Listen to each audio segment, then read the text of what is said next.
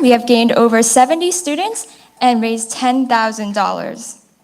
Through both public speaking and science programs, our students and SMEs were able to develop key research, teamwork, and leadership skills.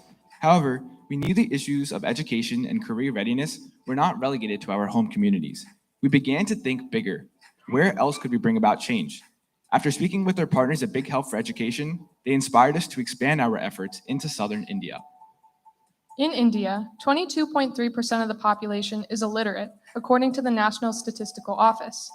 Unemployment is on the rise in rural areas, and women and those with physical and mental disabilities are the most heavily impacted.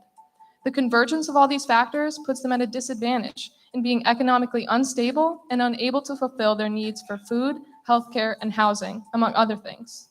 In spring of 2021, just one semester after our launch, we decided to bring our national project international, bringing education and employment opportunities to those in India.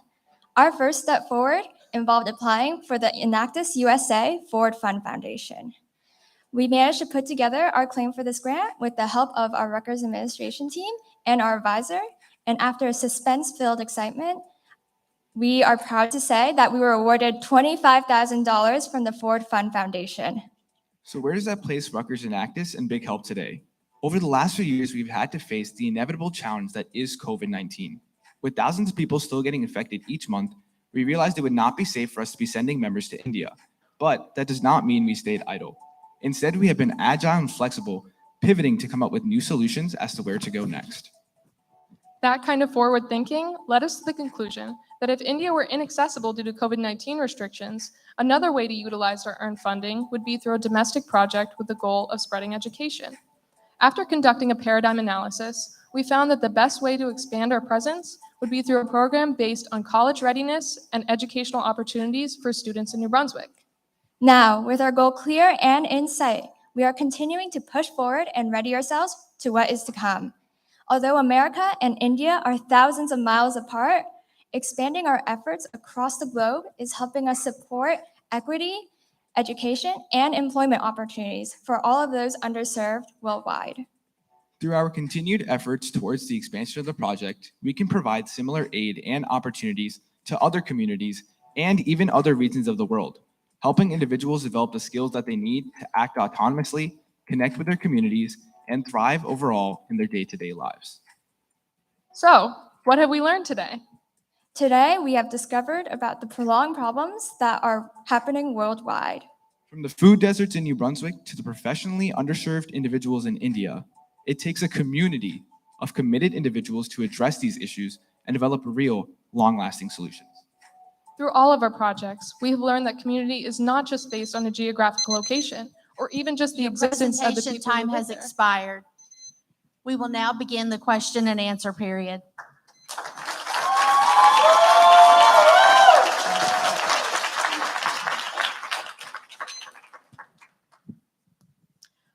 Fantastic job, guys.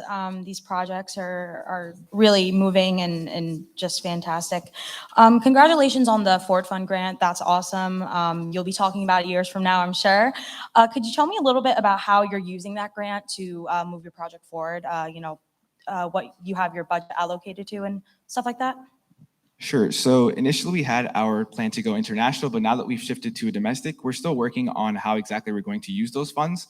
But they're mostly going to be used in creating the curriculum for our domestic project, hiring our tutors for our college readiness program, as well as creating a platform, either virtual or physical, for teaching and holding our lessons. I'm definitely going to echo the previous sentiment. Great job, guys. Definitely keep it up, especially with that Ford grant. Going back to the aquaponics project, how much does one aquaponics unit cost, and where does that money come from? Because obviously you guys are planning to scale it larger. So like, what's your plan for financing that growth? Absolutely, that's a great question.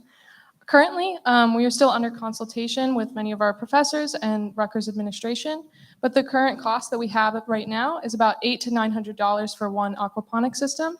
We plan to implement these systems into food pantries in New Brunswick, and they would be the ones to be paying that cost. However, that's a one-time cost that they would pay at the beginning, And the maintenance costs that they would see as they're implementing the system is much lower. So that initial cost is actually going to be returned the longer they use our system.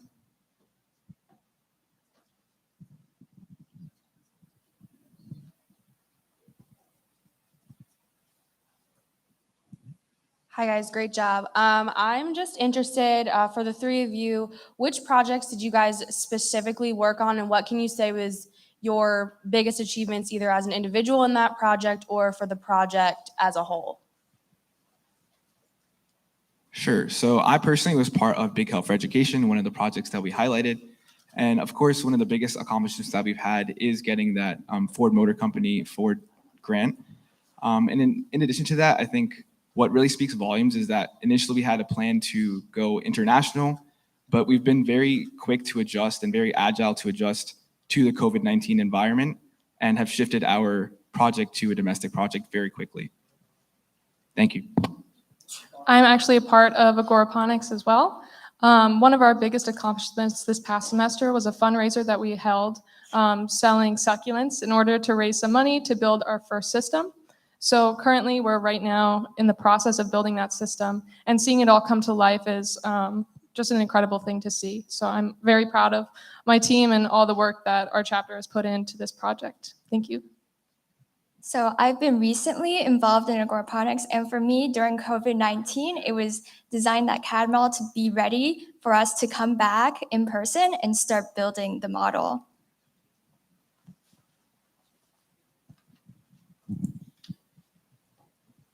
So this is regarding the agroponics. How big is the system that you have built? Because pantry size is generally very small. So what do you think the space would be?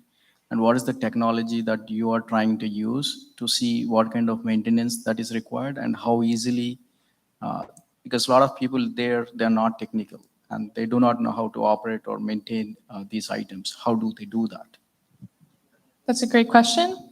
Our current dimensions for the system is about 2 feet wide by 4 feet long, so it can fit in a space like a closet. Our current maintenance concerns are really only related to the fish, making sure that they're healthy, they're fed well. As far as the plants, we have LED lights that will keep them growing. But other than that, the system is very much a zero waste circular system, so the maintenance concerns are very little.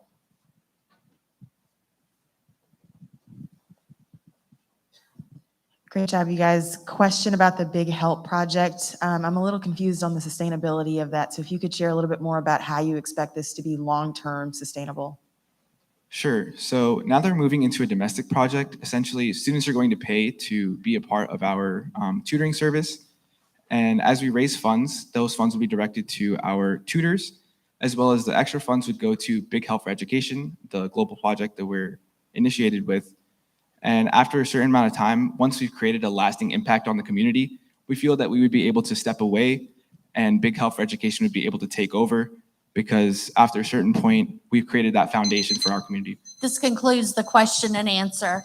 Help me thank the team from Rutgers University, New Brunswick. Thank you. Thank you.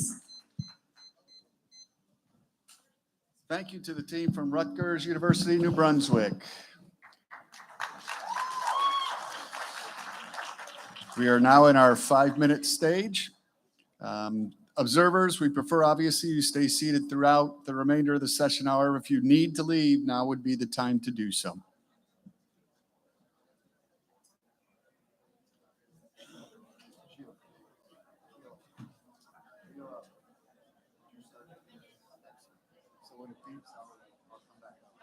Awesome. Thank you very much.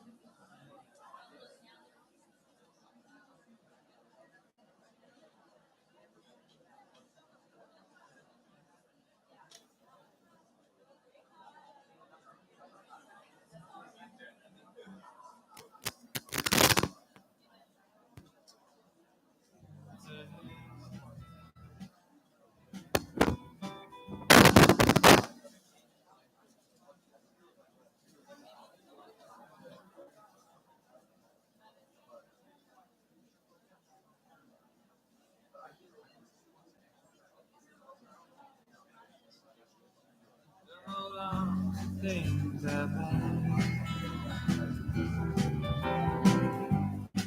You've supplied the materials and all the tools we need.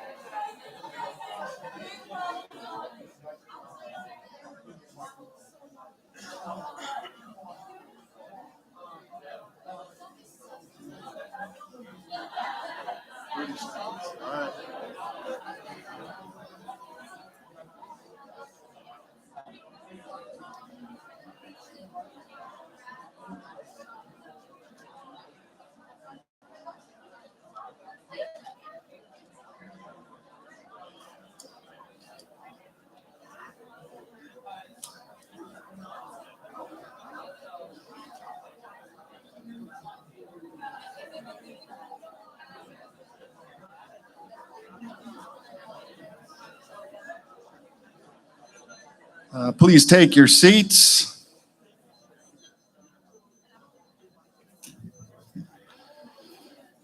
Next up is the final team in League One.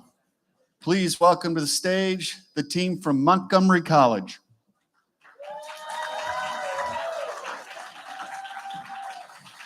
Montgomery College, you'll have 3 minutes for a tech check, and following that, you'll have 12 minutes for your presentation. This will be followed by a 5-minute Q&A.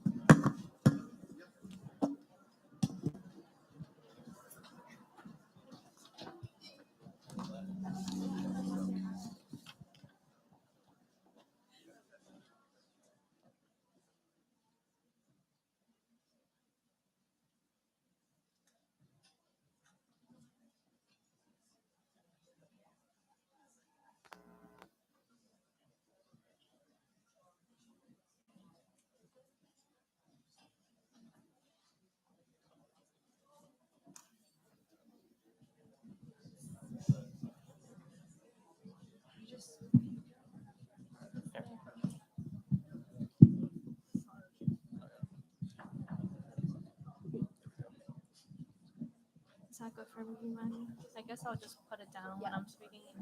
Yes, I'm going first. I would say. Montgomery College. Montgomery College. Go ahead.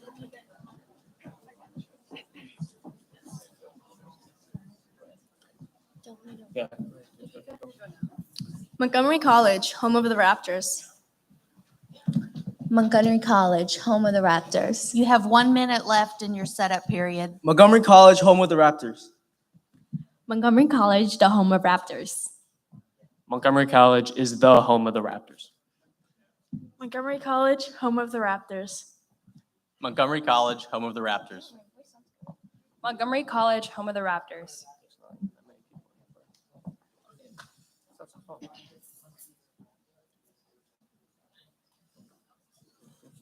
We know it. We don't even do it.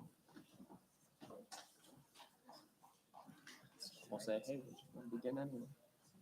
If we need to. Hey, go.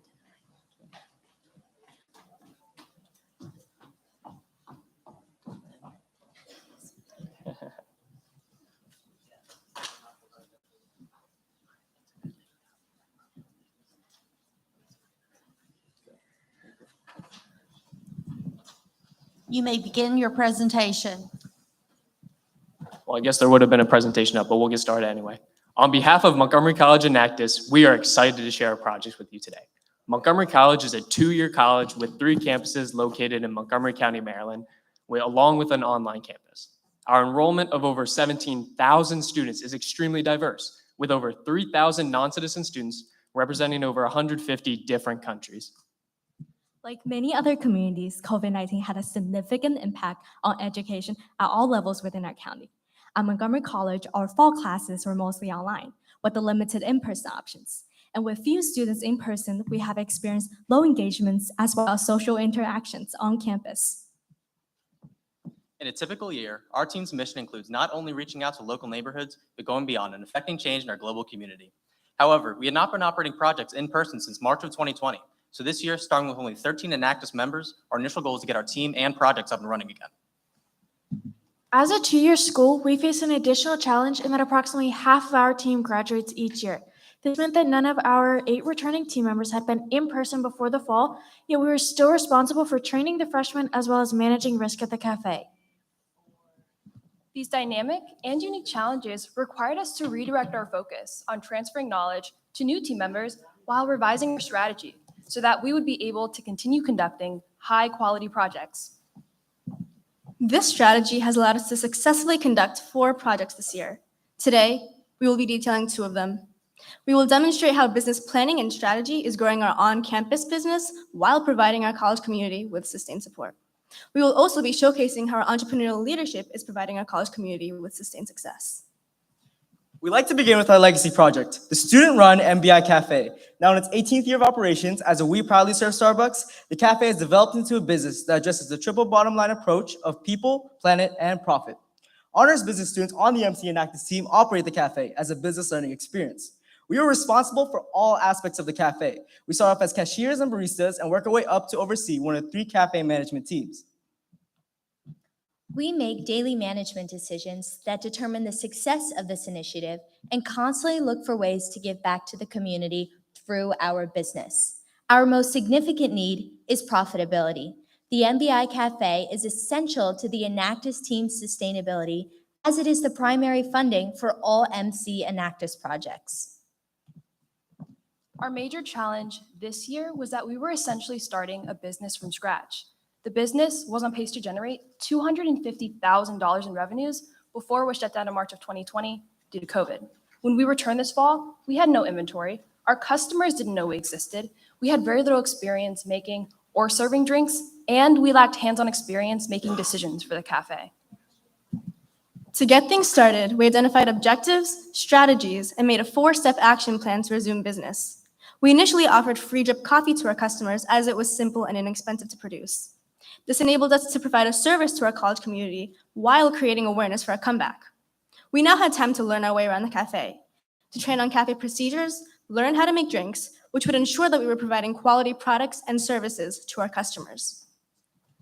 Our next step was to begin actually selling our products as we introduced specialty drinks and expanded our hours of operations. Although our sales were nowhere near pre-pandemic levels, we were thrilled to see at least some revenues in the cafe at this time. With limited hours of availability, limited products, and few students on campus, we were proud of our revenues of over $5,800 between the months of November and January. After welcoming 6 new additional members to the cafe, we were able to expand the hours in operation during the beginning of the spring semester. And as a result, we started increasing our revenue. And for example, these members will help us continue for future success for the cafe. And during the month of February, our sales were nearly $3,800, with average daily sales increasing 57%. Now we're ready to address another need. In general, our needs analysis showed that students on campus lack job opportunities that allow them to gain workplace skills and financial resources. For example, many international students are only allowed to work on campus, while many other students are required to work on campus for reasons such as transportation. Simply put, they need jobs, and we were not prepared to create opportunities for those in need of work. We went old school, putting up help wanted signs in the cafe and setting up a table at a campus event to recruit new employees. We now have 15 new employees, teaching them basic cash handling skills, customer service, marketing, and inventory skills. For many of them, this is their first job, and we are enabling them to earn a paycheck of $15 an hour plus tips. During this time, we would typically have a video testimonial of one of our international students, Trisha, explaining the impact that the employment at the cafe has had on her. Either way, the great thing about the cafe is that even though Enactus students have been around, or even though the cafe has been around for a long time, Enactus students constantly revise the project due to changing needs in our community. This year, we're learning of a need for students in the hospitality program at our college. To address this need, we proposed a collaboration with our school's hospitality program, which has a commercial kitchen as well as a license to sell baked goods.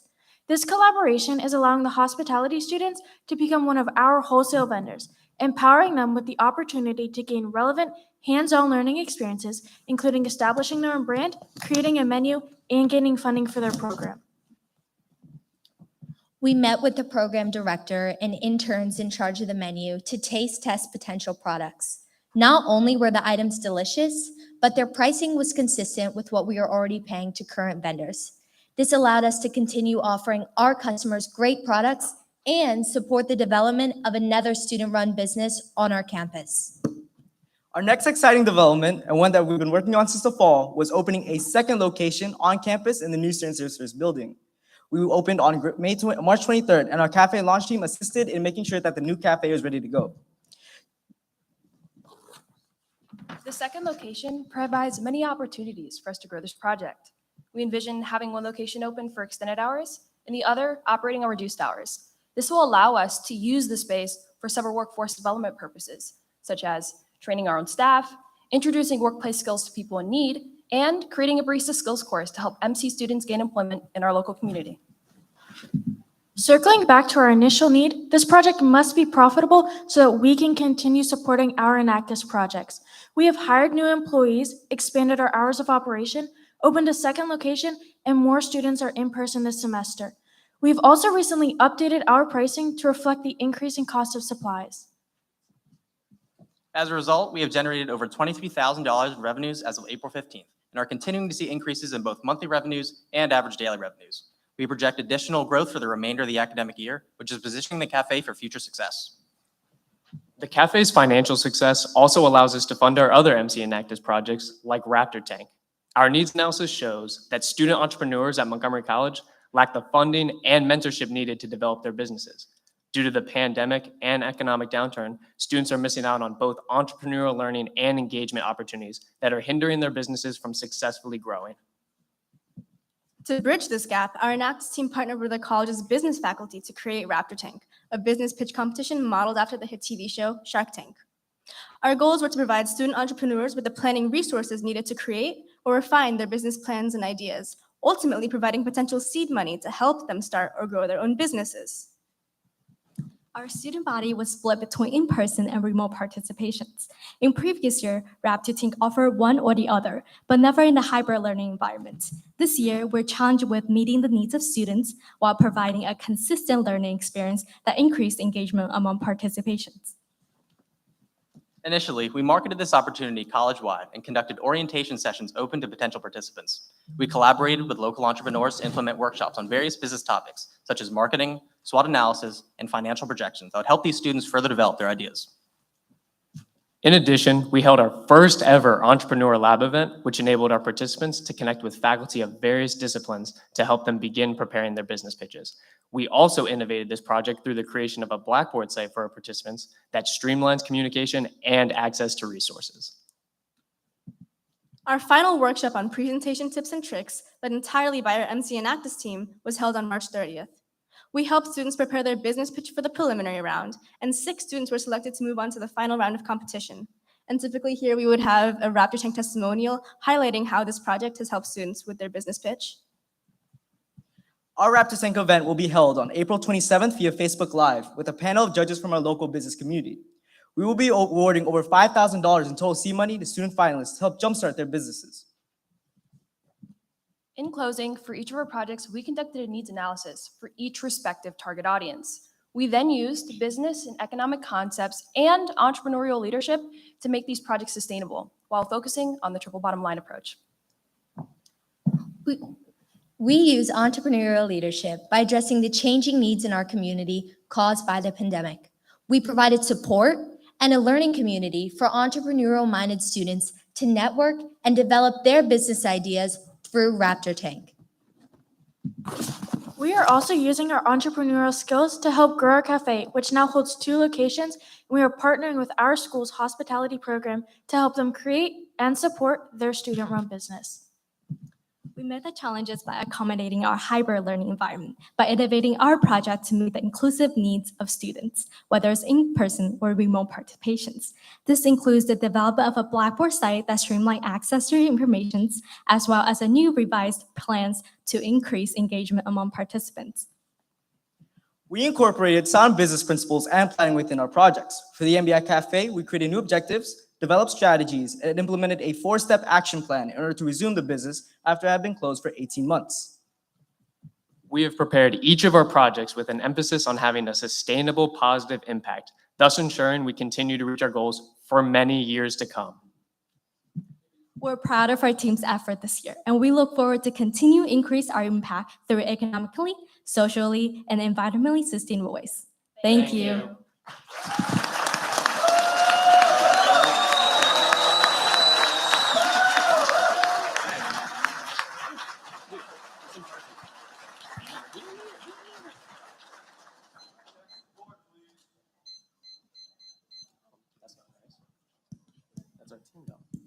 We'll now begin the question and answer period.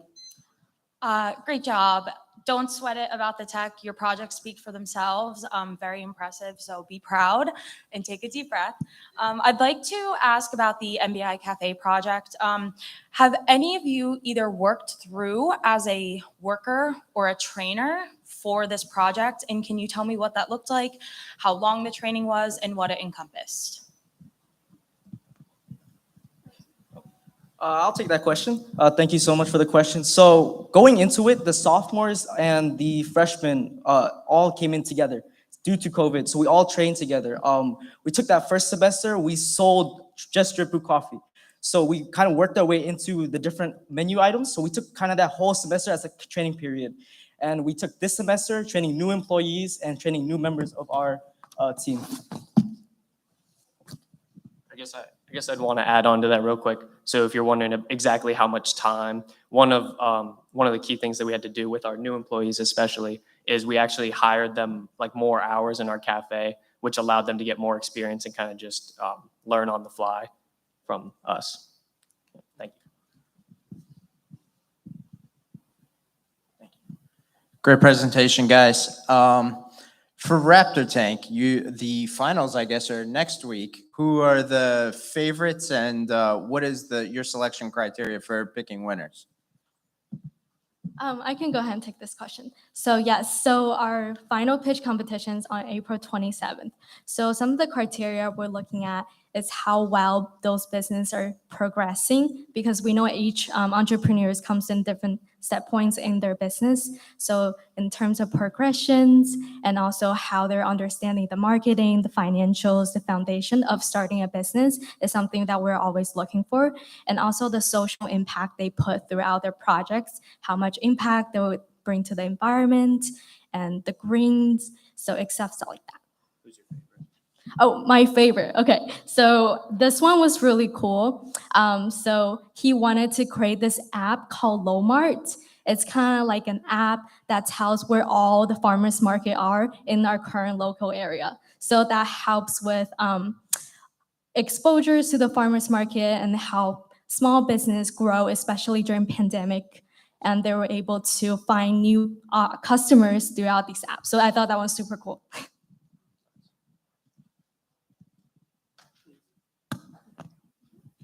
Very well done. Very, very well done. The thing that you told us in the beginning is that there are 3 campuses, and you made a decision to expand to a second location. Do you have to deal with issues like competition from food service providers? And could you tell me about the 3 campuses and how you made the decision to expand to the second location?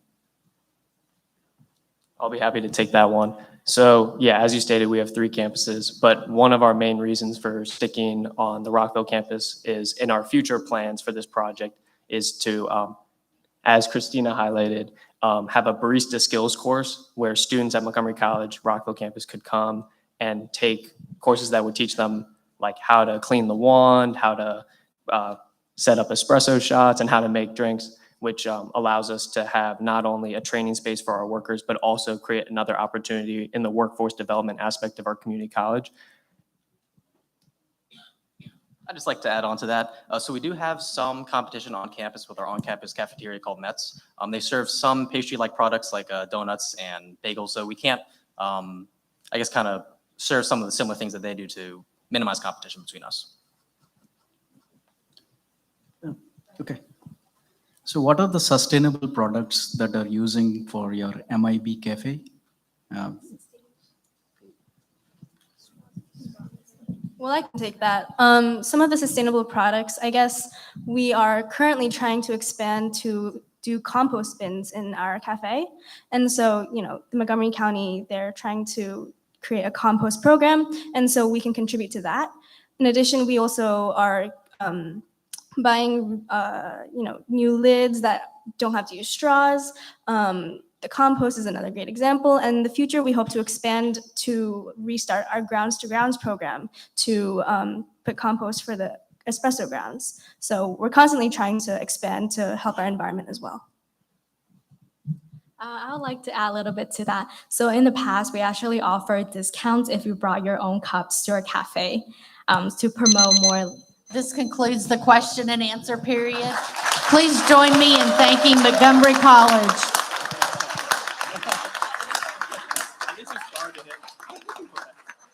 All right, thank you to the team from Montgomery College. You'll have 5 minutes to exit the stage. We will allow you time to Huh? finish What's your that? green sheets, work on your yellow sheets. Brad Sprong will come by and pick those up shortly. And then we'll have until 11 o'clock to run to the break room. We'll be here, I would say, back by 10. I used to hold my team meetings on their campus. All right, we are getting ready to go to a break. So this concludes the presentations for League One. Judges, we ask that you remain seated, obviously, to finalize your scoring. You have until 10:30 to do so. At this point, KPMG will work through the scoring validation process. We will be on break until 11 o'clock. And judges, we ask that you plan to be back seated by 10:55. Thank you.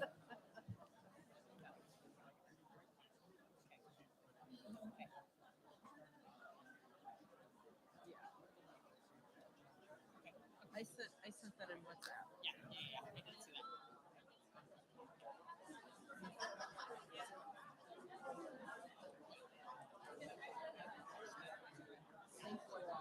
While you guys were busy miking people, I sent that note because I didn't want it to be us, you and I.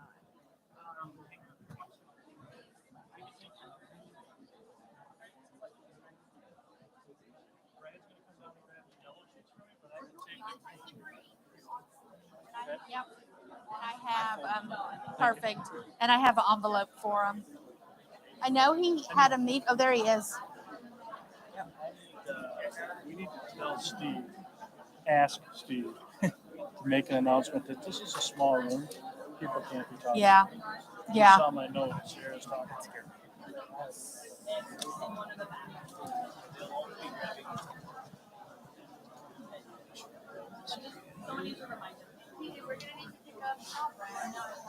There he is.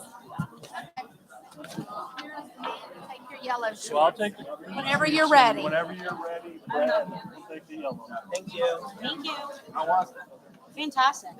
And then, Oh yeah, I tell you though, being on the other side of it is something. It's awesome. Are you going to the It's awesome. Yeah, I am. Welcome.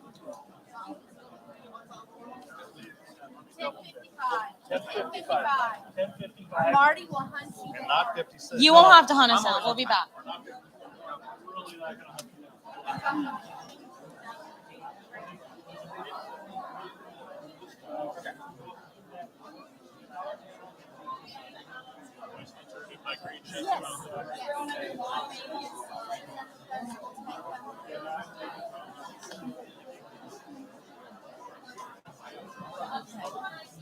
He did not score. Oh. He was late. Hit traffic. Happens to all of us. Just the pages. So Pages and just then give us the yellow. green, you give the yellow to Brad. Brad's gonna take the yellow first. Yep. We're not allowed. We're not supposed to touch them. Yep. No, really. Slap her hand. Yep. And I will pass out more green sheets and yellow sheets. So once we finish this up, I'll pass those out.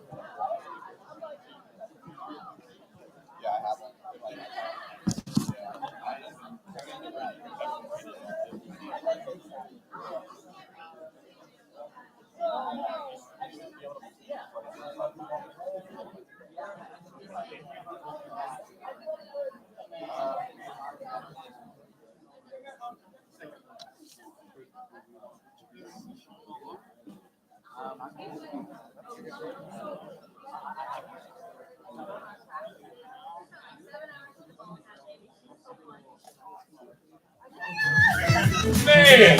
It makes you want to move. Oh my God! Our products let you feel sound through haptic.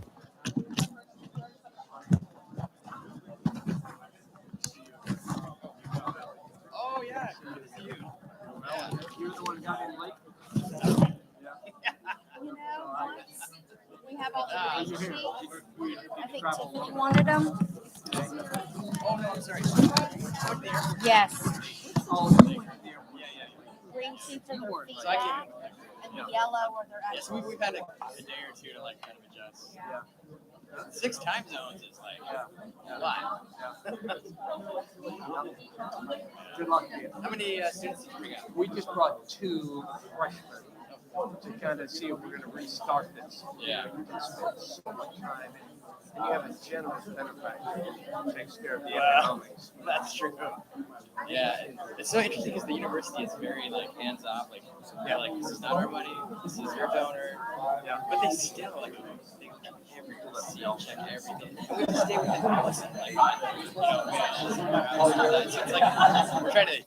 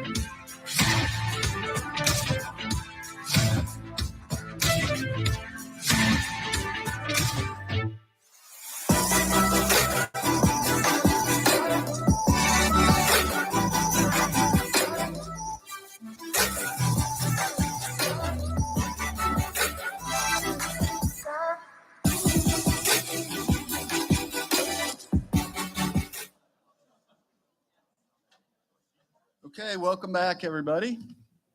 We are getting ready to start with League Two. First off, just a reminder for observing teams in our audience, please be courteous and be quiet during presentations and Q&A, not only as a courtesy to the teams on stage, but for the judges as well. So we welcome everybody back. The semifinal round League Two is getting ready to start. And again, thank you first and foremost to our judges for doing this today. It's a long morning and we truly appreciate that. You've been through your orientation oath and now one full league. And you're a very critical part of our event today. And your commitment to judging, we truly appreciate you for doing this and judging our teams on their efforts throughout the year. Observers, obviously now is the time to take your seat if you haven't already, and that you remain quiet and seated throughout that full league session. If you can. If you must leave, please do so during that 5-minute interval between teams and not during presentation or Q&A. We do have a league coordinator in the room. This is Sheila Gamble right here. She will be our timekeeper and time caller. She will be the one letting everyone know during this. We also have Marty, who will be helping with the distribution of materials as well as a microphone for the Q&A. So our next step will be to invite teams to the stage one at a time in the predetermined league order. As mentioned before, we'll have a 3-minute time for the tech check. We'll then have 12 minutes for the presentation. This is followed by a 5-minute Q&A. Teams will not be given extra time for their Q&A if the presentation did not go the full 12 minutes. Then we'll have that 5-minute time frame we talked about when the teams will exit. If you must leave, that would be the time that we would ask you to exit. As a reminder for the World Cup qualifying competition, there are 3 teams in each league. Once all the teams are done, there will be a short break then for judges to finalize their score sheets. So we are now ready to start League Two. So please welcome to the stage the team from the University of Missouri, Kansas City. Let's go.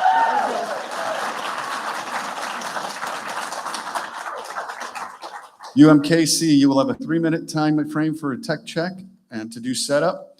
Follow that, you will have 12 minutes to do your presentation. This is followed then by the 5-minute Q&A. If your presentation runs short, you will not receive extra time in the Q&A. That will be 5 minutes. I am Toluwanimi Olatunde Salau. I am Trinity O'Leary. And I am Aaron Winter.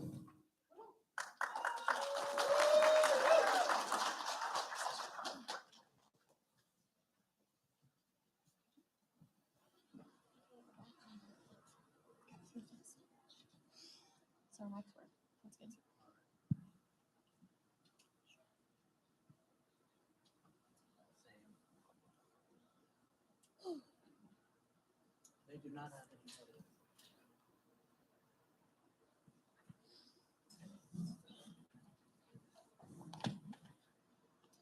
I'm not sure.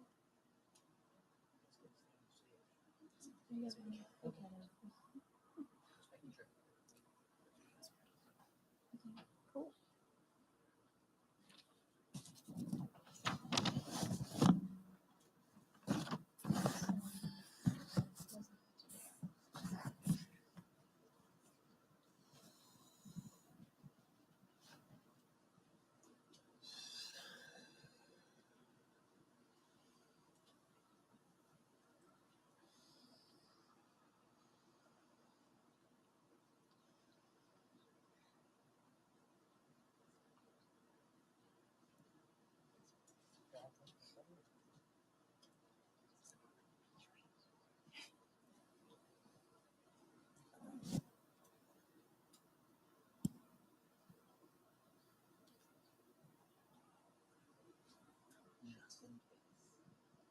There is 1 minute left in the setup period.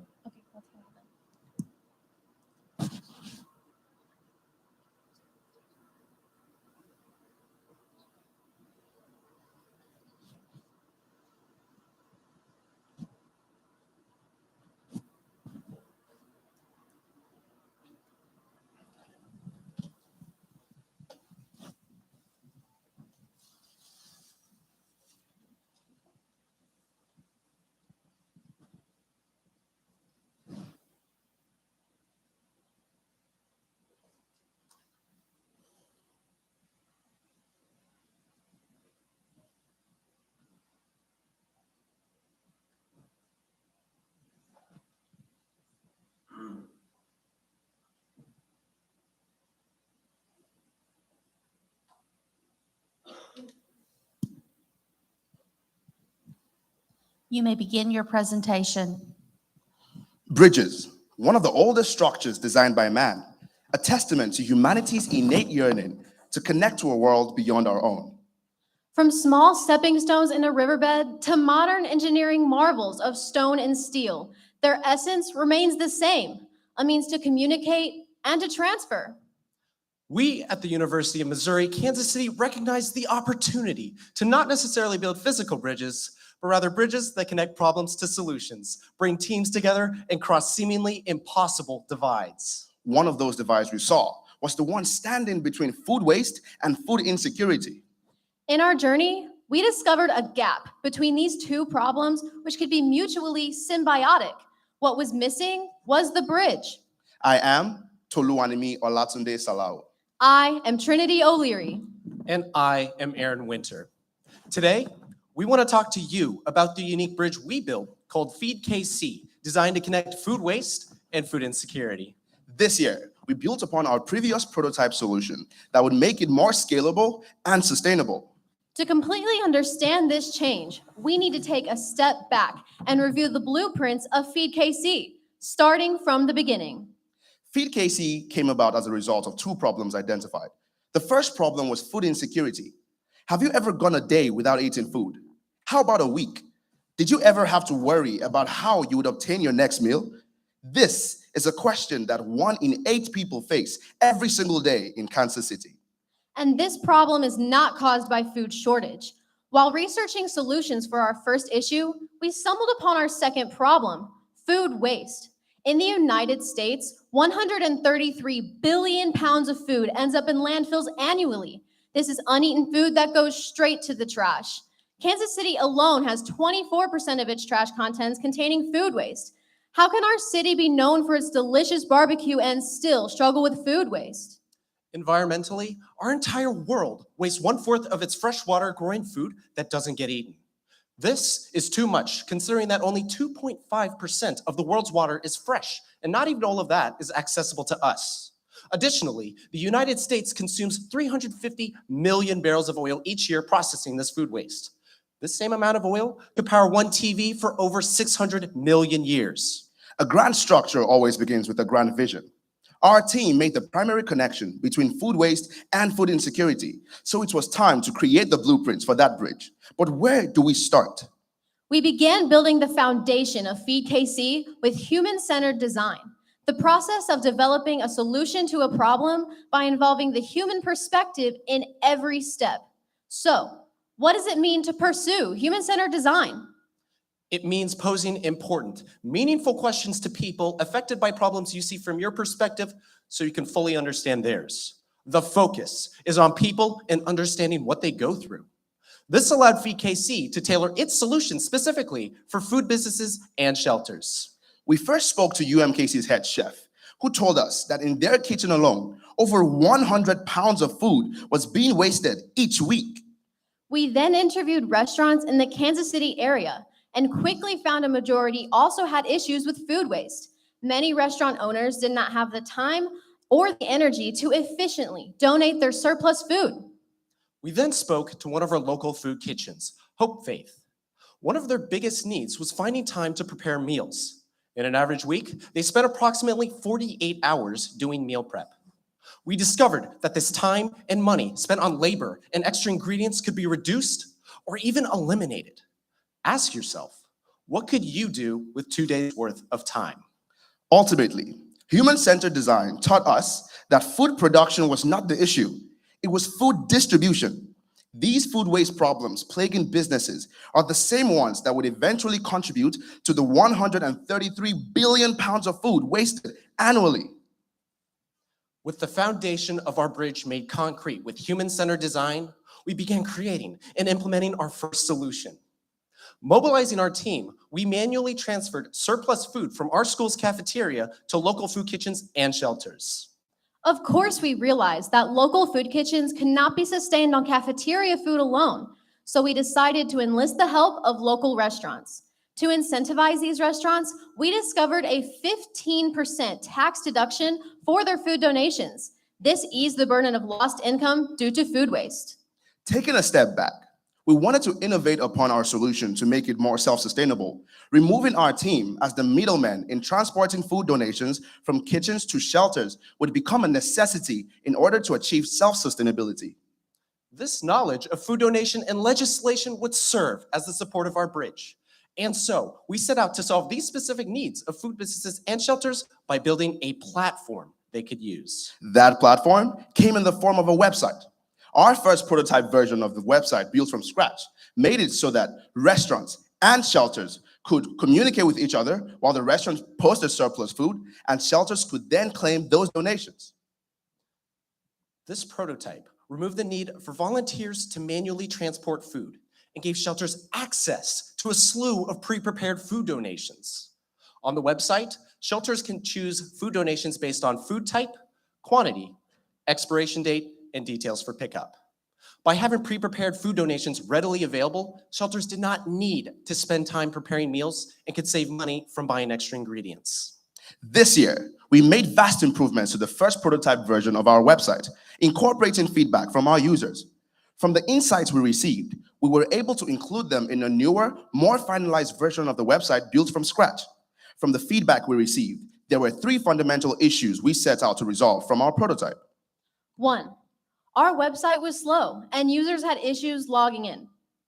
2, our hosting platform restricted the changes we can make to our website and how we sent updates to our users. 3, restaurants and shelters had to contact us to communicate with each other, having us be the middleman again, but this time online. Addressing these issues, we redesigned our bridge from the ground up, completely changing everything about our website. It was here where we were able to bring our prototype to a full-scale solution, a tool in the fight against food waste and insecurity. First, we changed the hosting platform of our website, which allowed for faster updates, quicker user navigation, and furthered our ability to make changes to the website. To remove our team as the online middleman, we implemented fundamental features to the new website, like allowing users to view item availability, use a map for food pickup, reserve food, and schedule times for pickup. This made it so shelters could pick up food on their own time, eliminating the need for our team to intervene. With the FeedKC website completely finalized, we were not only able to streamline the donation process, but we increased our donors by 400%. Over the lifespan of FeedKC, we have been able to divert 3.67 tons of food from landfills. In turn, this has prevented the release of 27,949 pounds of CO2 into the air and saved over 125,000 gallons of fresh water and produced 7,355 meals for those in need. FeedKC has impacted 9 of the 17 global goals for sustainable development. There comes a sense of pride when we see how far we've come since starting FeedKC, but we cannot remain complacent. One of our goals over the past month was to increase the awareness of FeedKC in our community. Our team created a campaign called Eat and Ask, where members ate at local restaurants and asked if they would partner with us. Over the span of 3 weeks, we were able to reach out to over 30 restaurants in the Kansas City area. FeedKC's next steps is to reinforce its self-sustainability. We are creating a subscription model that would allow donors and shelters to join the FeedKC network. But why pay for this monthly service? Through the website, restaurants can donate food seamlessly and offset subscription costs, as well as the cost of wasting food by deducting it from their year-end taxes. Shelters can take money that they save from buying extra ingredients and put it towards their own operations.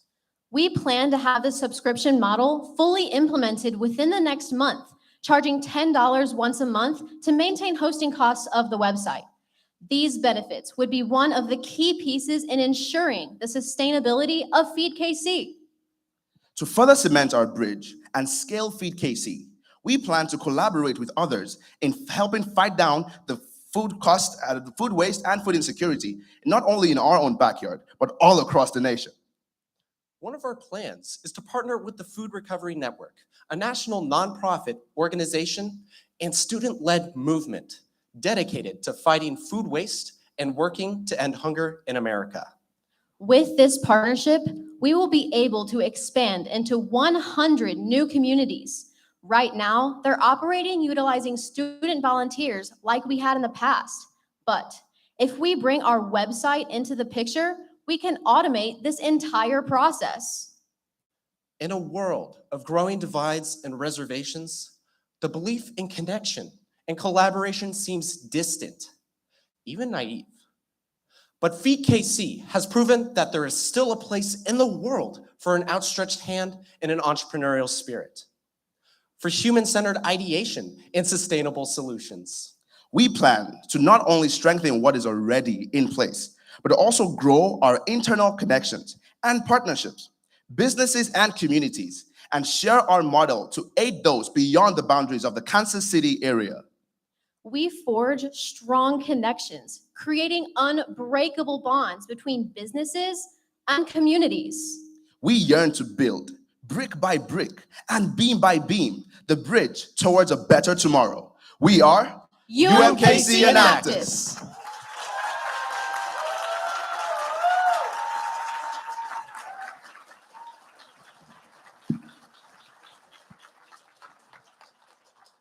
We will now begin the question and answer period. As a reminder, only judges may ask questions. Fantastic job. I love this project. So you mentioned that you're looking to expand into other communities. Do you have any specific communities in mind? Have you had those conversations? And if you did have them, what did they look like? And did you have any actionable plans set for the future? Thank you. So we did mention in our presentation that our expansion plan is to, one of our expansion plans is to communicate with the Food Recovery Network, because they have an existing network of communities in that also do basically what we do. But they coordinate their actions through from cafeterias to shelters. But in terms of the network that we want to reach out to, we want to look for communities that have existing Enactus teams in them, so we can, partner with them as well. And we know that they have people that also are looking to automate their processes, so we can also look at that too.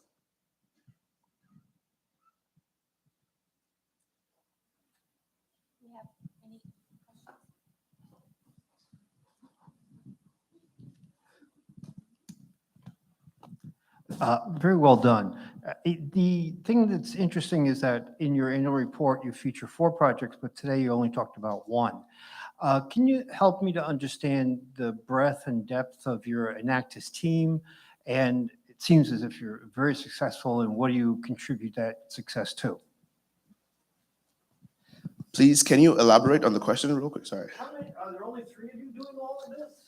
No. So thank you very much. We do have a team of Enactus members that are heavily involved in the various projects we have. As you can see in the annual report, a lot of the distribution of the team members are based on their interests. We want to know, okay, if your major is this, what projects best suits that same major. A lot of us, right now, we are all involved in the different processes of several projects in our team, but generally it is based off of the interest of the members.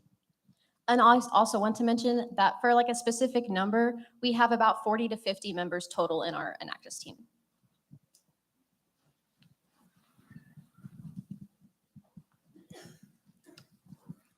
Have you ever thought of, because this food is being wasted, right? So have you ever thought of a business model where when the restaurant closes, their food is already there, which is packed, and they can sell it to customers who are willing to take it, especially like in New York, if I'm late at office and I see there is an opportunity for me to buy that food, even it's like too much expensive for me, but I can pick it up for a 50% discount. Have you ever thought about that part? We haven't thought about that specific solution, but that's actually, I think that's a great idea. And so we can definitely talk to our team back home about it.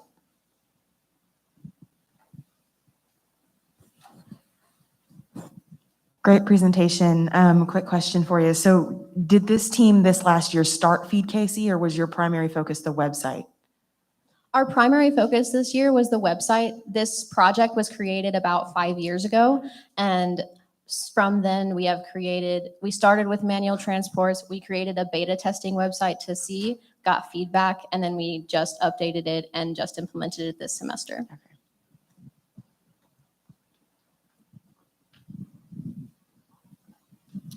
have another question about Feed KC. So I might have missed it. Could you explain the logistics of how you get the food from your partners to the shelters and the different communities you're supporting? Who transports it? How does that, impact the model, et cetera, et cetera? Thank you for that question. So the main method of transport for food, we do a lot of manual recoveries, but this year we were trying to move away from that since we realized that that type of model couldn't be sustainable with only student volunteers.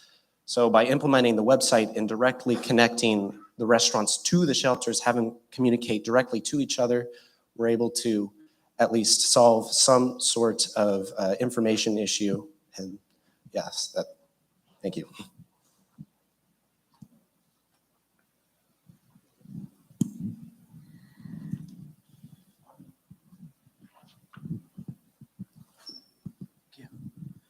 So who did you end up to get to host your platform?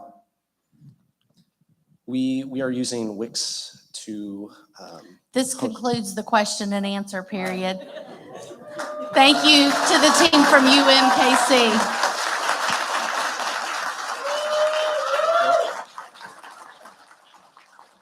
Thank you to the University of Missouri, Kansas City. You'll have 5 minutes to exit and get yourself off stage. Observers, again, we prefer you stay during the full league session, but if you do need to leave, now would be the time to do so. All right, stay right here. We have 5 minutes. Ready, guys? Good job. How'd it go? I think it went really well, actually. Beautiful, beautiful, beautiful. I am very excited. How's your heart rate right now? Like probably 180 right now.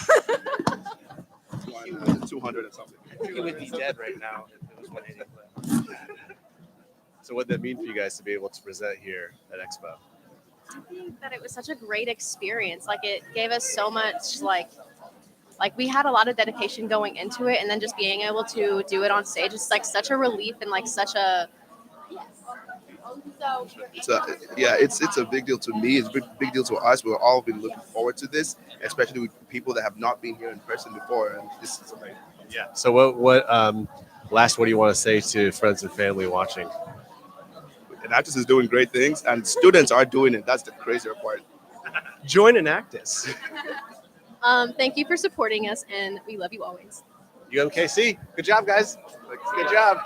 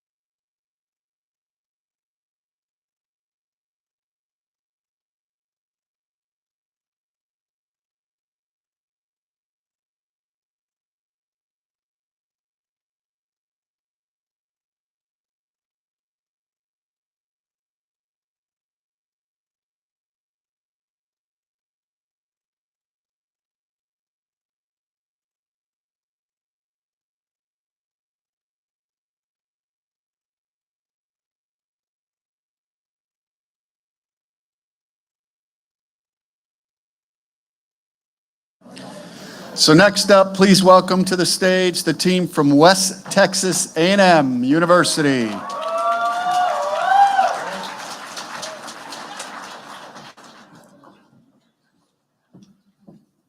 West Texas, you'll have 3 minutes to do your tech check. Following that, you'll have 12 minutes for your presentation, followed by your 5-minute Q&A. Christopher Brooks, Economics, West Texas A&M. Brenna Armstrong, Accounting, West Texas A&M. Angelica Martinez, Accounting, West Texas A&M. Donovan Johnson, Computer Information Systems, West Texas A&M.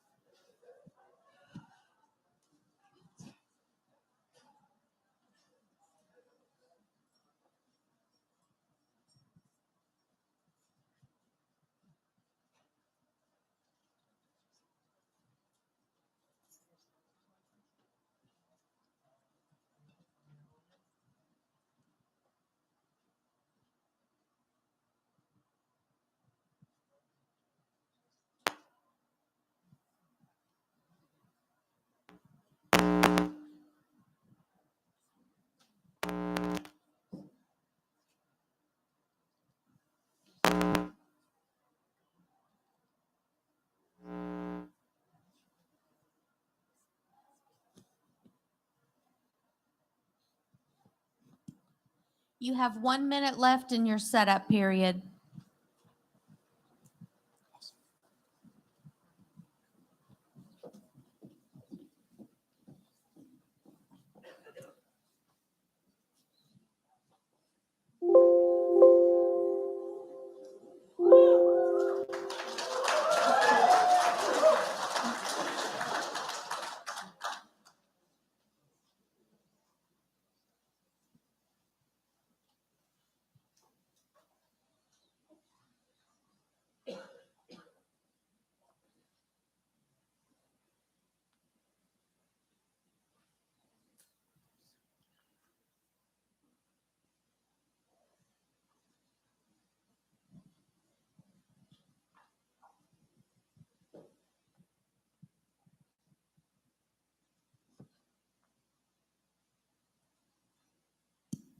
You may begin your presentation.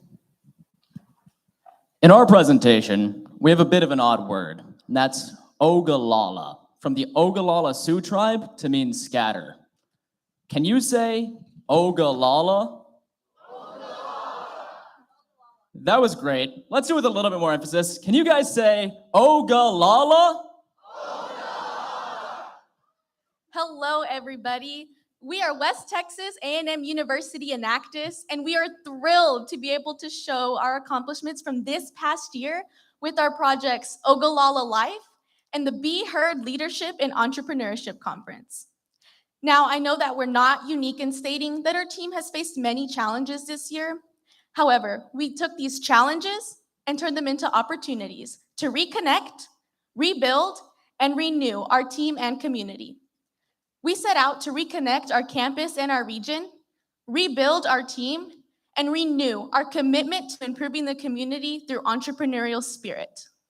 West Texas A&M University Enactus is reconnecting, rebuilding, and renewing our commitment to sustainable solutions for our area. We're measuring our projects using the triple bottom line sustainability model, which seeks to align people, planet, and profit so that economic activity and life thrive. Our team is also working towards several of the UN sustainability goals, including industry, infrastructure and innovation, sustainable cities and communities, life on land, better education, and reduce inequalities. We believe that starting locally is the most effective way to make an impact globally. As such, our team is committed to projects that serve our region's sustainable existence.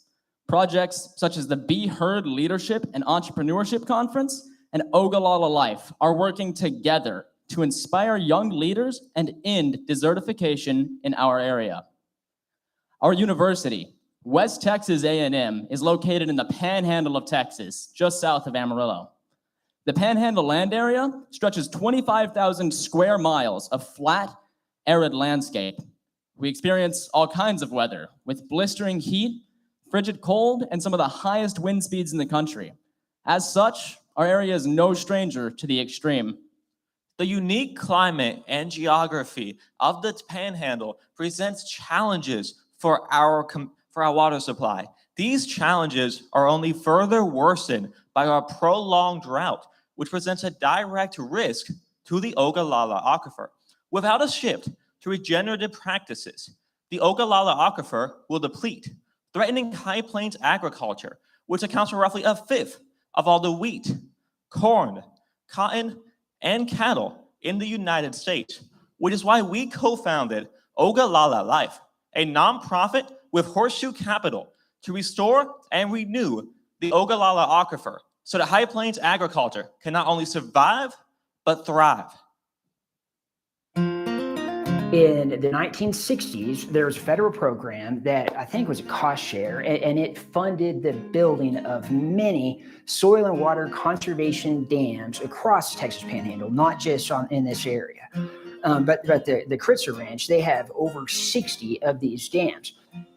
They held water for a little bit, but the problem is dams capture the sediment just as much as they capture the water, and there were no spillways. There were no modern practices that allowed that sediment to wash out. And so what we see is over time, these impoundments, these dammed areas fill up with sediment. And the reason that this is a big problem is it separates the surface water that we capture and concentrate in the impoundments from the groundwater. And so instead of the water recharging our soils and recharging our aquifer, it is stored, sealed, and evaporates away.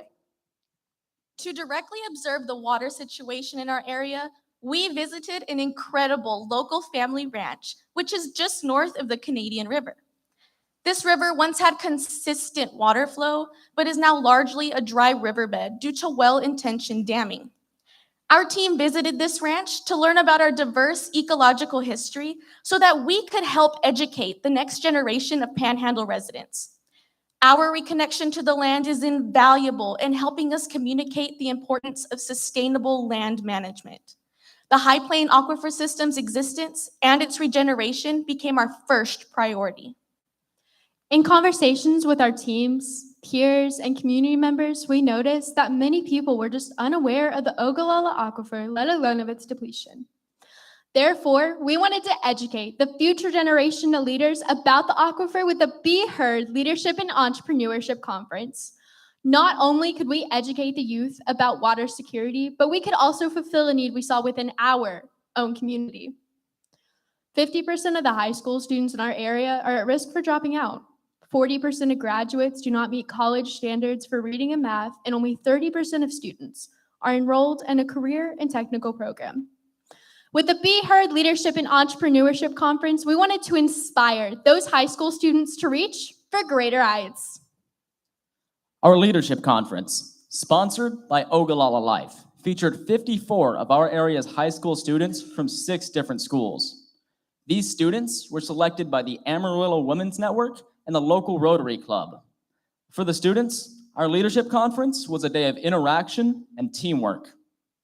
The students were placed in teams and asked what steps they would take to restore and renew the Ogallala aquifer.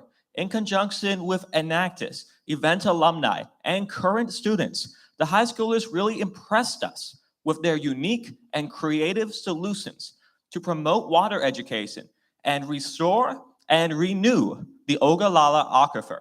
These students practice presenting their diverse solutions, such as cover crops, rainwater collection, and a variety of projects. We always have to keep improving and we always have to keep learning, and entrepreneurs are the people to do that. All kinds of ways to get the word out. I mean, we've technology is everywhere. That's how we get to everybody. It really is an organization that reaches out into the community. That's the foundation of it. When we're intentional as leaders, things happen. When we bring all of ourselves to leadership, we're present, and the result is that others will follow. Here at the AWN Be Heard Leadership Conference, that's what we're trying to do is, build the next generation of leaders. Through their participation in our Be Heard Leadership and Entrepreneurship Conference, students were able to expand on their leadership, critical thinking, and presentation skills. After attending our leadership conference, 45% of attendees said that they felt more comfortable speaking and presenting in front of others. 90% reported an improved ability to work alongside their peers, and students also reported that our leadership conference was extremely relevant in helping them build skills necessary for their future endeavors. We hope to see these students continue to work on their projects for the Ogallala Aquifer with our WT Enactus team in the near future. We are also honored to have been invited by the Amarillo Women's Network and the Rotary Club to hold this conference annually to further impact more students. But awareness of the depletion of the Ogallala Aquifer is just the first step. How can we generate revenue to help local farmers and landowners invest in more sustainable land practices and restoration projects? With the growing popularity of NFTs, or non-fungible tokens, we were dedicated to creating projects at the nexus of blockchain, which can be sold and traded. From the second to the third quarter of 2021, trading volume of NFTs reached over $10 billion in sales, a 700% increase. We wanted to take our stab at the NFT market, so we created Acre NFT to not only help generate revenue, but to find more sustainable solutions for our area. Acre NFT, spearheaded by Scott and Caitlin Kilgore of Ogallala Life, features images of the unique makeup of our soil. We sold out of all 4,840 Acre NFT, raising $200,000 for the Ogallala Life Crypto Endowment on Angel Protocol. Not only this, but going forward, every Acre NFT transaction will provide a 10% royalty to the endowment. Funds from this endowment are going to regenerative land practices like sand dams, cover crops, and other staples of regenerative agriculture. Following the success of our first NFT launch, we knew we had to launch a new NFT collection, which is why we are excited to announce the launch of Refi Punk. Refi Punk is a collection of pixelated caricatures of the leaders in the regenerative finance community. To support Refi Punk, the QR code to purchase Refi Punk can be found in our annual report. Proceeds from Refi Punk will be used to incentivize land users across the Central and Southern Great Plains to engage in sustainable land management practices, while also ensuring that land users can be supported wherever water is scarce, whether that's domestically or internationally. And it all started right here with our WTAMU Enactus team in the Panhandle of Texas. With our Be Heard Leadership and Entrepreneurship Conference, we are reconnecting our area's youth with our campus to help them build skills necessary for college and a career, while simultaneously educating the next generation about the Ogallala Aquifer's depletion. Through the help of Ogallala Life, we are reconnecting our community to our region's needs through the innovative use of blockchain and NFTs. Please see our annual report for other projects, such as Leslie's Treasures, Ready for Duty, and the Veterans Network podcast to see how we are connecting our citizens and our youth with the critical resources to build better businesses and communities. This year, we have renewed our commitment to provide sustainable solutions for our community. We are West Texas A&M University, and we are Enactus.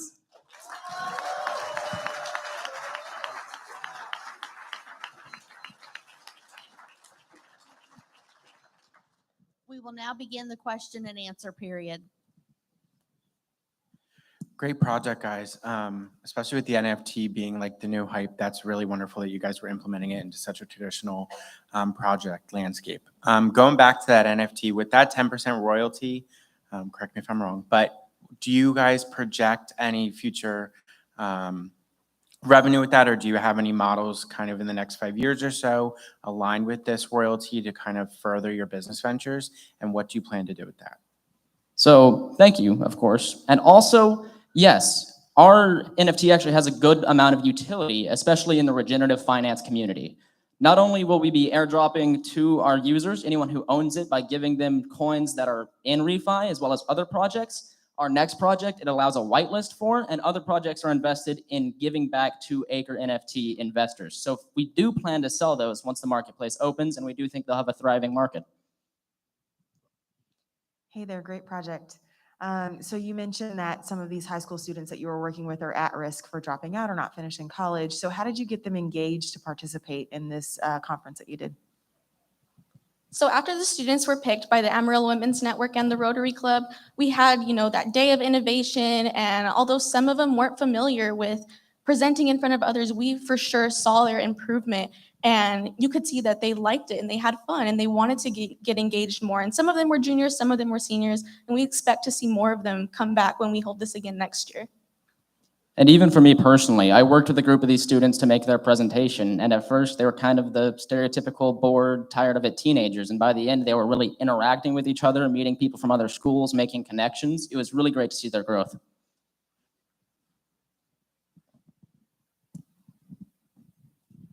From that conference, what was some of their ideas for restoring the aquifer? So my group specifically came up with a pipeline that would go to the Missouri River. They also came up with they said that we didn't have to use a pipeline, we could use an existing one, but we would connect a pipeline to the Missouri to the Ogallala aquifer so that the Ogallala aquifer would have constant running water. Another project that was with my team, in other kinds of islands, they capture their rainwater with kind of like a gutter system on the top of their roof, which then kind of empties into a tank under the ground. So they wanted to kind of incorporate that same idea, but instead of a tank, to actually go straight into the aquifer to regenerate it.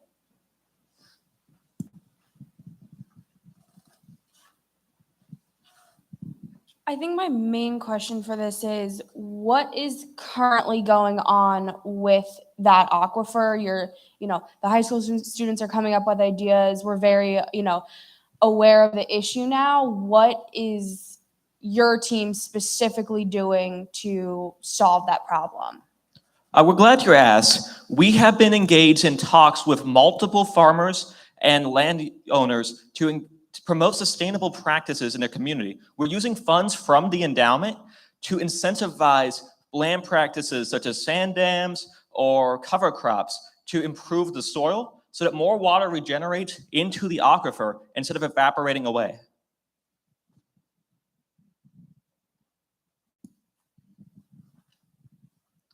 So blockchain is, I think, very technical.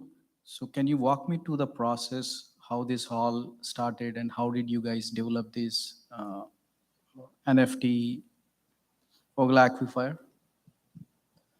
So again, thank you for your question. This started early on, and even Brenna will come speak in a moment. She was at the first meeting we had talking about how regenerative finance and crypto are working together and what we can do to solve that. From there, we saw the growing NFT market, and we really wanted to try it and see if we could make something out of it. And I think we had a great success in it. One of our members in the audience, Gabe Beatty, actually did start this.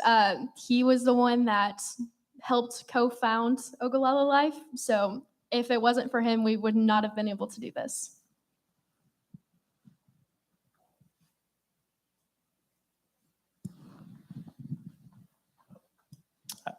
Oh, I can go first. Okay. Quick question. So, have there been discussions with any local governments over the pipeline, or I guess any discussions in general to get that moving forward, or any plans to? So the students were able to present ideas and come up with solutions in their short time period, but those weren't ideas we're actually implementing. It was a way to get the students engaged with solutions to the Ogallala aquifer, as well as public speaking and presentation. If they come to our Enactus team in the near future, which we would hope and like. This concludes the question and answer period. Please thank the team from West Texas A&M University.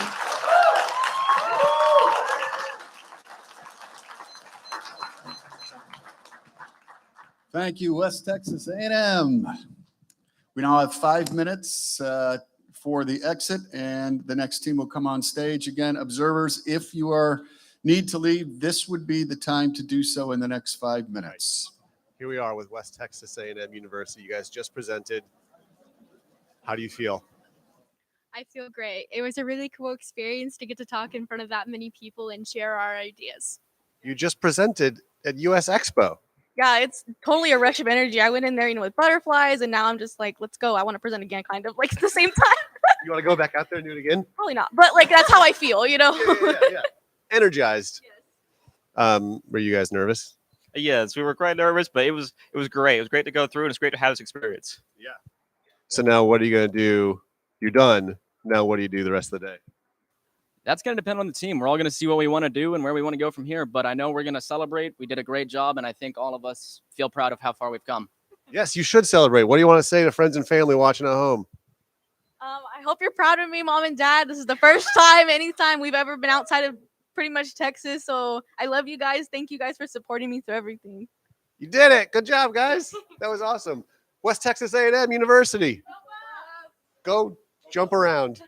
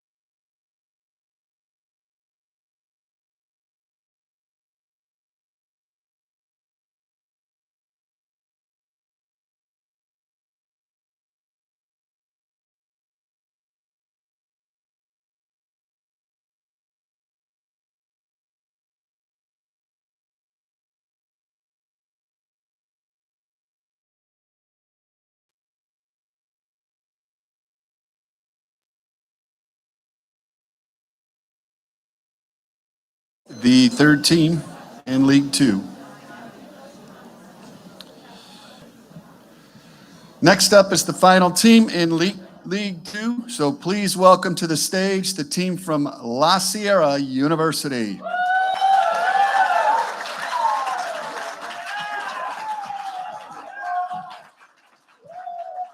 La Sierra, you'll have 3 minutes for your tech check. You will then have 12 minutes for your presentation, followed by your 5-minute Q&A. Aaron Desjardins, mic 1. Abigail Ramos, mic number 2. Sophia Deogan, mic number 3. Chris Bauman, mic number 4.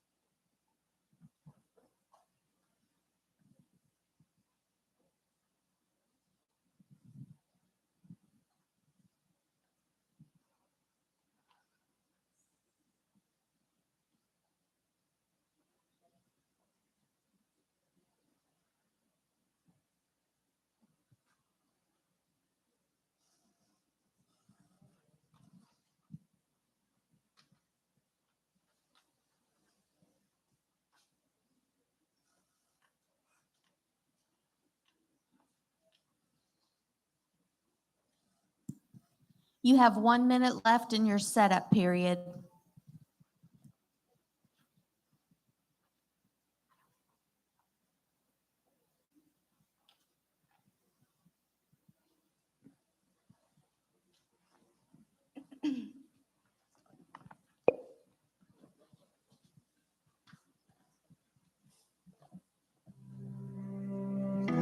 Aaron Desjardins, mic number 1. Abigail Ramos, mic number 2. Sophia Deogan, mic number 3. Chris Bauman, mic number 4.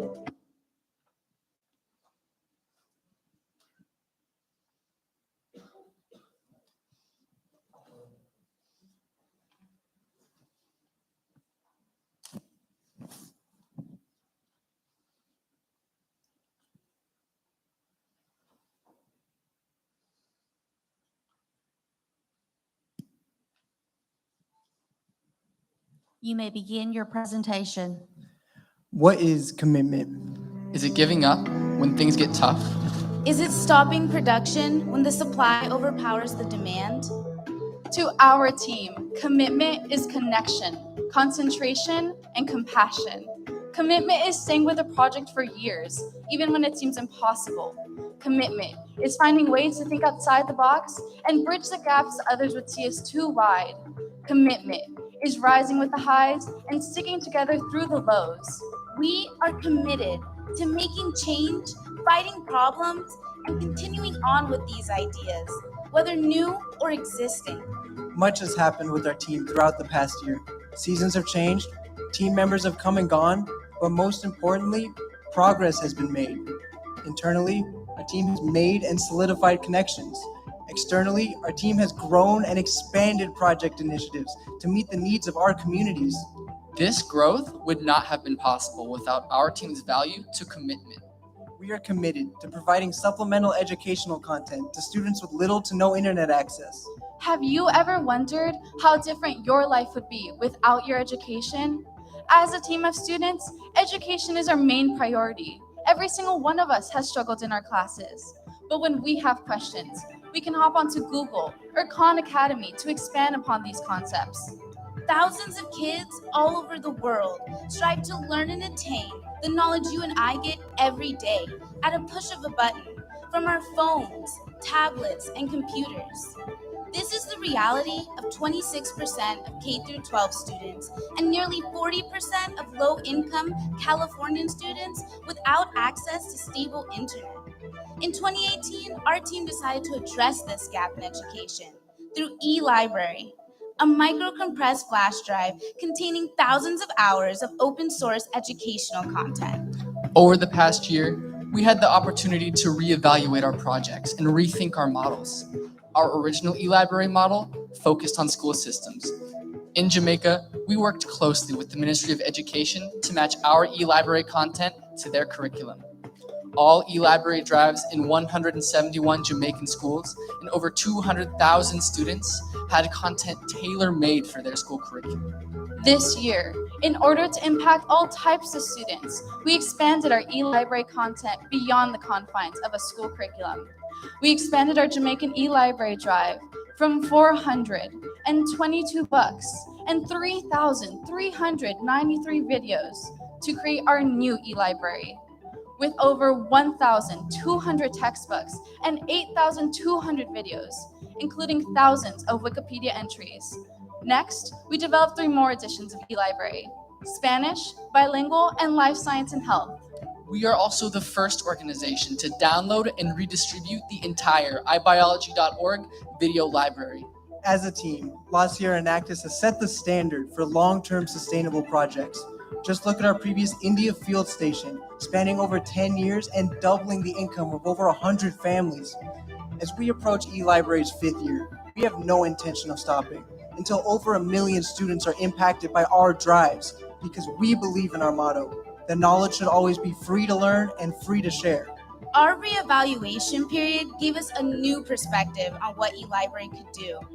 We continued our old model of distribution to schools like Alvord School District, Holbrook Indian School, Levita Mission School, and Kamagambo High School, Kenya. We selected each school by doing needs assessments, along with careful consideration.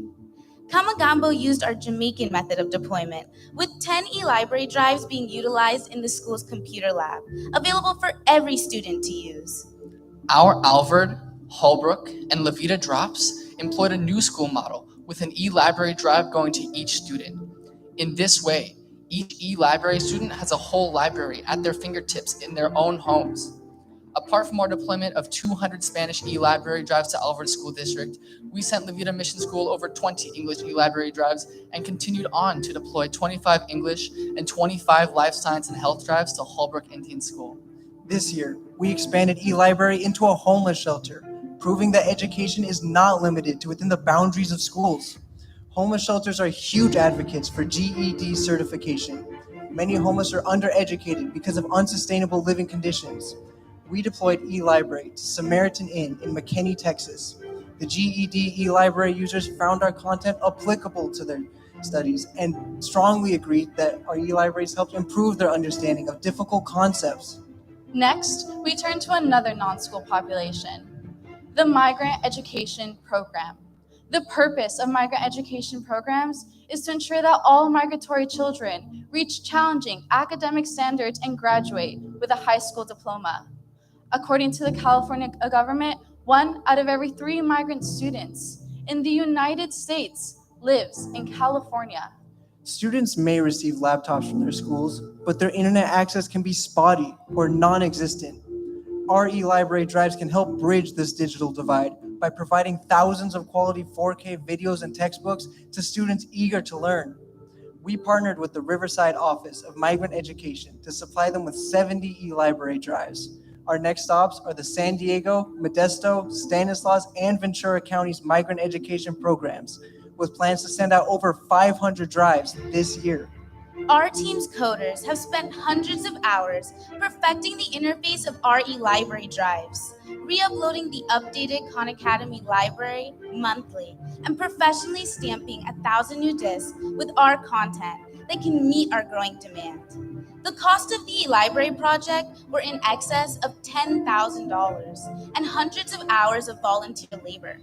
However, These costs are minimal compared to the societal benefits of improving the lives of these underserved communities. Through Zoom meetings, emails, and phone calls, each one of our eLibrary members creates long-lasting partnerships. And these partnerships don't stop with the eLibrary project. In 2019, we began our partnership with Growing Hope, an organization that operates on hydroponic farms with the help of students from San Andreas High School. Through hydroponic farming, students are given the confidence and ability to operate on numerous projects and devices. We continue this partnership with commitment. Now, 3 years later, we've worked through multiple challenges to bring San Andreas High School students onto our campus.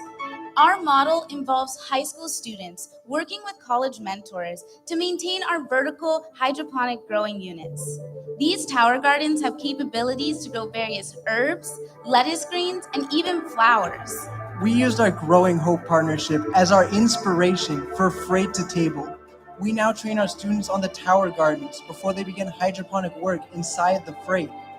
Our Freight was purchased from Freight Farms, the developers of innovative farming technology in which an environmentally controlled hydroponic garden is situated within an insulated shipping container. It allows for year-round cultivation of organically and sustainably grown vegetables. The implementation and utilization of this technology provides our campus and surrounding communities with fresh and locally sourced produce. This provides students at Lost University a chance to develop business, agricultural, and STEM-related skills from the functions associated with owning and operating the farm. Through trial and error, we have learned that the best harvesting methods to continue growing sustainable produce involve 7 to 8 week cycles, which allow optimal time for our produce to mature. Every week, our students work to transplant, germinate, and harvest around 500 heads of lettuce. This process involves carefully removing the produce from the growing channels, thoroughly cleaning those same channels, and inserting new growing plugs to start this process all over again. Since our first harvest, we've been able to distribute over 1,800 free packages of our hydroponically grown produce to the local community. That's roughly 75 homes on a weekly basis. In partnership with Alvord High School, we are working to develop and implement a curriculum that will help students learn about the benefits of hydroponic farming. In addition, this will provide them with key business skills to help develop an entrepreneurial mindset at an early age, putting them well ahead of their competition. We use the same entrepreneurial mindset when it comes to cultivating partnerships on and around our campus, starting with our own campus cafeteria. We deliver 200 heads of lettuce every week to our own cafeteria for students to eat at lunch and dinner. Through our commitment to delivering quality produce, we were able to form a second partnership with La Sierra Natural Foods. There, our produce is directly stocked and sold to consumers. As this relationship continues, we will initiate even more conversations regarding the scope of our impact and the sustainability of our produce. With this project, we will continue to train the next generation of leaders, entrepreneurs, innovators, and teachers to provide sustainable agricultural solutions. We will pursue the fight against food insecurity by donating our produce to the community.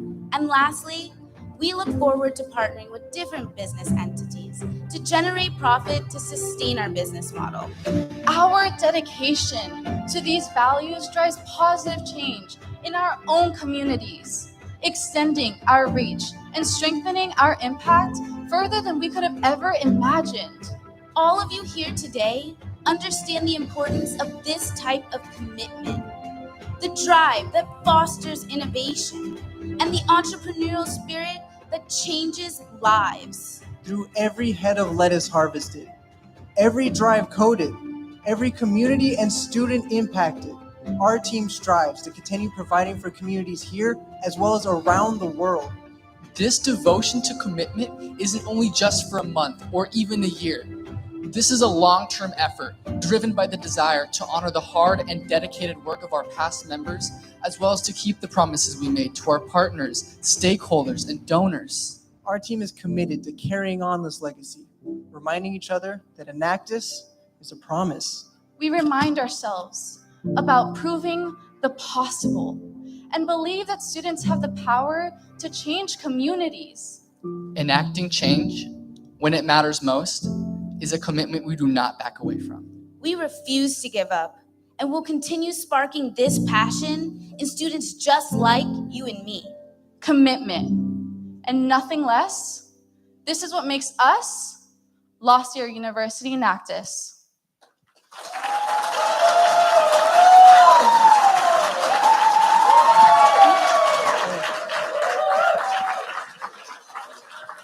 We will now begin the question and answer period.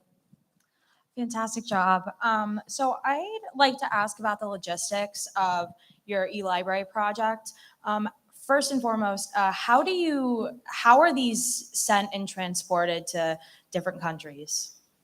So the process, thank you so much for the question. The process of transporting and shipping to all these countries is done by the mail. We send them through the mail.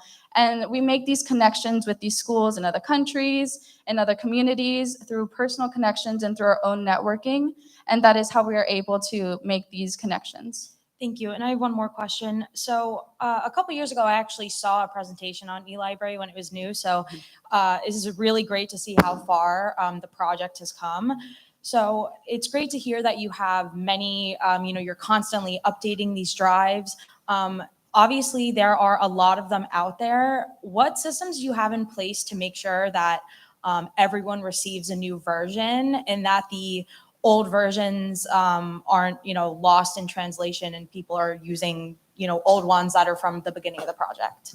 So textbooks do have a long lifespan. So right now, all drives that are out are in appropriate time to be out for children to use. But we do have a system where they can send the drive back and get an updated version of the drive because our coders are constantly looking for open resources to have on the disks.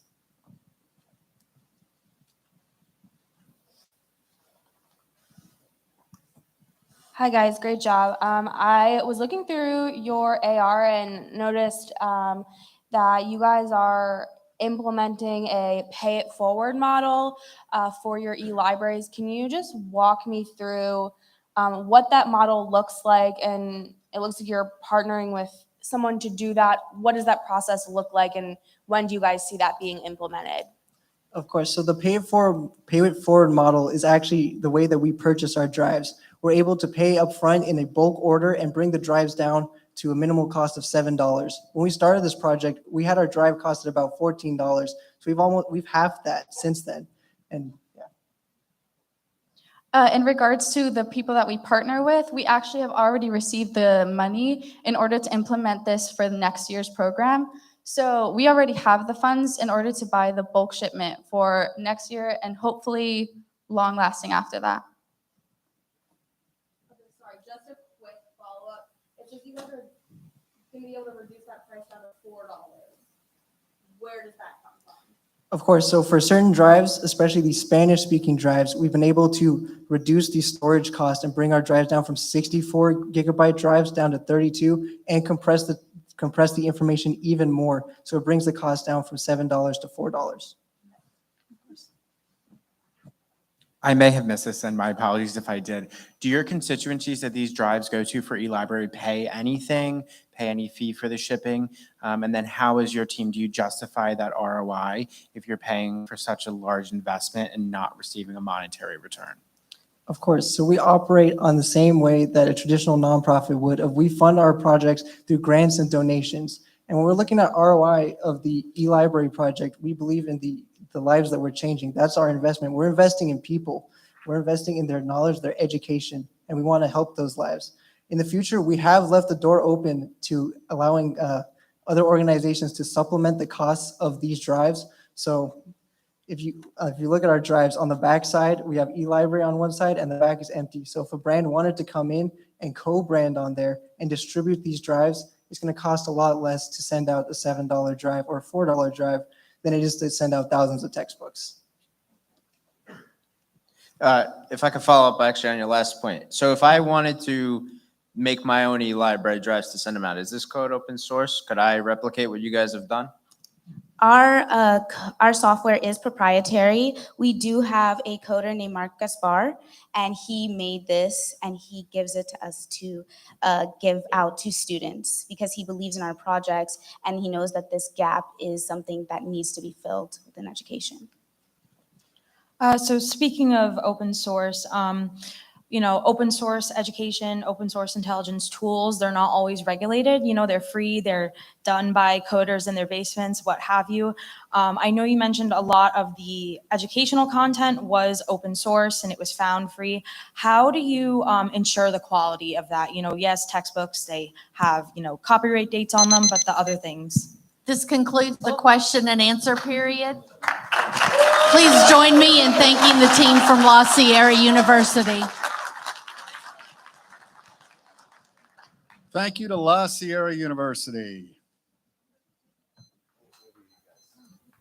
So next up, we have lunch coming up. I think you guys are ready. La Sierra University, you just got off stage. How's it feel? It feels great. We worked so hard to be here. We did a lot of preparation to finally see it come to fruition and see just everyone here listening to our story and our mission. It's an amazing feeling.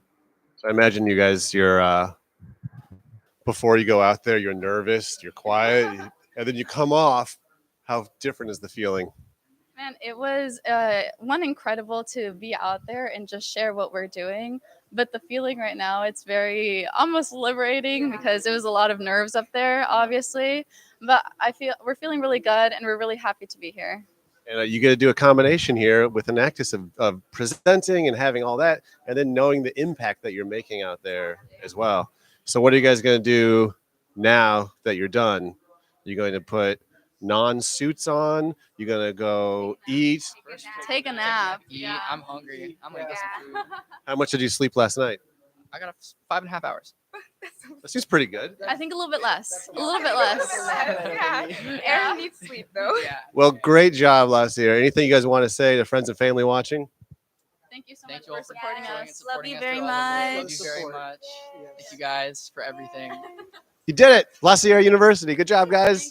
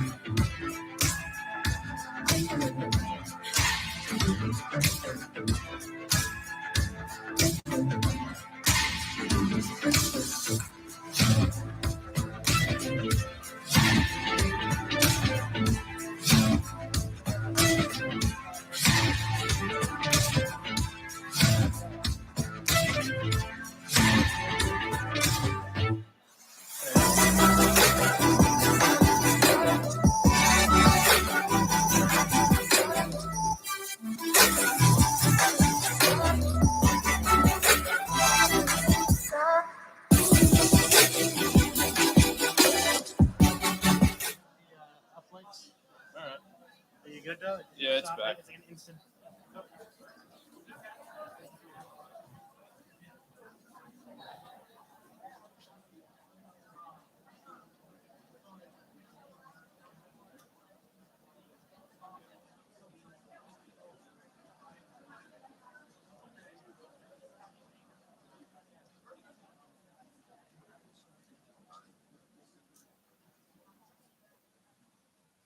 Good afternoon. Okay, that wasn't near as good as the morning stuff, so that could be lunch settling. I don't know. So we'll try it again. Good afternoon. There we go. Hopefully you enjoyed lunch. We are back here for Leagues 3 and 4 for the afternoon and getting ready to go. So welcome. First and foremost, thank you to our judges. I see some are the same from this morning, and we've got a few new faces. So thank you so much for what you're doing. We really appreciate it.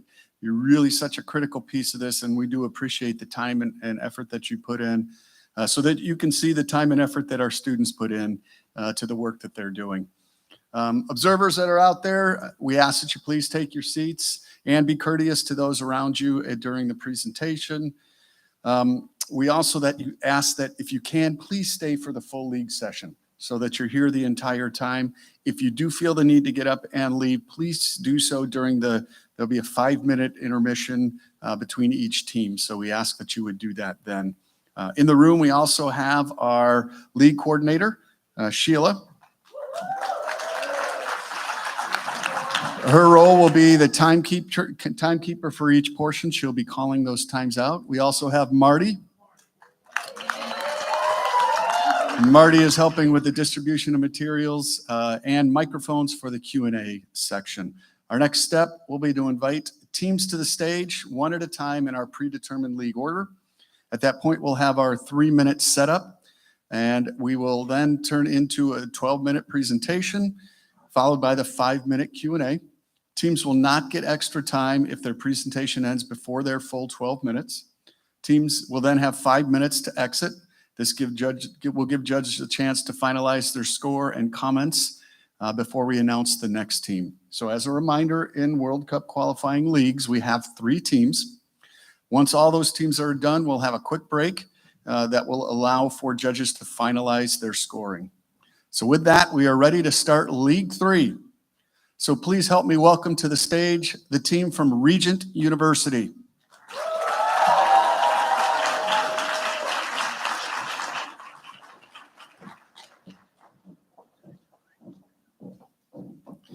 Regent, you're going to have a 3-minute setup. Following that, you'll have 12 minutes for your presentation. This will be followed by a 5-minute Q&A. If you do finish your presentation early, you will not receive extra time in the Q&A. It will still be 5 minutes in length.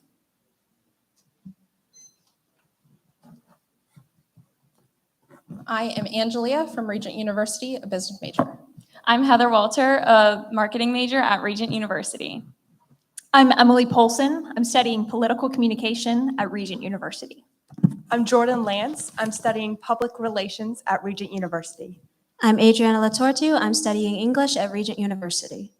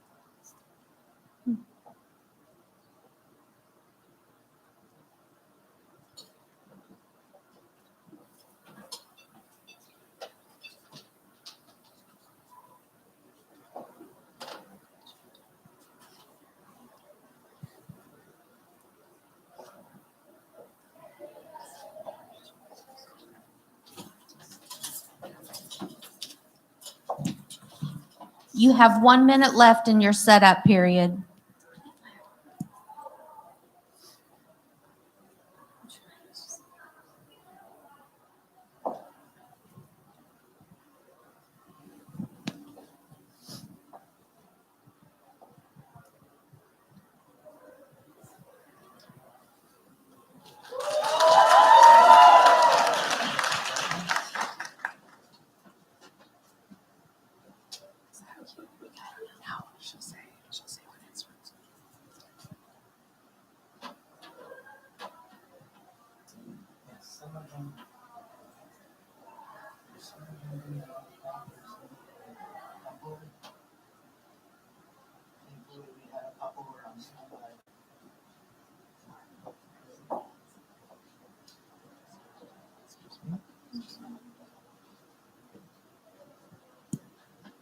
You may now begin your presentation.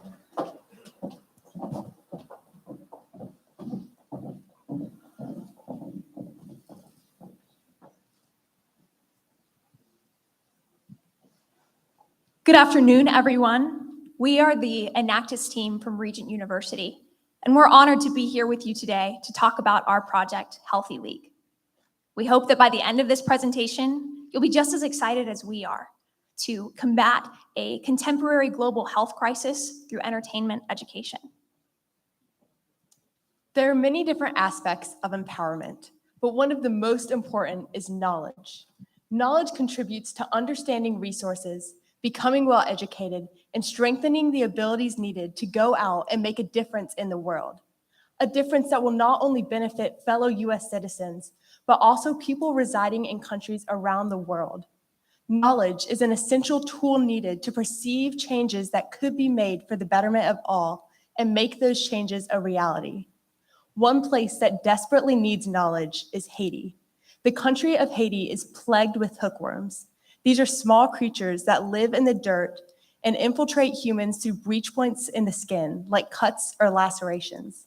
Because they live in the soil, hookworms often enter through cuts in the feet and go on to have drastically negative effects on the lungs, small intestine, and skin.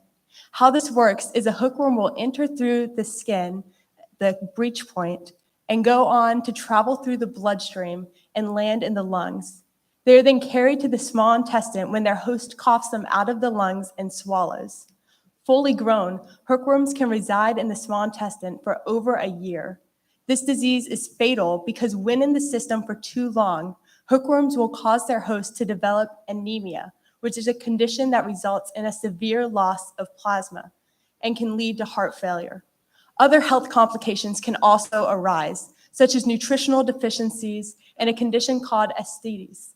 The ascites condition results in a severe loss of protein and will lead to fluid buildup in the abdomen.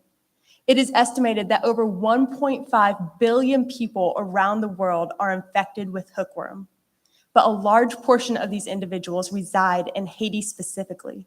This is because Haitian individuals often do not wear shoes due to their country's warm climate, making it easier for hookworms to penetrate through cuts in their feet. Unfortunately, children are particularly susceptible to this disease as they often play in environments with contaminated soil, like school playgrounds and sandboxes. The CDC estimates that approximately 73% of Haitian children are infected with hookworm. That is why this is a serious problem that needs to be promptly addressed. Treatments for hookworms include Albenza and M-Verm prescriptions. However, no matter how many times a person is treated for hookworms, they can always contract the illness again. The only permanent solution is to protect the area of the body through which the parasites enter. Wearing shoes on a daily basis and following simple hygiene steps will greatly reduce the risk of contracting hookworms. To confirm the existence of this problem in Haiti, we conducted firsthand research through the staff at La Maison Fortunée Orphanage in Hinche, Haiti. We established contact with this group by reaching out to Haitian affiliates working with the 501c3 nonprofit humanitarian group, Operation Blessing. To our surprise, we found that at the orphanage, the core problem was not so much lack of shoes as it was lack of education. Through researching at La Maison Fortunée Orphanage, which includes about 300 children there, we learned that many of these kids already had shoes. The core problem was that they didn't understand the importance of continually wearing their shoes. That's where our project, Healthy League, comes in to help. Our hope is to use Healthy League to respond to this crisis through entertainment education. The Healthy League program has been designed to educate children on the importance of hookworm prevention and the physical ramifications of contracting a hookworm. Our team has done this through the development of a comic, animation, and activity book that uses a story with fun characters. This creates a long-term, sustainable solution to hookworm disease, since the children who learn from our products will be able to pass their knowledge on to future generations. A primary objective of Healthy League is identifying strategic partners and developing agreements so that we can distribute our products and drive revenue. This year, our team has created a letter of intent, grant proposal, potential budget, and made final edits on our materials. Right now, our project is being translated into 6 different languages, including Swahili, French, and Spanish, so that we can continue to expand our reach. But for now, we are working on getting more partnerships. Some of the adjustments we have made along the way are to embrace Haitian culture. By embracing Haitian culture, we are able to better understand not only the people, but also the country they live in. For example, we adjusted the character designs to match the children of Haiti. That way, the children are able to resonate with the characters themselves. Additionally, at the request of our partners who wished for a more friendlier atmosphere, we changed the theme of warm wars to dirt dwellers. That way, the children and also the people of Haiti can understand it better. As the resources and information become more available, we are able to make everything easier through entertainment education. Moving forward, we hope to make this information about hookworms and the specific products we've developed more available to communities in Haiti by promoting them through a website, through social media, and through local endorsements. Through social media, we hope to eventually post statistics about hookworms. We hope to talk about the impact of our project and just provide information about how treatable or really preventable hookworms are. Through local partnerships, we hope to eventually distribute flyers about Healthy League to promote the brand, to hand out t-shirts and other promotional material. In this way, we will elevate the awareness about Healthy League, and then enable this project to further help prevent hookworms. Healthy League has helped educate over 400 children at La Mission Fortuné Orphanage in Hinche, Haiti. Using pre and post testing, we were able to measure the effectiveness of our comic books and our activity books. What we found was beyond encouraging. Post testing indicated a 110% increase, not only in the knowledge of the children regarding hookworm, but also in their behavior towards preventive measures that we are taking. Post-testing has also helped us know that it's time to take our project to the next step. While we'll continue to work with La Mission Fortuné Orphanage, we've looked at establishing, and with the help of Calire Monel of the nonprofit Reboot Haiti, we have established a contact in the Haitian government's public health and population. What we look to do, and what we're currently looking at, is getting over 15,000 comics and activity books into 50 different schools. Once we've established a distribution process with the Healthy League, we plan to encourage and incorporate more expansion on entertainment education. What we're looking at for next year is to expand our education entertainment into a new comic and new activity book titled Marky Mosquito. This will not only expand our education entertainment, but it will also help combat new issues like mosquito-borne illnesses. At Regent University, we are ultimately looking at new and innovative ways that we can empower and encourage future generations to combat worldwide issues. With our Healthy League project, we were able to help 400 orphans establish a new change to a better life through our comic and our activity books. With the help of Enactus through Healthy League, we look to expand in our education entertainment, not only community-wise in Haiti, but globally. Thank you so much for listening to our presentation.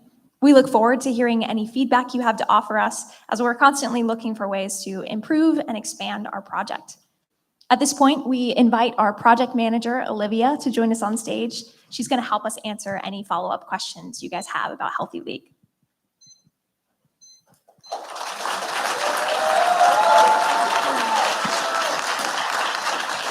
We will now begin the question and answer. Great job, you guys. Just a quick question in terms of other sides of this project. Have you guys thought about maybe partnering with pharmaceutical companies or local or different ways to kind of bring that medicine on the ground in Haiti to make it easier to get to the people that are being infected with this? Obviously, the goal is to get rid of this disease, but have you thought of alternate routes to kind of back up the marketing of completely abolishing this horrible disease? So first, obviously, our core goal is prevention, especially because hookworms can really just so easily and practically be prevented through shoes and encouraging shoe-wearing habits. We haven't, as a team, considered providing those MBERM or Albenza prescriptions, but that's definitely something our team could talk about in the future and consider further. Right now, though, our products are focused on cultivating those good shoe-wearing habits for hookworm prevention.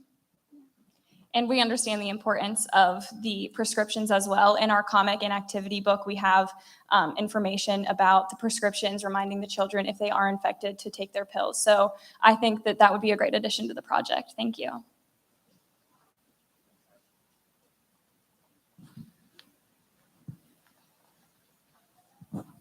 Great job, team. Quick question for you. Do you happen to know what the data looked like around hookworm contraction at this particular orphanage before your project got there versus after? Regarding kind of the statistic-wise, I can't give you a number right now. However, what we have seen that when we gave our pre-test out, the response that we got was there was little to no knowledge regarding the dangers of hookworm and its preventative measures. So once we received our post-test back, our post-test surveys had established that a 110% increase in the knowledge now, as well as in their behaviors towards preventative measures. And we're hoping that as we are able to establish ourselves within school systems, we'll be able to see that increase even more, and that through generations to come, they'll be able to establish those preventative measures. So it's no longer as much of a danger, if not no danger at all. Hi guys, great project, great presentation. I kind of have a two-parter question for you. The first part of it is how do you tailor this information to make it kid-friendly? Because I mean, reading prescription names alone is enough to, hard enough for us to understand, and just kind of how gross it can be for the kids. So how do you tailor that? And then specifically in this last year, what were some of the biggest milestones that you guys had with this project? Yeah, great question.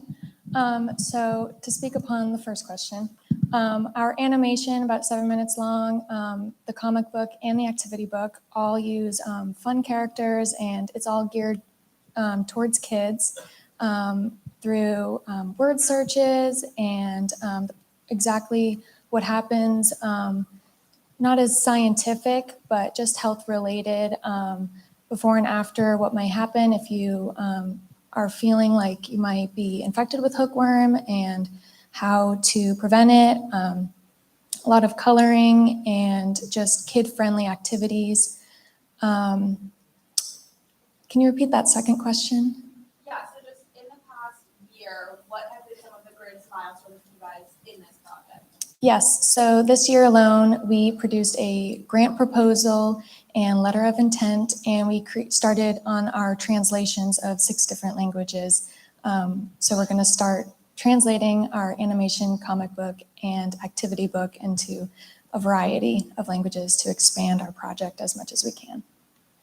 To kind of add to the point of your first question, we have also kind of adjusted our comic and activity book to be more specific to their culture and more specific to the family dynamic. For example, in Haiti, they use more jewelry making or doing the laundry or working out in the fields. And so our comic book, we adjusted to represent and reflect on that cultural aspect, and it helps them to relate better with the characters. And in their relation with the characters, then we're hoping that they'll take that education and they'll apply it to their lives. A big change we made to those materials as well was the hookworms were originally worm wars, and it was kind of aggressive, so we changed it to This dirt concludes dwellers. the question and answer period. Thank you, Regent University.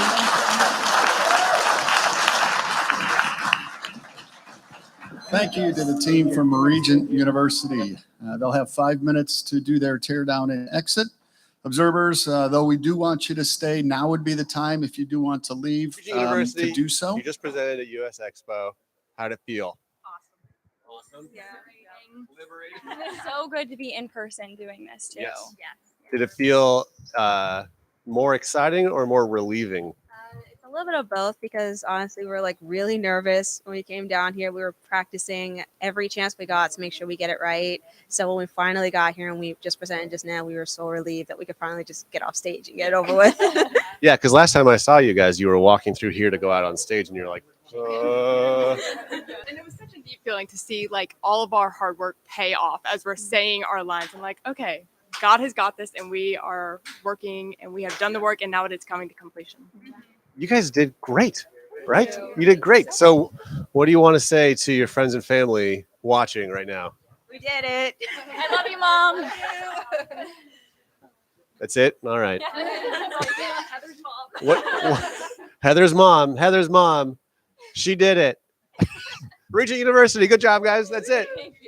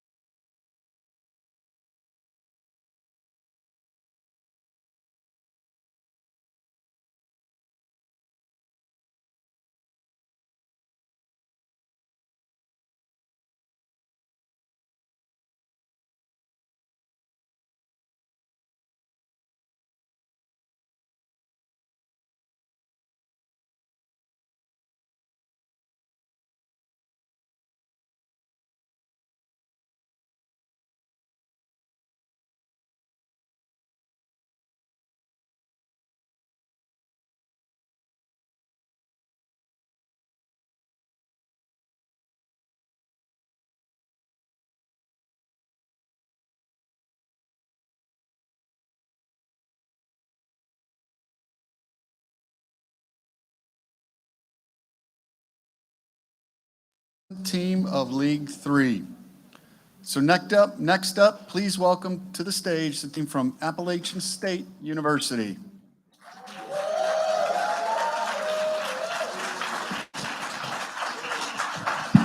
App State, you'll have 3 minutes to do your setup.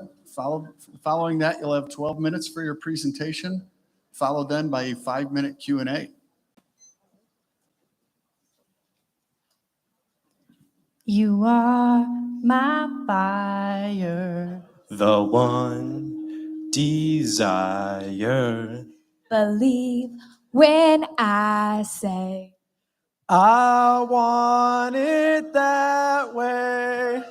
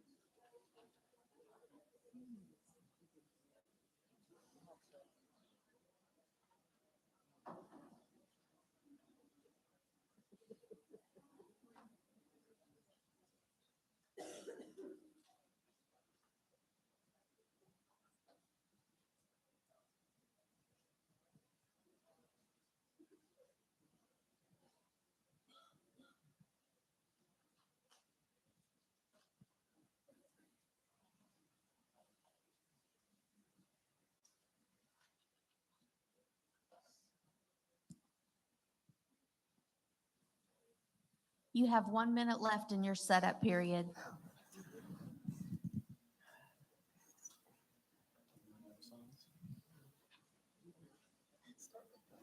Any other songs you guys want to hear?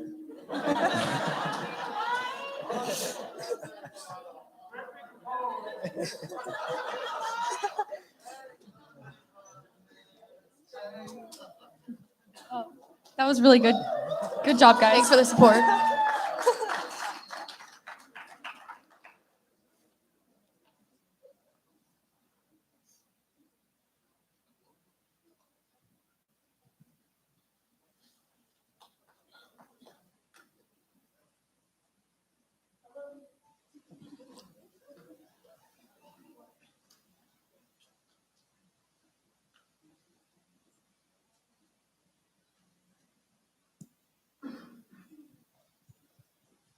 You may begin your presentation.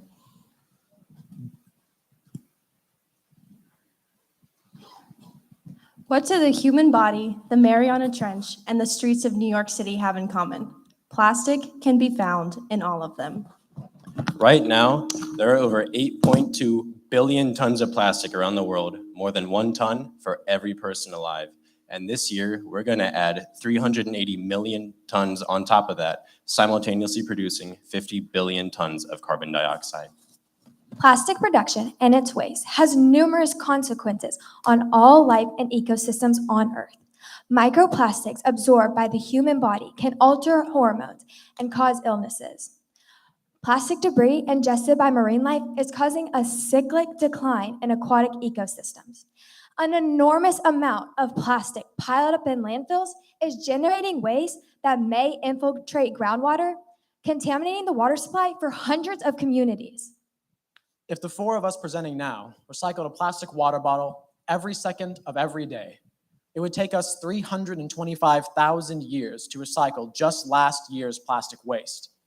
And even if plastic production ceased immediately and we each recycled 10,000 pounds every day, it would take us 1.3 million years to recycle all of the plastic currently on Earth.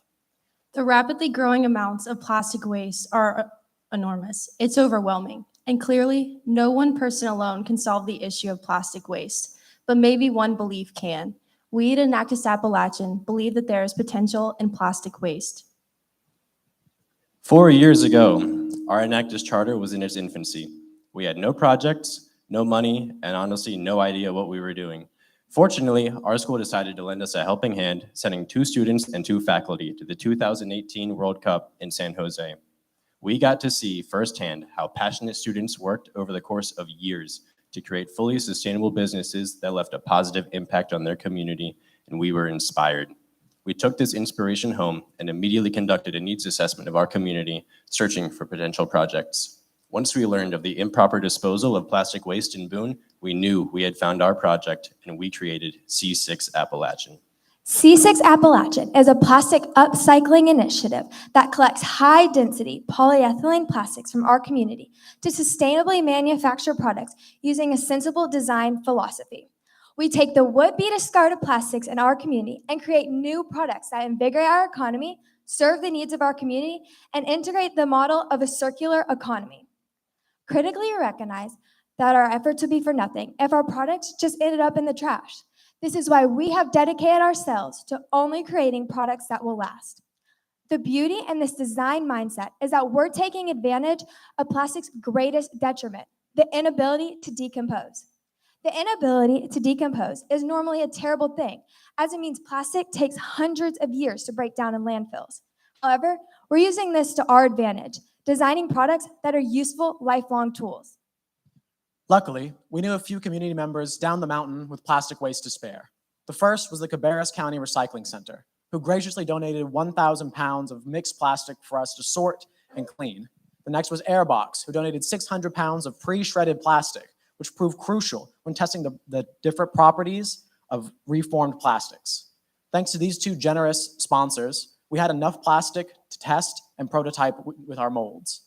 And with that ready, it was time to get started. We knew that if we wanted to start recycling plastics locally, we would need a few things. First, we would need an injection molder for our smaller and more intricate molds. After that, we would need an extrusion machine for our larger molds, such as benches and plastic bricks. And beyond that, we would just need a 3D printer for prototyping and modeling and a place to manufacture our products. The Sustainable Development Goals that we are achieving with C6 are 9, 11, 12, 13, 14, and 15. For industry innovation and infrastructure, our easily replicable model allows for other communities to follow in our footsteps and create their own products from recycled plastic. For sustainable cities and communities, we are helping cities and communities recycle the very waste that they produced. For responsible consumption and production, everything that we make at C6 Appalachian is made from recycled plastic. For climate action, we're greatly cutting back on the need for new plastic to be made, which slashes CO2 emissions almost in half. And for life below land, water and life on land, we are preventing plastic from entering and damaging fragile ecosystems. We knew back then that we could have this impact, but we ran into the classic problem of young entrepreneurs. We had no money. Thankfully, in October of 2020, the Ford Community Fund believed in C6 Appalachian, awarding us with a $25,000 grant so we could get started on our plastic recycling efforts. With the money, we immediately ordered our machines and moved from working in our own garages to our very own workspace inside the university's College of Business. Over the past year, we've grown our charter from an initial group of 5 members to 44 members during a time we couldn't meet in person because of COVID-19. However, this wasn't a time of growth for everyone. Sadly, due to global supply chain issues, our machines would not arrive for over a year, with us just receiving our injection molder this past month. This proved to be a massive roadblock for C6, as without our machines, we couldn't make any products. This was stung particularly badly, as we estimated we could have taken 2,000 pounds out of our local environment of plastic, generating $10,000 of revenue that we could have reinvested into the organization. However, don't think that we let the global supply chain issues stop us. During this time, we refined our business plan, and we competed in the Enactus USA National Early Stage Competition, competing twice and winning first place, both times. In addition to this, we started 2 new projects, which we are eager to share with you. Our second project is My Superpower Is. This project, we are working to eliminate the stigma surrounding neurodiversity and give proper accommodations for parents and their children. We have created a digital handbook that comes with 2 sections, a children's section and a parent section. The children's section comes in the format of a children's book and explains how neurodiversity isn't a disability, it's a superpower. The parent section outlines the process for getting much-needed accommodations, such as a 504 or IEP plan. And right now, we are only partnered with our local school system to give out the handbook to all grade levels, but within the next 4 years, we plan to give out the handbook to all North Carolina schools, reshaping the education of over 1 million students. The Sustainable Development Goals that we are addressing with My Superpower are 4, 10, and 12. Improved education, reduced inequalities, and responsible consumption and production. Our goal for My Superpower is to reduce the stigma surrounding neurodiversity and therefore reducing the inequalities that people with learning differences face in the education system. Implementing this handbook will improve the overall quality of education for countless students throughout the nation.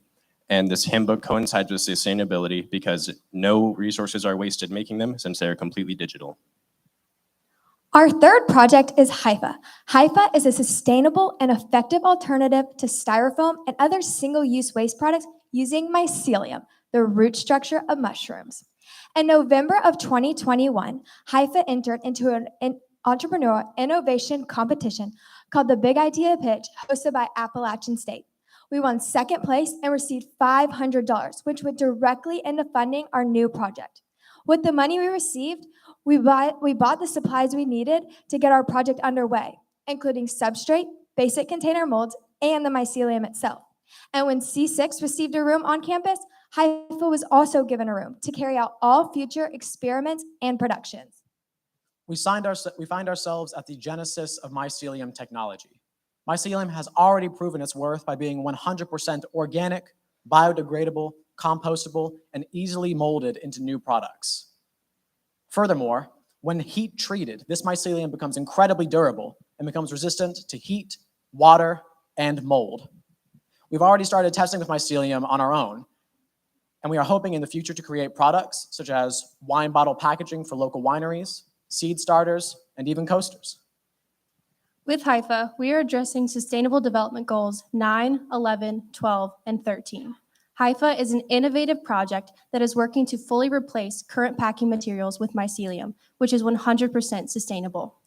Right now, we intend to invest with local businesses and engage directly with consumers with products that effectively capture the imagination of those interested in sustainability.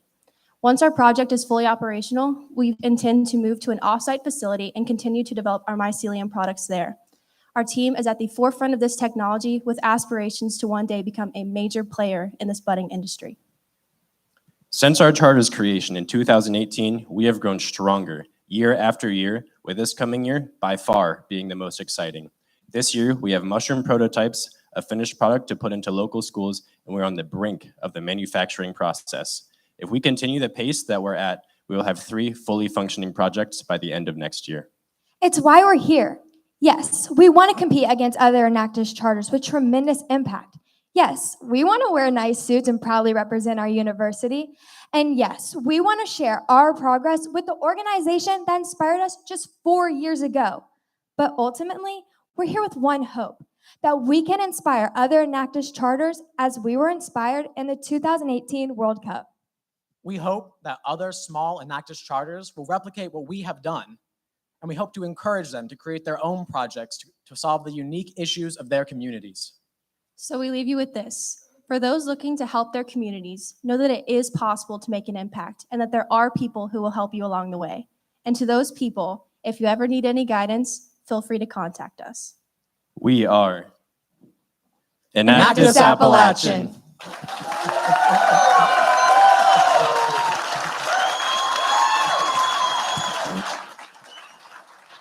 We will now begin the question and answer period.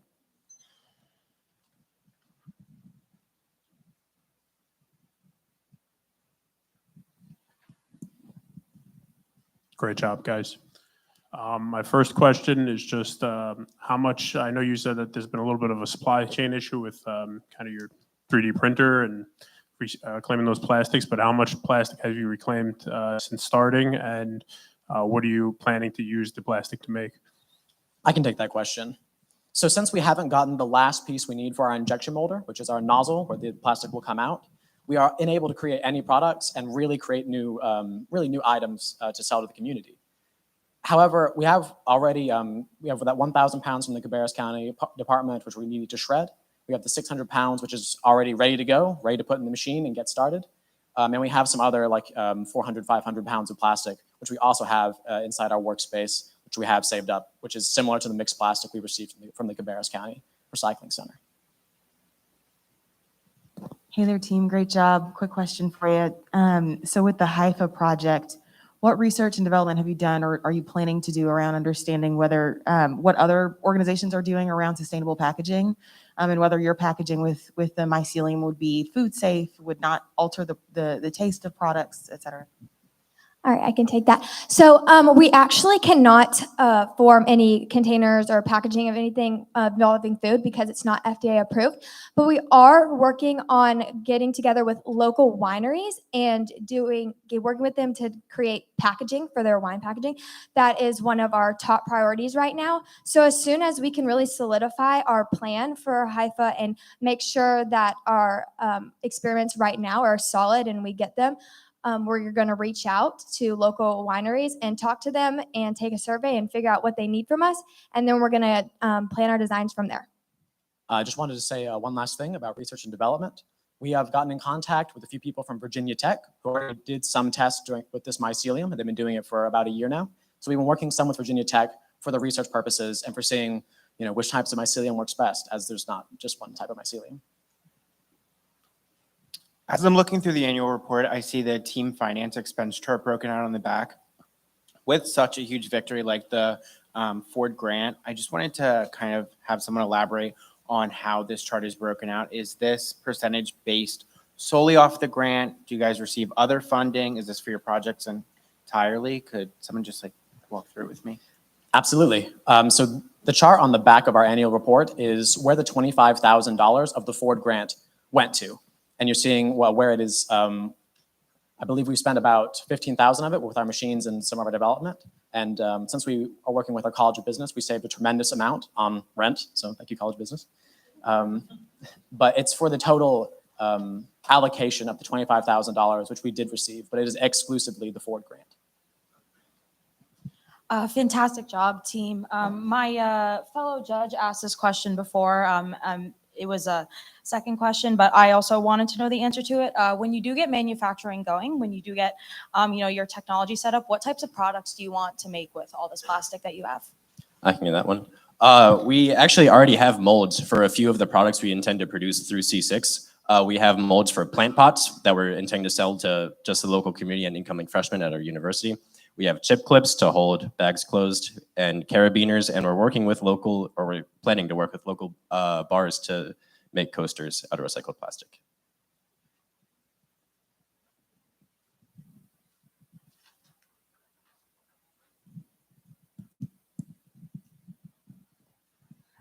So for your guys's, for the C6 and then the Hypha products that you guys are creating, what do you foresee the path of those products? Are you foreseeing selling them for a profit, just partnering with other organizations like that winery? Are you donating them? Kind of what's the end goal of these products that you're making so that they're not just still plastics or Hypha just sitting around? Absolutely, I can answer that. So our end goal is to generate revenue and to have a self-sustaining business that we can eventually return to our community of Boone, North Carolina. It's very important for us that Enactus starts this venture, but as soon as it really gets its headwind, we do want to give it back to the community. So we will be selling the products, which we can sell at a similar cost to what you might find at Walmart or anything. So still a low price, but for a product that was sustainably made and looks quite fashionable. If I could add on a little bit, like we might have mentioned earlier, our overall goal is outreach and education. Yes, we do want to make a profit. This concludes our question and answer period. Thank you to the team from Appalachian State.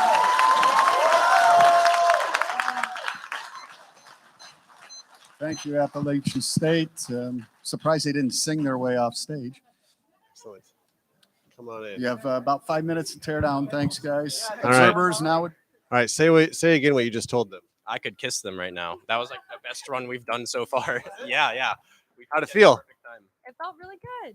It felt amazing. Yeah. Right. We kept a great pace, and so that feels fantastic that we were able to get through it and get our message out. So How do you feel right now compared to when you were walking through this hallway to stage? I was like shaking earlier, but now I'm like shaking on the other side. Like I feel better, so much better now. Good shaking. Good shaking, yeah. Do you guys know this guy with the cool shades behind you? Hey. Yeah, nailed it. So now what? What do you do? You've presented. Now what are you guys going to do? Relax? How are you going to do that? We're going to New York City, baby. Usually they say like Disney World after the Super Bowl or something, but New York's pretty good. Yeah. All right. So what do you want to say to family, friends watching in Appalachian State? Thank you for supporting us for this long time. This has been a 3-4 year process, and there's a tremendous amount of support that everyone's given us has been perfect, and we could not have gotten here without them. What's the Appalachian State mascot? Mountaineers. Roll Nears, baby. Roll Nears. Roll Nears, Appalachian State. Good job, guys. Thank you so much.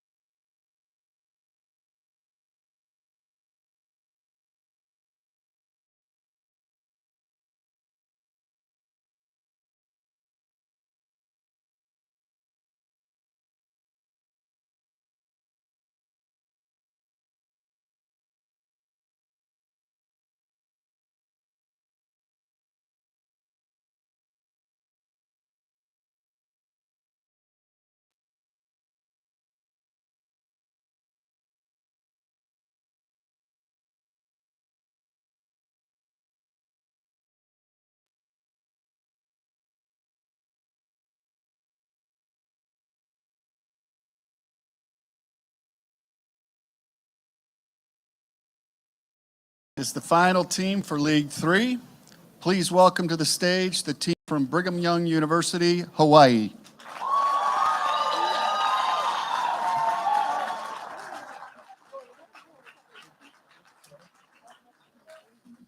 Brigham Young, you will have 3 minutes for your setup. Following that, you will have a 12-minute presentation. This will be followed by a 5-minute Q&A.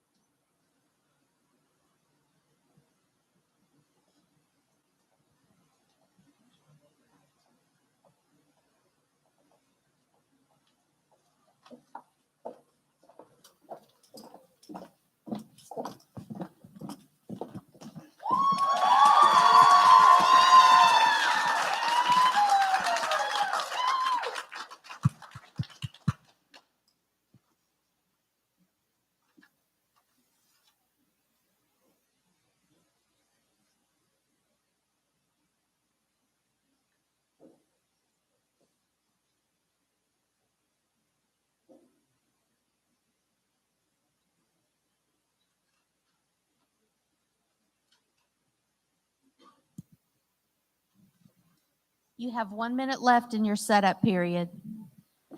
Aloha!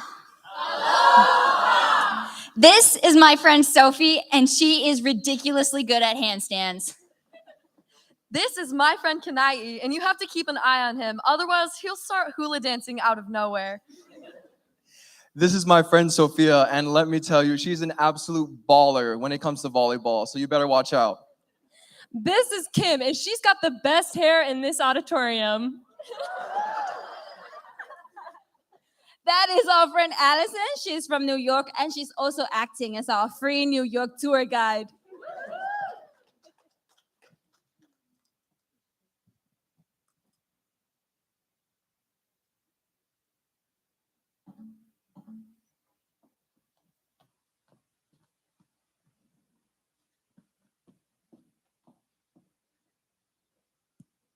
You may begin your presentation. Aloha!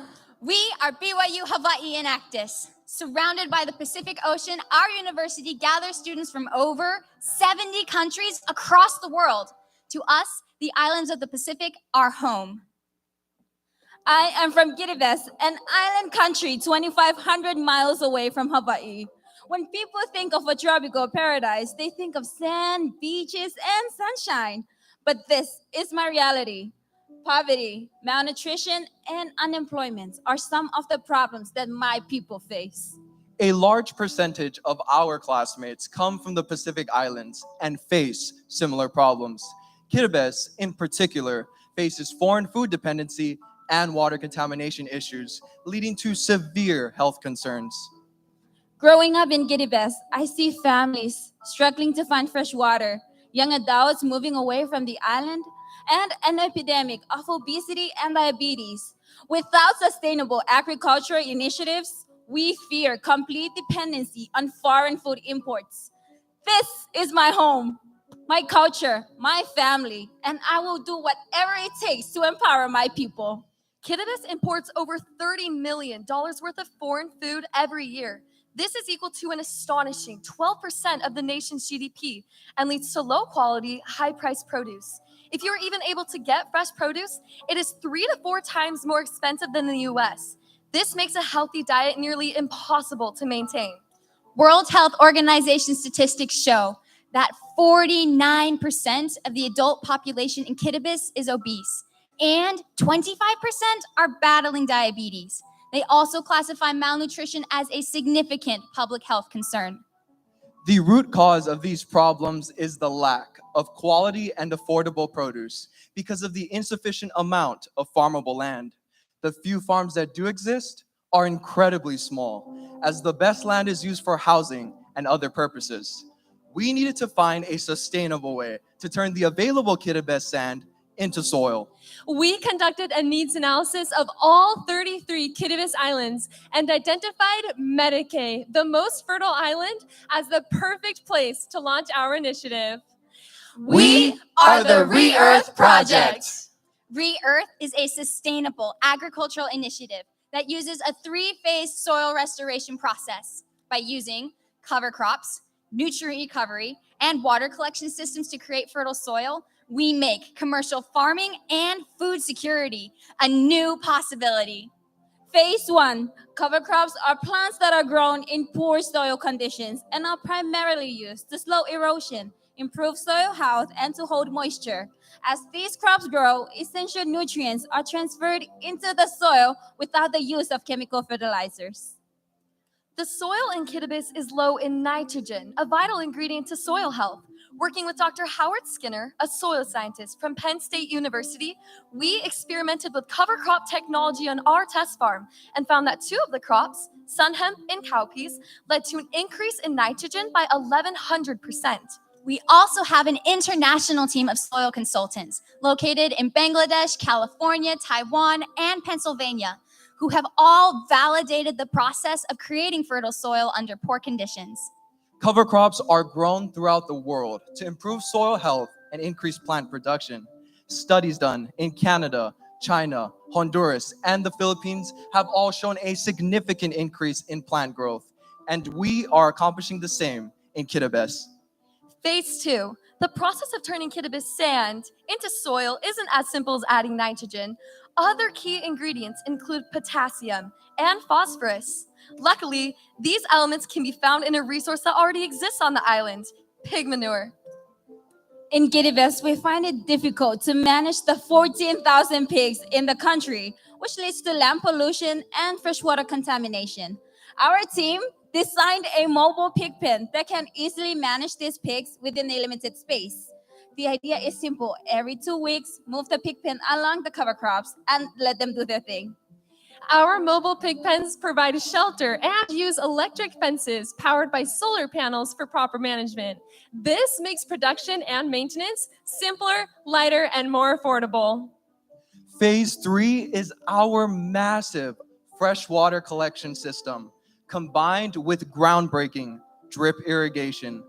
This is a game changer. Now, freshwater contamination is another very serious problem in Kiribati.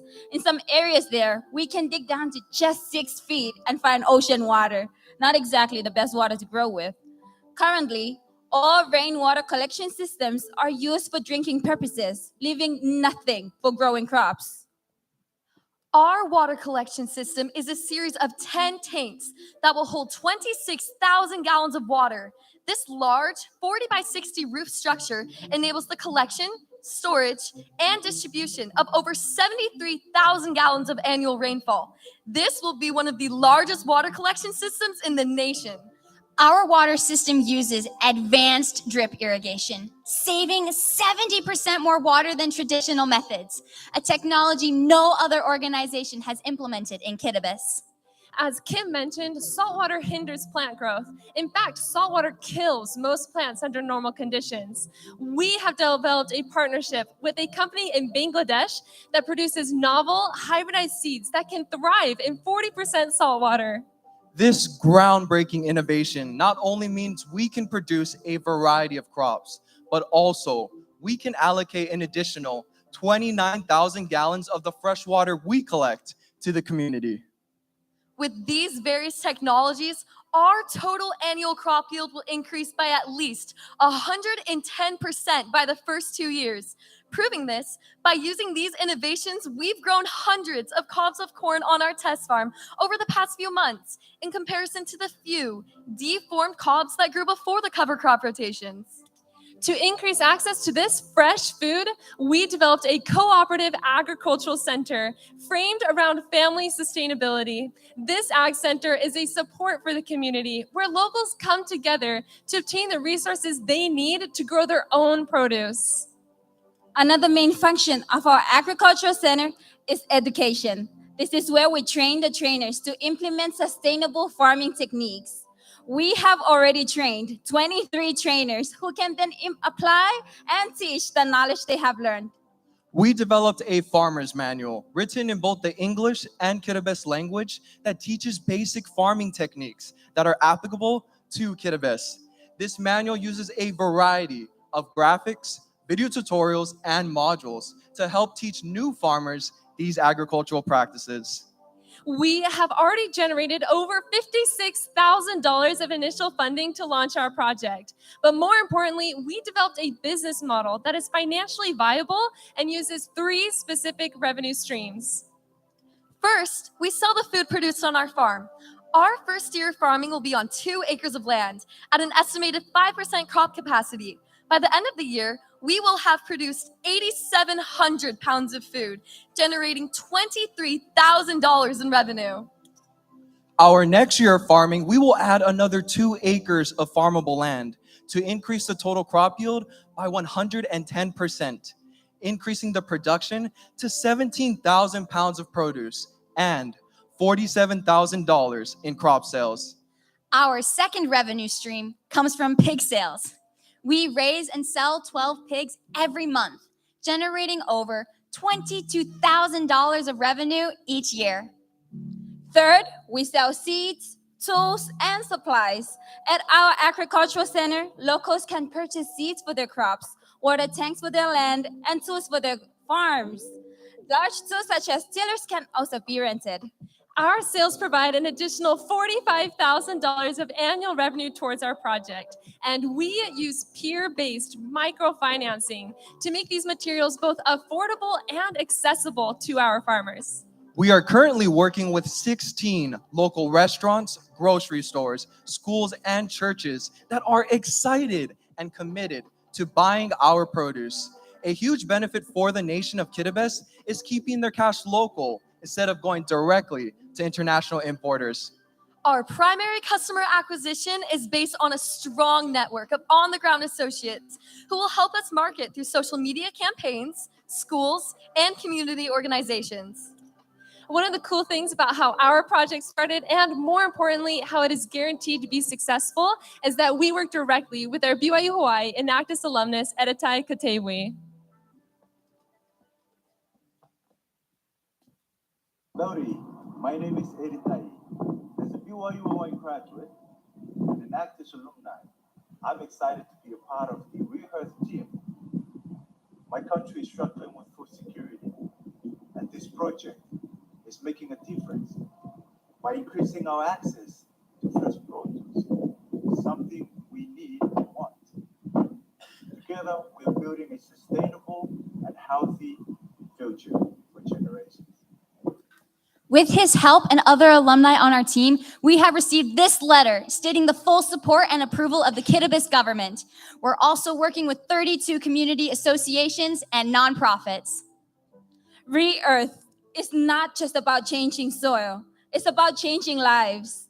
Our project is designed to take what we have learned on our small Hawaiian farm to Kiribati and make it accessible to the world. We could give a country better produce and feed them for a season, but our ultimate goal is to empower people to create lasting change, feeding their families for generations. The Re-Earth solution is changing lives. We envision to scale our project by establishing agricultural centers throughout the rest of Kiribati and across other Pacific islands. We consulted the experts, ran the numbers, and have developed a repeatable, scalable, sustainable model. By identifying and harnessing the resources already available in Kiribati, we have empowered people to revolutionize an industry. We have done this by increasing the nation's ability to collect fresh water, cultivate crops, and unify community efforts towards one goal. This is a solution that empowers a nation, a culture, a people, my people, to take the resources around them and make a difference in their own lives. We are BYU Hawaii Enactus. Aloha!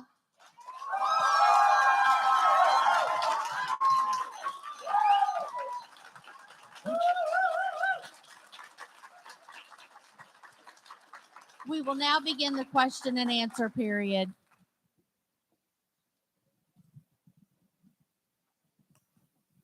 Hi guys, great project. It's nice to see some other folks up here to help you guys out answering questions. This seems like a massive project, a lot of years in the making and a lot of years to come. So my specific question is, what happened in this last year? What exactly did you do? And then from that, what are your goals in the near-term future?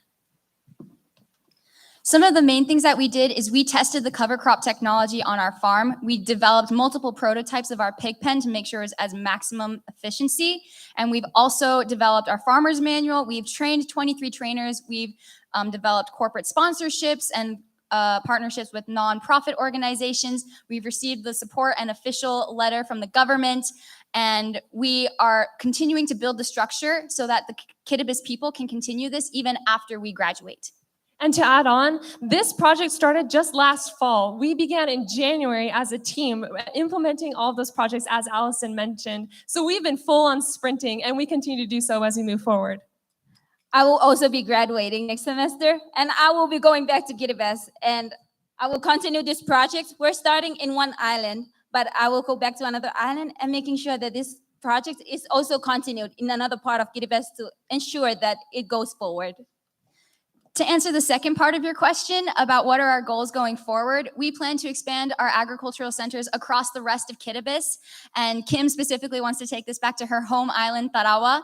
And we're going to expand to other Pacific islands as well.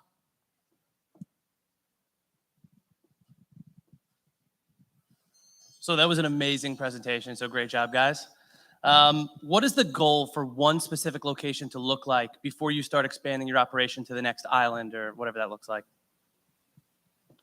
One thing that's really important to us is we want to make sure that the food is getting where it needs to go. We have conducted our needs analysis in 3 different ways based on land, people, and past projects that have been done by other organizations and their failures. So one way that we're able to measure our success is by identifying those needs and going back using our surveys that we have used for our first needs analyses to make sure that the people need it and want it there and what exactly it is that they would like. Yeah, what success looks like for our project before we expand is that we are able to supply that fresh produce in the inner islands. So first all of Medicaid, and then that excess will be transported by shipping into other islands, especially Tarawa, the main island of the country.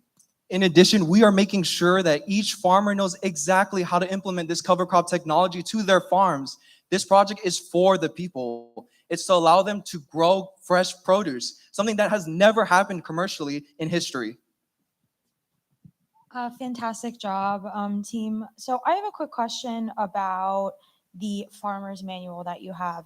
So just 2 things. One, how do you distribute it? Is it digital? Is it paper? And then with that, I'm assuming that you probably update it every once in a while. How do you distribute that and make sure that the new version doesn't fall through the cracks and everyone's on the same page with this?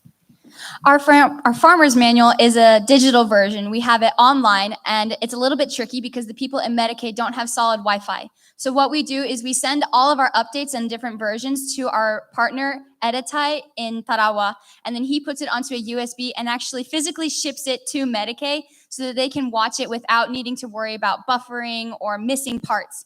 And like you said, we're constantly developing it. Right now, it mainly covers the pig pens, land evaluation, how to make sure your crops stay healthy, and just general safety with food and, again, electric fences. And we're adding more to it with soil testing so that the people of Kittibis can have healthy produce. They really, really want this because all of our friends from Kittibis on campus either have a family member or a loved one who suffers from type 2 diabetes because of this. And many of them have had dear ones pass away. And by providing fresh local produce, that's 1/3 of the cost. We're not only increasing their sustainability in terms of health, but also we're boosting their economy. All right, I have great job, everyone. But I have two questions, maybe just one, but one of your revenue streams was actually selling the produce.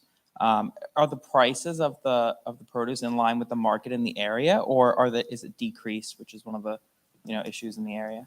The price of the produce is a third to a fourth of the price, which is there right now. We're at Thank the end you. of the question and Thank answer you. period. Thank you. Thank you, BYU Hawaii.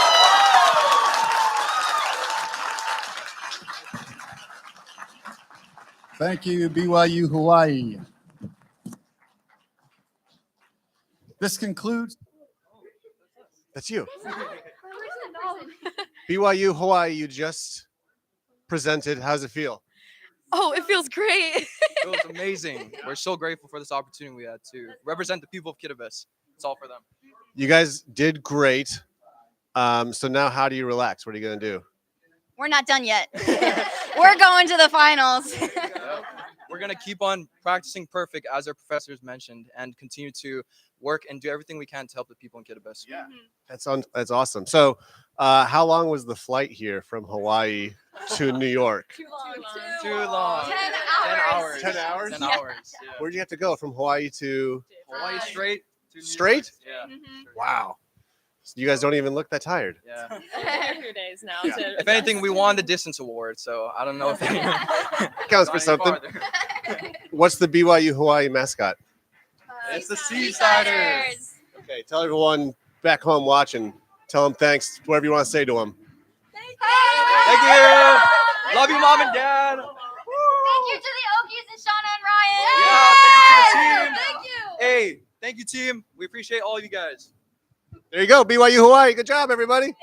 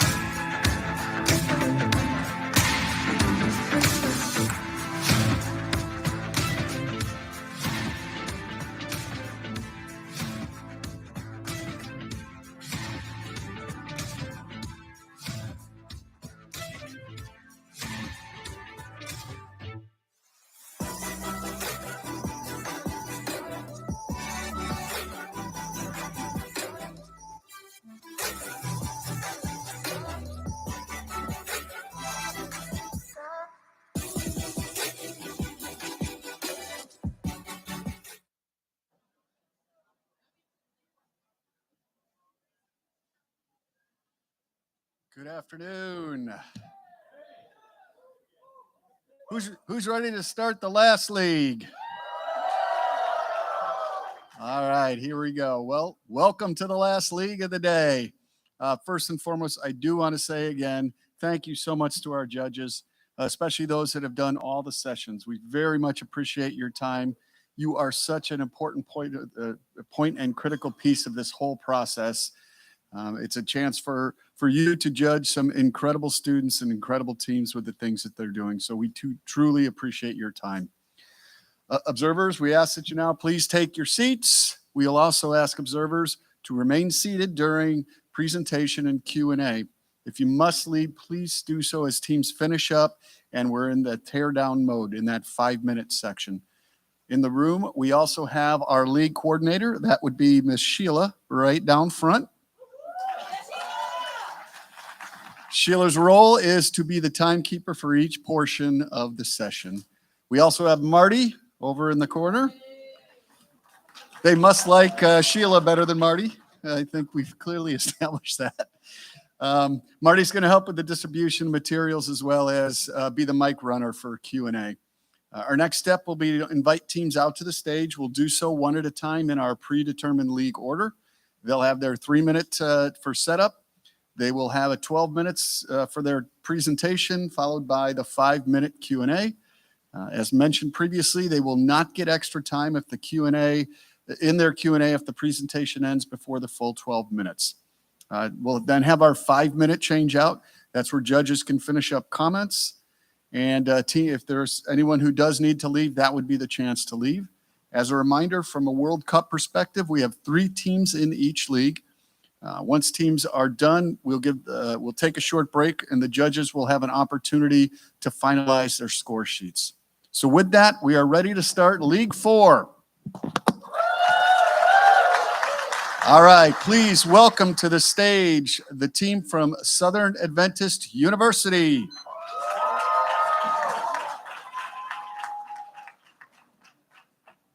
All right, Southern Adventist, you will have 3 minutes to do your setup. Following that, you'll have 12 minutes for your presentation. This will be followed by a 5-minute Q&A. If you do finish your presentation early, you will not receive extra time in your Q&A. It will still be 5 minutes.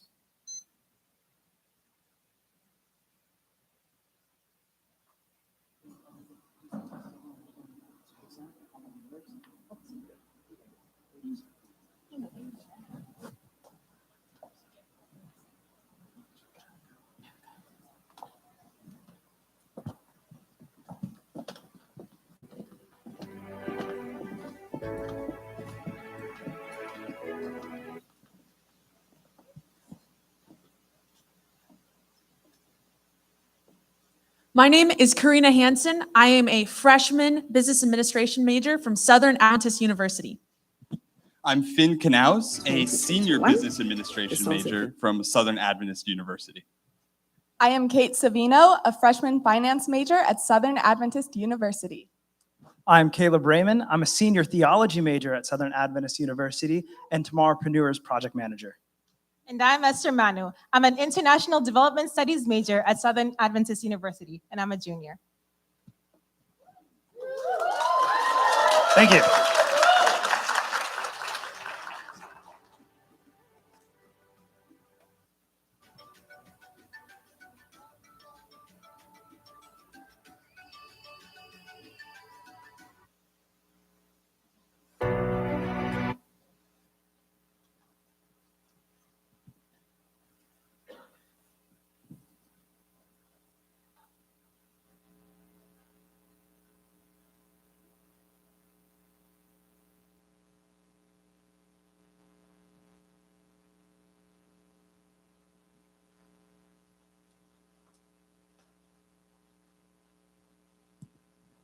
You have 1 minute left in your setup period.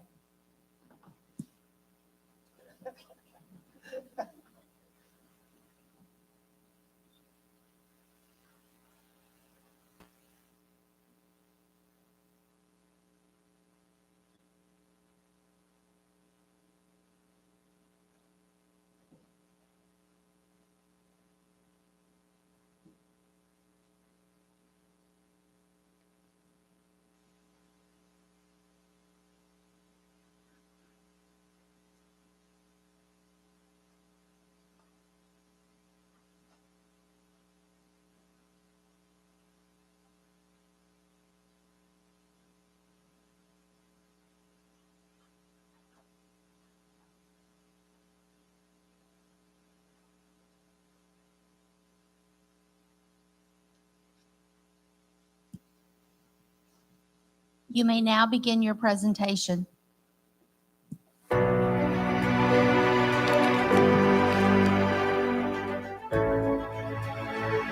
In 2021, we persisted onward, finding opportunity hidden amidst the crisis of the pandemic. Working against the odds, we kindled a flicker of hope into the world around us. While we made some progress last year, we knew that those small bits of successes could be built into something much bigger, taken from sparks to flame. We are Enactus at Southern Adventist University, and we are committed to creating a flame not only in our own community, but throughout the world around us. In our local Chattanooga area, we decided to focus on the underprivileged youth, those who are the most vulnerable and continue to be criminalized due to a lack of guidance. In 1980, around 10% of young African American men who dropped out of high school were in prison or jail. By 2008, this incarceration rate had climbed to 37%. We made it our mission to change the statistics and help prepare the next generation by launching Tomorrowpreneurs. Our mission and values align perfectly with that of the organization we chose to partner with, the Reach One Teach One Foundation. Driven by his own experiences, former convict Reginald Yearby established the Reach One Teach One Foundation to make a difference in his community by a variety of after-school programs. Reginald believed in long-term sustainability, saying that if he could just reach one kid, then that one kid could teach another kid, and then the cycle could continue. In an attempt to further this work, we partnered with Reach One Teach One, encouraging both young boys and girls to build better futures for themselves by pursuing careers in both entrepreneurship and in STEM. Tomorrowpreneurs seeks to create a fire within the lives of young children to pursue their passions, learn valuable life skills, and prepare them for a world that needs their ambition. In order to make the biggest impact on these young lives, we have increased our presence from one night to 4 nights a week, dedicating over 300 hours to teaching these children. In a Tennessee poll of more than 600 registered voters, nearly 62% of respondents believe that the public education system is failing to prepare young people for employment and adult life. To address this gap, our project managers developed creative lesson plans focused on career planning, financial literacy, and website development, while making it fun to keep the children engaged and excited to learn. This in turn prepares them to use the knowledge and skills that they have gained in a practical setting. Our mentorship with these kids has inspired them to run their own business, Reach One, Teach One Life. These children will be designing, marketing, and selling their own merchandise, with all of the profits going directly into their college funds. Tomorrowpreneurs is impacting the lives of 85 young boys and girls. It is our desire that these young minds not only receive a quality education, but are also equipped to make a difference in our communities. While we are always striving to spark change in our local community, we've also been focused on creating a change internationally.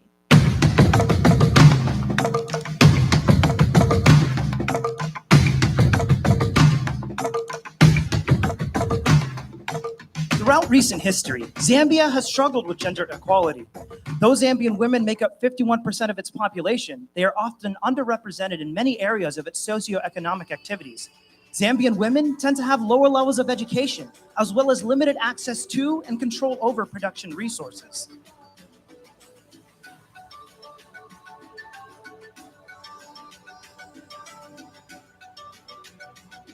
Zambia ranks 150th out of 169 on the United Nations Development Program Gender Inequality Index. Inspired by these hardships, Southern Enactus student Joshua Dragon found an opportunity amidst the day-to-day task of every single Zambian family, the need and use of soap. The United Nations has reported that 64% of the Zambian population does not have soap and water available in their homes, amounting to about 11 million people. In addition, Zambia's unemployment rate has been growing steadily by 1% every year, resulting in 180,000 people unemployed. After discovering these essential needs, Joshua came up with a solution and founded the Akuna Soap Industry based at Riverside Farm Institute in Southern Province, Zambia.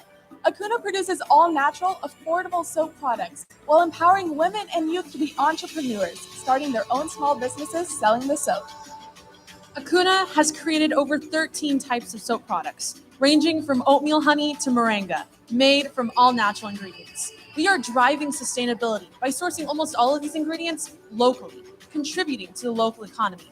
Some of these ingredients include Ganyan shea butter and tea tree oil that we distill ourselves. Designated for people of all demographics, these soaps have been proven to be beneficial in both health and in sanitation. Last year, Acuna sales reached a revenue of $5,000. But since the start of this school year, business has taken off, and Acuna has tripled their revenue, making over $15,000. On average, we now sell $2,300 worth of soap every month. In total, the Acuna soap industry has produced over 70,000 bars of soap and generated over $20,000 in revenue, representing a value of approximately 350,000 Zambian kwacha. Enactus student and former president Ashley Blake is currently in Zambia serving as our international project manager for Acuna, assisted by our international members as well as our US-based team. Alongside Ashley, we have had 3 Enactus members serving as interns in Zambia. This coming school year, I have personally made the decision to join the team in Zambia, and I'm looking forward to gaining a hands-on experience with this project. As Ashley's time in Zambia is slowly coming to a close, she is also in the process of training Isaac Zulu to take over and serve as production manager of the facility. Despite being born and raised in the slums of Lusaka, Isaac was able to graduate from Copperbelt University, the largest university in Zambia. With the extensive training Isaac is currently receiving from our team, he is well on his way to ensuring the continued success of Acuna soap industry. When we started to work with the Acuna soap industry, I decided that I wanted to come here in person this year to manage the project here in Zambia. I'm leaving in 2 months. I still have to go back to the United States and finish my degree in college. So over these next 2 months, my plan is to train Isaac Zulu, our current production manager, to fully manage the Acuna soap industry. I am confident that he has the skill set that is needed to make sure that this industry is sustainable and can grow in the future. And I can't wait to see what he accomplishes. So far, we have trained over 40 local sales agents to start their own businesses selling these soaps. We enable them to support their families, pursue their education, and fulfill their dreams. Esther Mokoma now serves as our local sales agent supervisor. As a single mother with 3 kids, Esther now has a stable monthly income and can access a health insurance policy and a pension policy through her job with Acuna. I've been working with Acuna since November 2021. The sales have been good. I think the reports will speak for me. They've been very absolutely 150% perfect. Yeah, I'm learning new things every single day. I'm working with Acuna.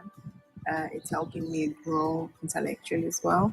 The years or the months I'm going to spend in Acuna will make me gain more experience in how to conduct myself in the business world, in how to interact with people, in how to sell, how I can improve myself as a sales agent or as a sales leader. The experiences you gain by interacting with people is just priceless.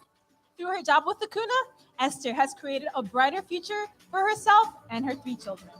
Throughout the past year, this project has reached new heights, but we are far from done. As of January 2022, we are proud to announce that we have broken ground on our very own Acuna soap factory.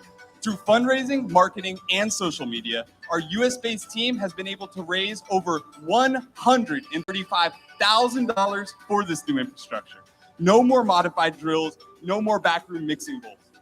Scheduled to open this month, the new factory will allow us to expand production capacity from 16,000 bars of soap to 64,000 bars of soap per day. This in turn will allow us to create 9 new job contracts in the Acuna soap industry. One of the major benefits associated with this is that the children of these additional workers will be able to attend the local school for a 70% tuition subsidy. Not only will we be able to launch 9 more women and youth into business and enroll children in school, but we will also be able to obtain our Zambia Bureau of Standards certification.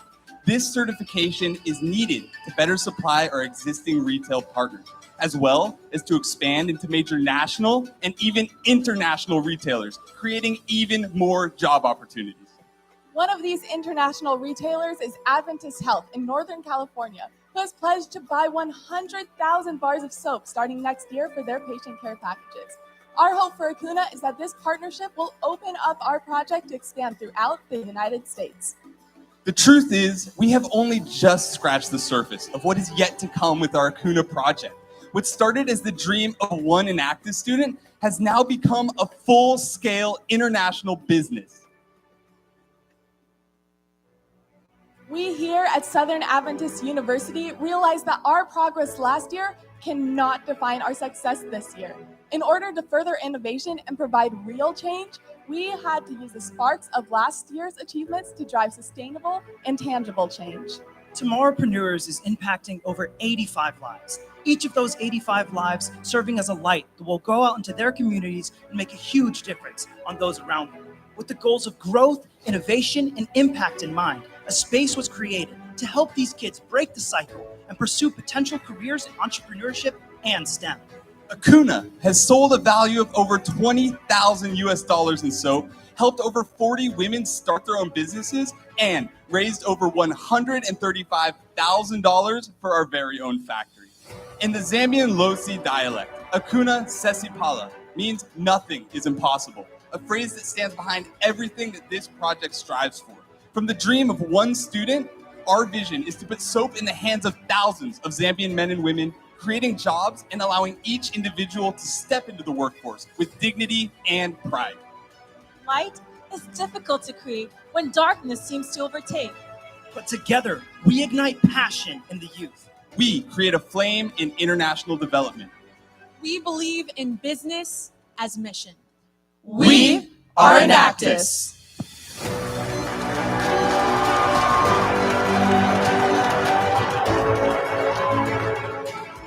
We will now begin the question and answer period. Hi guys, great presentation. I was wondering what you guys are doing to ensure fair wages for the Acuna workers. So, the lovely ladies selling your soaps and working there, and not just them, but also the individuals that you guys have building your soap factory. Yeah, so that's a great question because, of course, this is what we're most concerned with, is raising the standards of living in that area. So one of the ways we do this is obviously the wage difference is different than here. So we have to base it on their need and their want in that market. So the main way we actually get our soap to these ladies is it's their opportunity to come work with us if they want, and it's a lot of word of mouth. And we make a point to ensure that the price that we're selling the soap for, they're making at least 50% margin on. So whatever that is, they get to choose the price they sell it for. So in effect, they're choosing their own wages at the end, as long as they buy it from us as a package. And then to ensure the factory is going well, we've just made sure to use local teams that have connections with some of the people that we're working with there, which is a missionary-based community. So they know the right people and the right wages to pay to make that happen.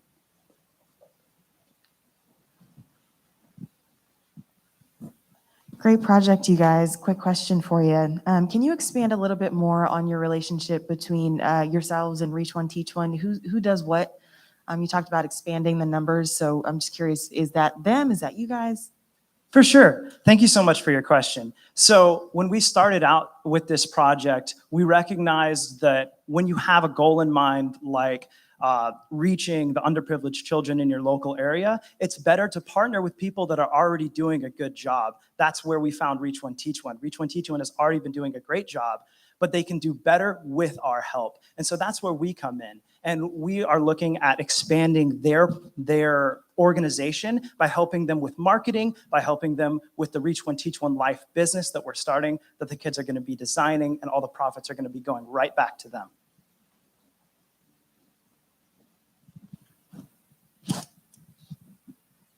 Hi guys, great presentation. Could you talk a little bit about the, I believe it was the web development curriculum that you're putting together for Reach One, Teach One?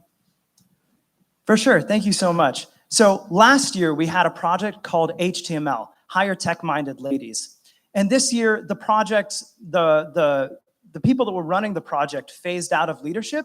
And so Tomorrowpreneurs took HTML under our wing and empowered Southern Adventist University's computer science department to kind of head that up. And so on Tuesdays and Thursdays, there's a group of girls that go to the Reach One, Teach One facility, and representatives from the Southern Adventist University Computer Science Department went there and taught them how to code, how to start with basic website design, and learn basic coding languages like Python or C++. Fantastic job, team. Congratulations on all your success in the past year. Great job being a freshman up there. It takes a lot, so kudos to you. So you mentioned your teammate Ashley is in Zambia right now. The big difference between when you go is that the soap factory will be done, I think if I heard correctly. What are the goals you have for future students when they go? Because Ashley, her goal was to train, I forget the gentleman's name, how to be, production manager. What's the goal for, it's really great seeing that there are students going, but what do you have planned for them? Thank you. That's a great question. And so I'll take this one just because as the project manager now, I've been working a lot with Karina to figure out what our plans for that next year will be and working a lot with the team there now. So again, sustainability is the focus here and developing a project that we're able to hand over, but still keep that connection with and still be able to help until it can fully run on its own is what's most important. And in the way that we're sending people over there, we've kind of changed our system. So until now, we've had Ashley and previous missionaries from our team go run it as Enactus, who we communicate with frequently. But we're transitioning to a place where we will have the same structure, but the communication will be with the leader there now. And again, I'm already in meetings with Isaac. I know him, and he's a great guy, and there's a reason we chose him to take it over. And it's primarily because his communication with us is so positive, and we have that great connection. And keeping that connection is going to help not only work on things there, which we will do primarily through Isaac and people like Karina who are going, but also to make sure that we can broaden the scope of this project and like with Adventist Health, reach This people. concludes the question and answer period. Thank you. You, Southern Adventist.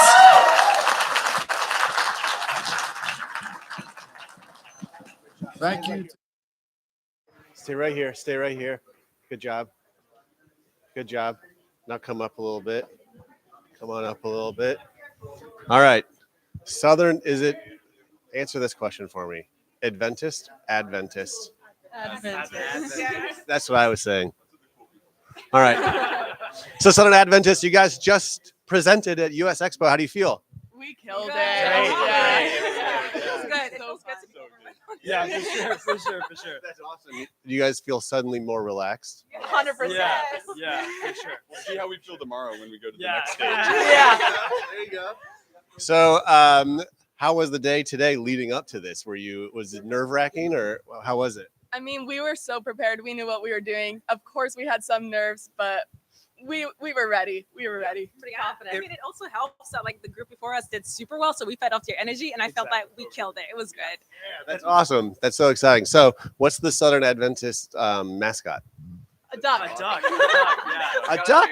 That's our next I'm from Oregon. Go Ducks. Oregon's not the real Ducks. It's the Southern Adventist. Exactly. So go ahead and say hi to everyone. Southern Adventists. Give them a go Ducks. What do you say? Go Ducks? Sure, go Ducks. SAU. Ducks. There you go. The SAU Ducks. Good job, guys. That was awesome. Good job. You guys got this.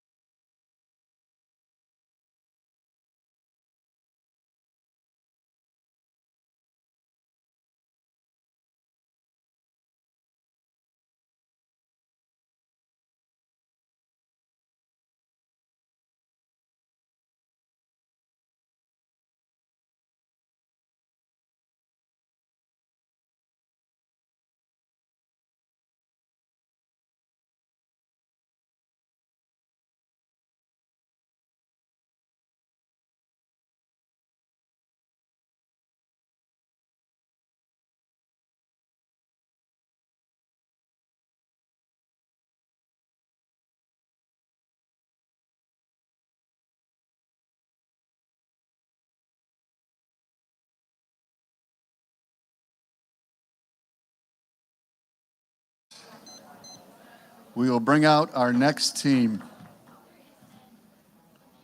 Next up to the stage, please welcome the team from University of Texas, Rio Grande Valley.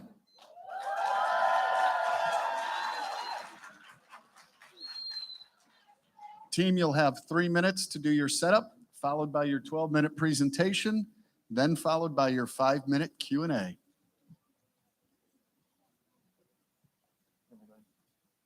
Enactus, UTRGV. Enactus, UTRGV. Enactus, UTRGV. Enactus, UTRGV. Somos el Valle.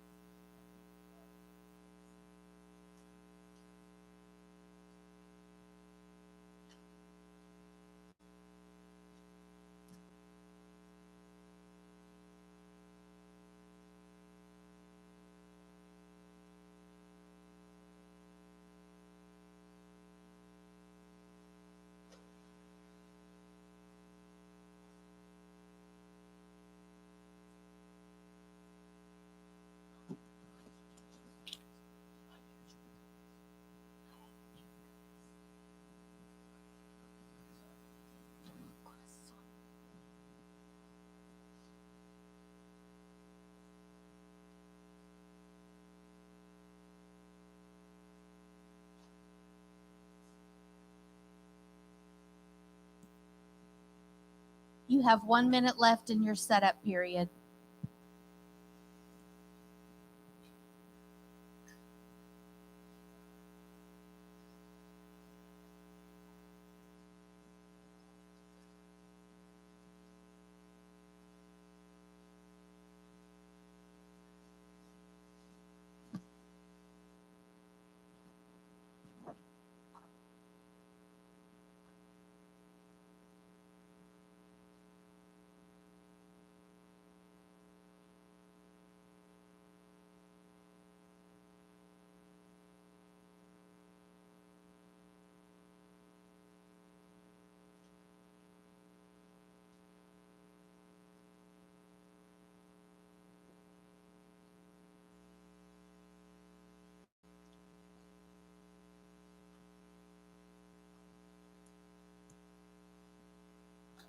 You may begin your presentation.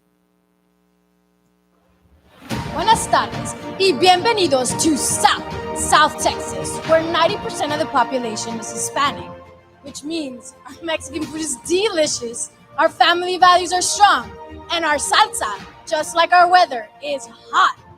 1,402,512 residents in our region. 32,441 students at our university. One Enactus team. We focus our efforts in a place we call home, the Rio Grande Valley. Using the UN Sustainable Development Goals as our compass, today we will share with you the projects we have accomplished, the partnerships we have created, and most importantly, the lives that we have impacted. The first project we will share with you today is our traditional Thanksgiving food drive called Cansgiving, which targets the 2nd and 17th UN Sustainable Development Goal, zero hunger and partnerships for the goal. We began this initiative when our chapter was founded in 2015 as a way to obtain an initial needs assessment and to form a bond between our members and our community. The cost of a Thanksgiving meal for a family of 4 is $32, making a direct economic impact of $51,840. 25 families began this endeavor in 2015, and we have heightened our goal every single year. This past Thanksgiving season, we achieved our highest number yet, feeding 1,600 families in need, full turkey dinners at across 12 community centers in the Rio Grande Valley and 20 families in the Washington, D.C. metropolitan area. Inspired by the 17th UN Sustainable Development Goal, we scaled this project by collaborating with 14 different partners, consisting of a national logistics firm, a local entrepreneur, the McAllen Elks Lodge, and over a dozen community centers used as distribution points. The synergy spark amongst our stakeholders has transcended our efforts and created a self-sustaining initiative. Our partners are now collaborating to secure resources for future endeavors, ensuring that the project can live on even without our chapter's input. Now that our efforts have created a sustainable economic impact, this event continues to introduce our new members to our chapter's values so that they too can become servant leaders of our community. Unfortunately, hunger is not the only issue plaguing our beautiful Valle. 34% of our population lives below the poverty line, with the median per capita income at $16,469. Tragically, discussing finances within our culture is often perceived as taboo. Attesting to this are statistics that show Hispanics generally test between 20 to 39% lower on financial literacy exams in comparison to other ethnicities. But we are trying to change that stigma and influence our future generations to live a financially sustainable life. Using the fourth UN Sustainability Goal, quality education, we hope to create a cultural shift in our community through our financial literacy program. The Financial Literacy Project is a continuation of a program we started 6 years ago with the Consulate of Mexico to teach immigrant families about U.S. monetary principles. This year's program consists of 6 lessons curated by our chapter regarding financial literacy in partnership with State Farm, Wells Fargo, and another business-oriented student organization called the Association of Latino Professionals for America. These topics consist of personal budgeting, acquiring and managing credit, avoiding fraud, insurance, investing, and mortgaging a home. In the past, this project was taught face-to-face in a traditional classroom setting. However, due to the COVID-19 pandemic, we decided to shift our focus to university students and hired a professional videographer to help create a video series of short and easy-to-watch videos. Last year's success of educating over 100 students influenced our university to implement our program as a core module for several classes throughout our institution, specifically for underperforming freshmen. With this new partnership, our financial literacy project has quadrupled its number of participants, amassing a total of 466 students registered. This creates an economic impact of over $246,187. Aside from the online modules, the Financial Literacy Project also hosted a total of 5 guest speakers this academic year at the university and organized a financial literacy conference in March with guest speakers from the Federal Reserve Bank, investment, and insurance firms. These events further support teaching financial literacy concepts in person. The following video is of Raul Resendez, one of our financial literacy speakers and a top insurance agent in the program now.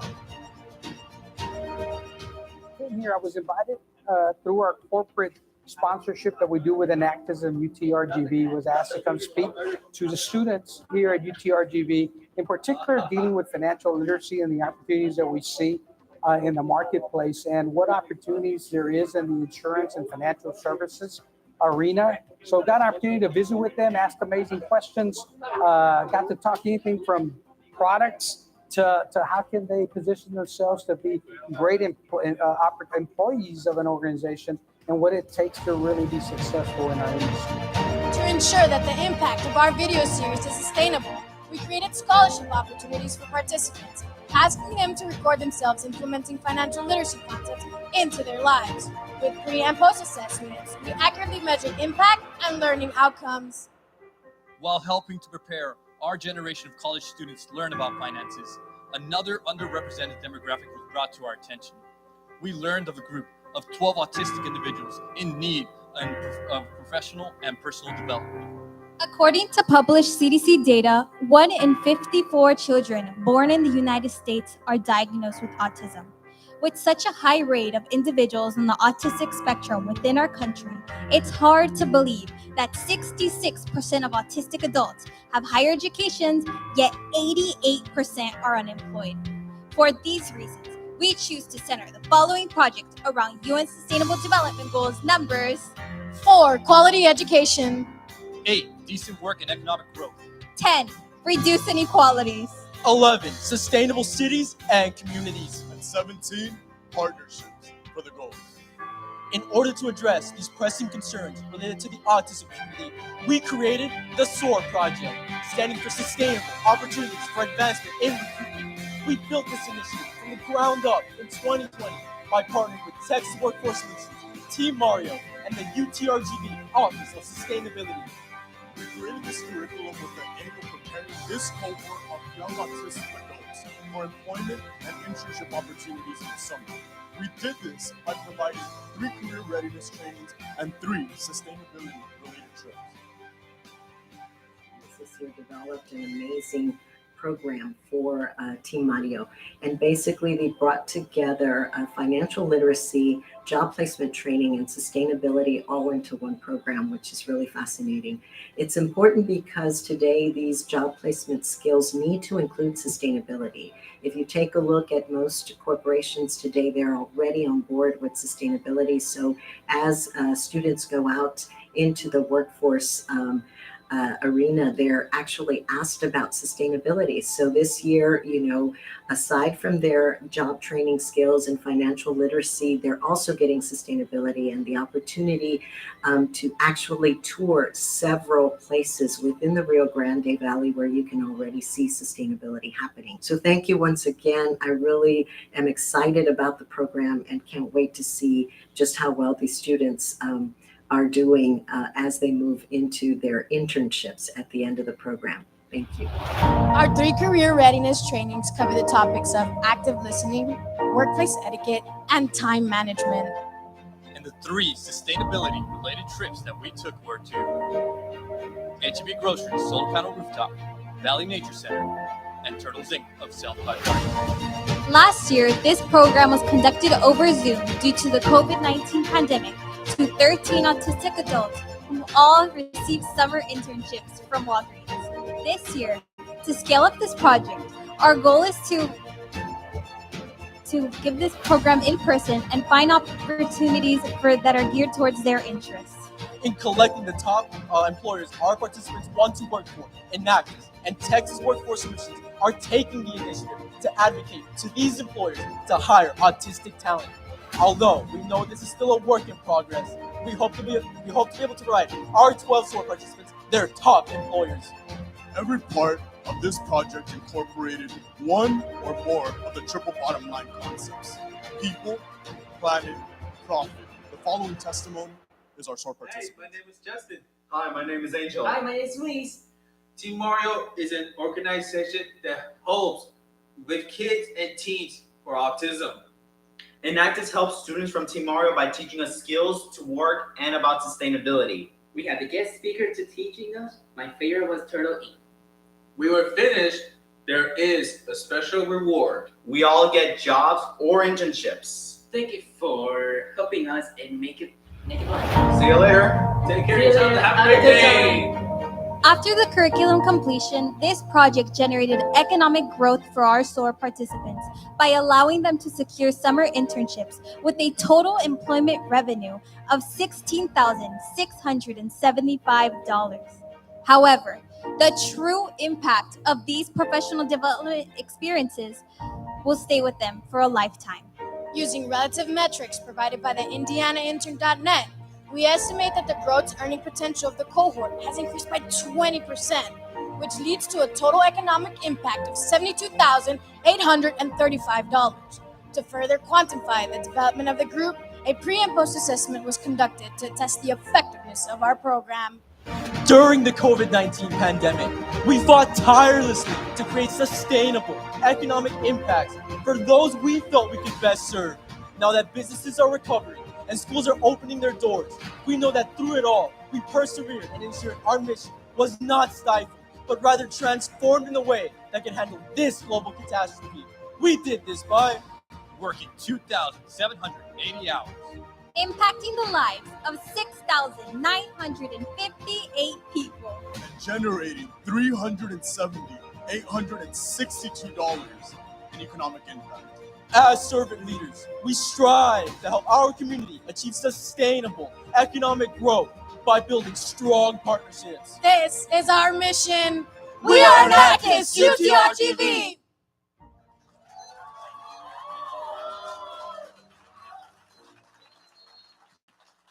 We will now begin the question and answer period.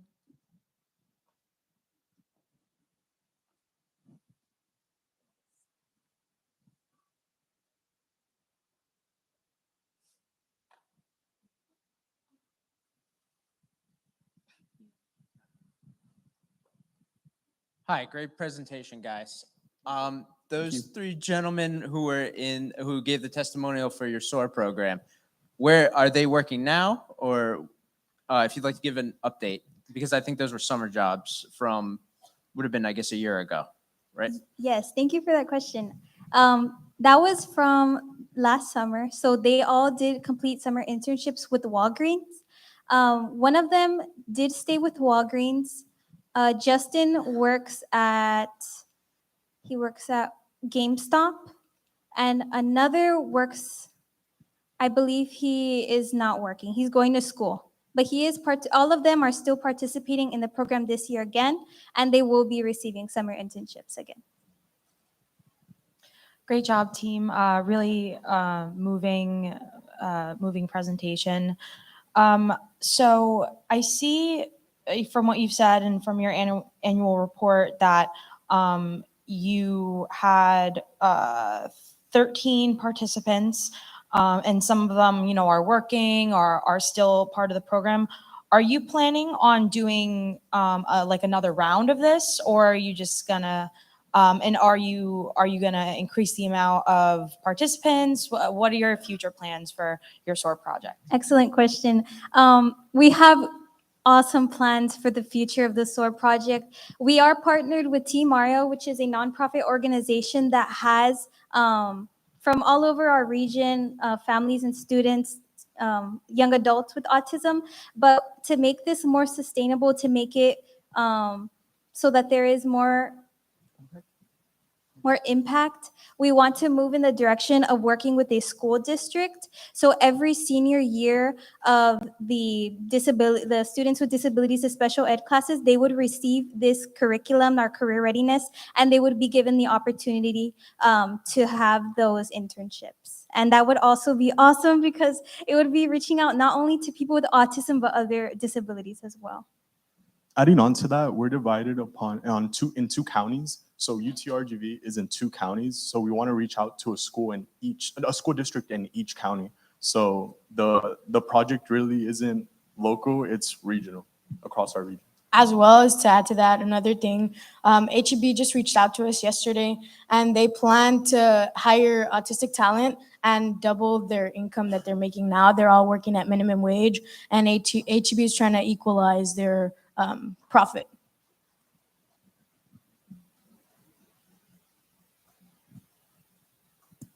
If there are no additional questions, we will conclude the question and answer period. Thank you, University of Texas, Rio Grande Valley. Thank you guys for your time. Visa. All right, thank you to the University of Texas, Rio Grande Valley. You now have 5 minutes to exit the stage before we bring on the next team. Again, observers, if you need to step out, now would be the time. I will say this is our last team, so hopefully you stick around to watch the last team. We'll be ready in 5 minutes. All right, come on in. All right, you guys just presented. How do you feel? Great. Amazing. Relieved. Amazing. Relieved. I feel very proud. Yeah, you should. Yeah, how did it go well? How did you feel with it? Did you? Excellent. Just like how we rehearsed. We worked really hard to get here, and we performed. We came through for each other. How many hours would you say you've rehearsed? Too many. One too many. One too many. To the point. Like every night for like 2 hours for the past 2 weeks or 3 weeks. And now you did it. Yeah. Exactly. You presented at US Expo. It's amazing. So, what now? You've just got done presenting. There might be more in your future, but for right now, what do you do? Do you celebrate? What do you do? We're getting back to work. We have our projects. Our projects, they're not done. We're going to continue them next year and into the years into the future. But I think we'll take a nap first. Yeah. Little nap, back to work. What's the school mascot? Vaquero. So it's a Mexican cowboy. Oh, okay. Yeah. All right. Can you guys tell everyone watching, friends and family at home, anything you guys want to say? Peace up, guys. Hey, Enactus UTRGV. Woo! There you go. University of Texas, Rio Grande. Good job, guys. You're all done. I'm done with you.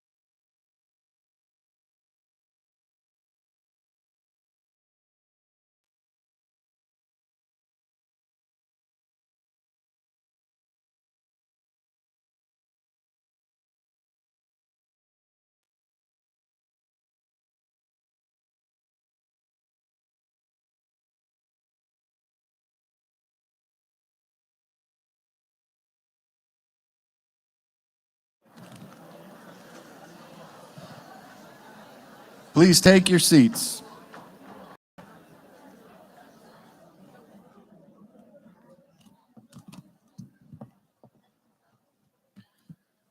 Okay, ladies and gentlemen, next up is the final team in League 4. Please welcome to the stage the team from the University of Wisconsin-Whitewater.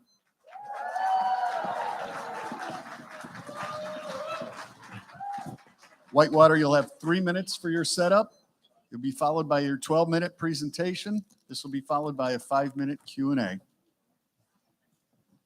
All right, I'm Graydon Gruco from the University of Wisconsin-Whitewater. Great to be here today. I am Katie Lynn Krieger, also from the University of Wisconsin-Whitewater. I am Amanda Eaton, also from the University of Wisconsin-Whitewater.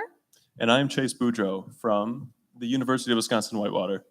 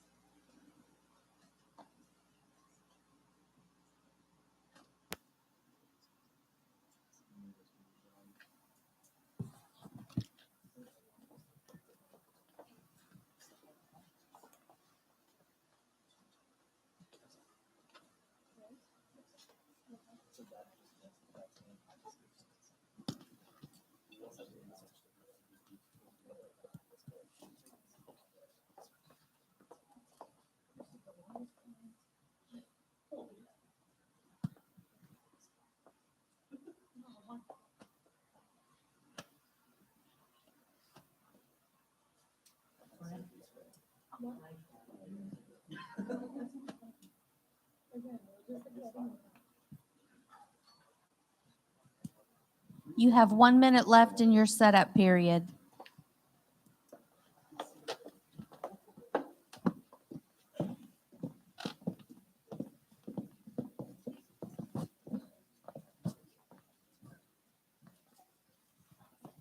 It's been a long day. How are y'all doing? Good? Surviving, fair.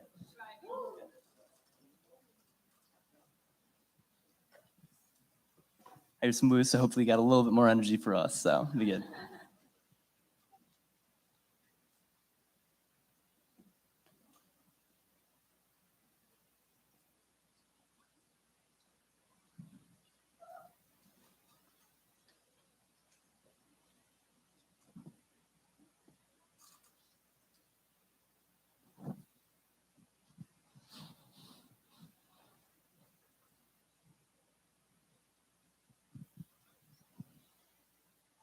You may begin your presentation. A world of darkness. You're unable to see the sunrise, the smile of your child, the cars bustling past you in the busy streets of India. You were trapped in your own body, unable to experience life's everyday miracles. This is the reality for the 1.1 billion people contending with vision loss worldwide. In the 12 minutes it will take for us to complete this presentation, our empowered female vision screeners of the AUDIA initiative will have completed 25 patient screenings. Of this, we know 3 will need eyeglasses, and 2 will be referred for a life-altering cataract surgery. How do we know this? Our team has built and deployed a mobile vision screening system that is capable of screening in rural communities. This innovative solution encapsulates our self-sustaining business model, supporting both our referral system and our screening system, all conducted and started in the middle of a global pandemic. There is a saying that it's only in statistics that people go blind by the millions, because the harsh reality is that everyone goes blind on their own. But today, we are here to share how we use the principles of Enactus to balance people, planet, and prosperity, and created a sustainable business model for fighting preventable blindness. Our program started on World Sight Day, October 14th, 2021. As of this morning, 72,000 individuals in the rural communities of India have been screened for vision ailments. This not only affects them, but it impacts their families and improves their communities for all of the rural communities.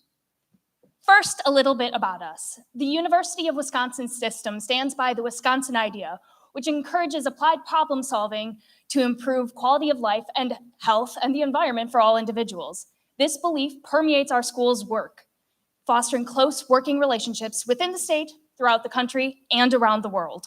This year, we launched a new project, Nextin, that aims to provide meaningful, lasting employment to young professionals based on shared values with employers. We submitted this project to the Enactus early stage competition. But the main focus of our presentation today is on our ADIA initiative in Northern India. In March, we sent teams into 3 of our communities to capture and show you the impact that ADIA has on these communities. And we call this experience Visions of Sarampur.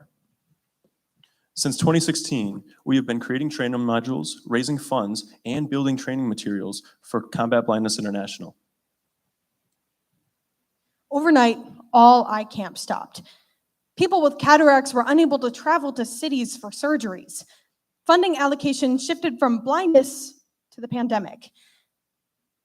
All momentum by our partners ground to a halt, and the need for entrepreneurial leadership and innovation was immediate. We began with a needs assessment.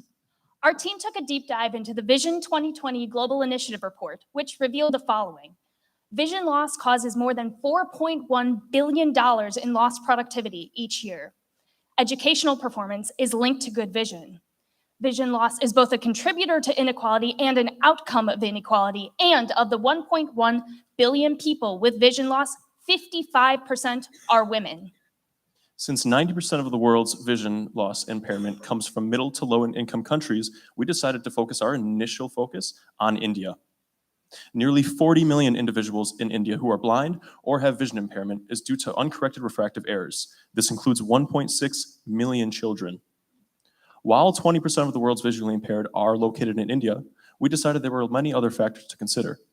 There are approximately 1,280 eye hospitals in the entire country, and the ratio of eye doctors to patients is just 1 to 219,000. The average real wage in India sits at just $4.42 per day, but for women is even lower at just $2.36 per day, largely due to a lack of educational opportunities. These numbers show critical need, but there is hope.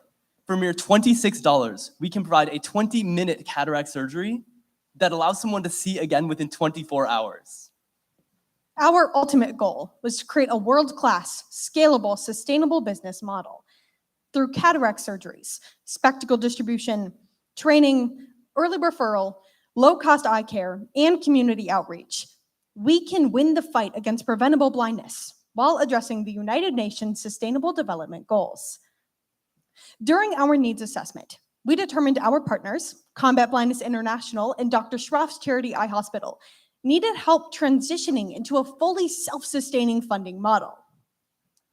This is the executive director, Reena Chandra Rajpal of Combat Blindness International. And she states that they've worked for over 37 years to fund different projects combating blindness, but they were starting to hit their limit of what they could do because they needed to continue funding projects every year. That's why it's such a big deal that when they partnered with us, we bring a sustainable business model that balances people, planet, and prosperity to the table that can greatly increase their impact. Last year, we proposed our innovative business model and received funds to help test and validate it. The ADIA pilot was launched over a 15-day period, and we were able to demonstrate that with the right combination of guidance, mobile technology, and training, young women could be empowered to become world-class vision screeners. The solution we came up with enables young women from rural communities to do door-to-door eye examinations, sell eyeglasses, and make crucial referrals for cataract surgeries, all while generating revenue for both themselves and the program as a whole. This is very different from what is traditionally done. Eye camps and temporary volunteers can help, but really they represent a short-term fix to a much bigger problem. But the fundamental DNA of our solution focuses on building a long-term relationship with entire communities. The key to business model development, as we heard in our keynote this morning, is iteration and testing. And so we were able to use the lessons and the feedback that we learned from our pilot program to scale our initiative, improve our business model, and most importantly, officially launch our ADIA initiative. Since our launch in October, we have trained 25 screeners. They have completed more than 72,000 vision screenings in Sarampur. More than 6,400 individuals have been referred to vision centers, with 1,400 reporting. We have already completed 87 cataract surgeries and sold 543 spectacles, and these numbers are increasing every day.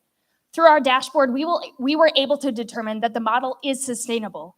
Even the initial costs of training, transportation, and the mobile kit can be recouped by the screener within 6 months.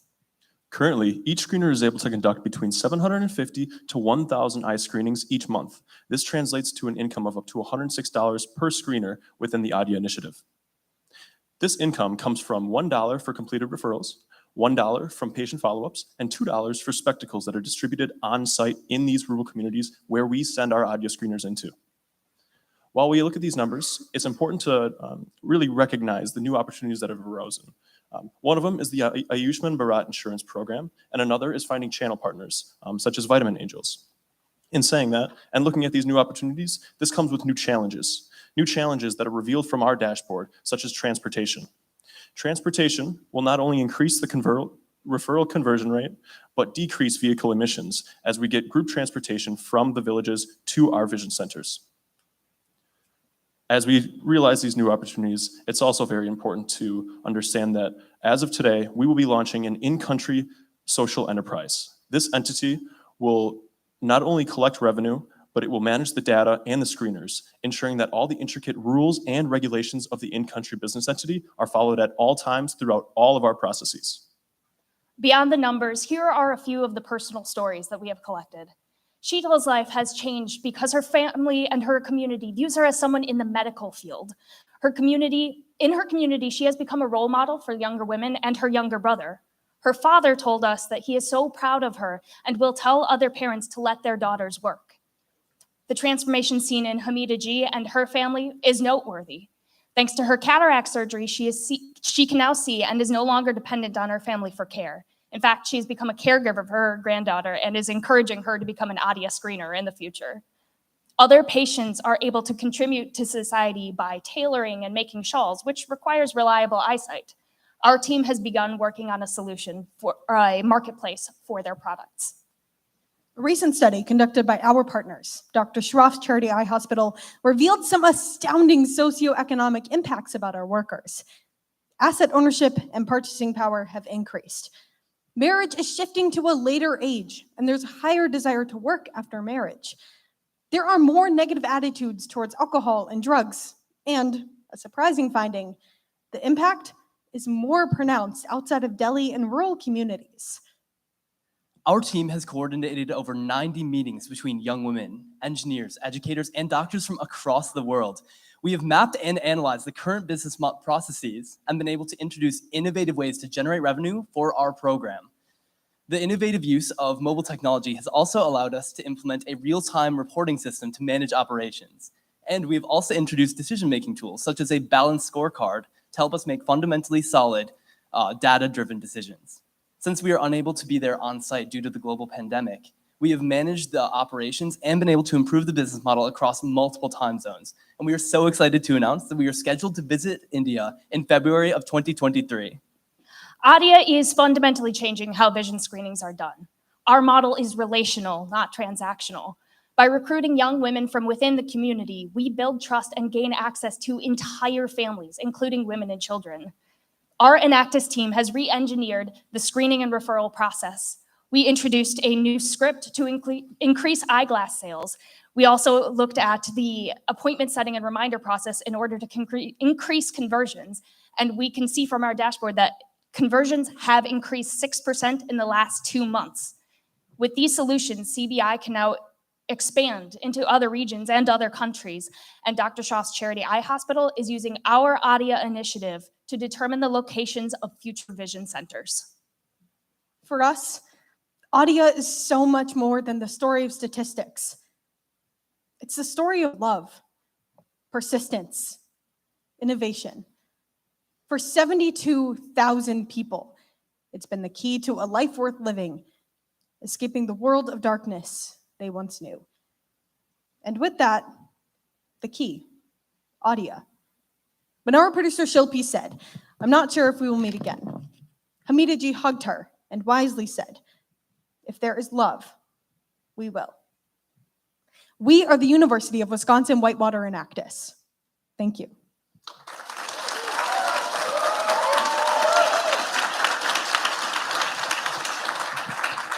We will now start the question and answer period.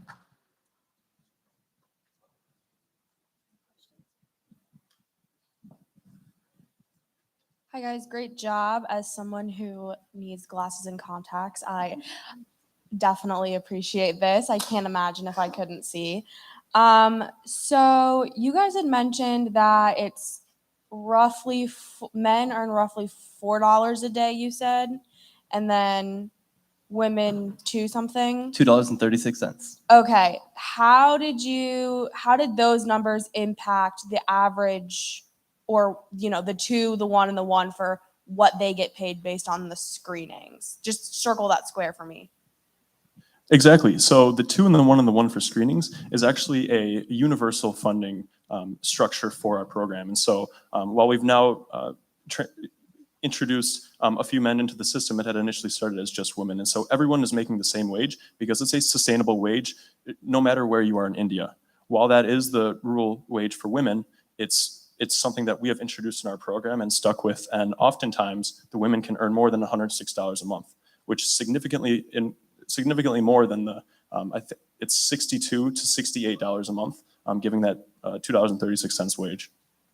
So the really impactful thing about this is that when they're earning about like $106 a month, that puts them right on the level playing field with men. So it's erasing gender inequalities as well with that wage. So it's very well thought out, and it's very much a living wage. And we've even seen a couple of our screeners become the main bread earners in their family, and their like extended family comes to move and live with them because they're the ones that are providing for their family. So.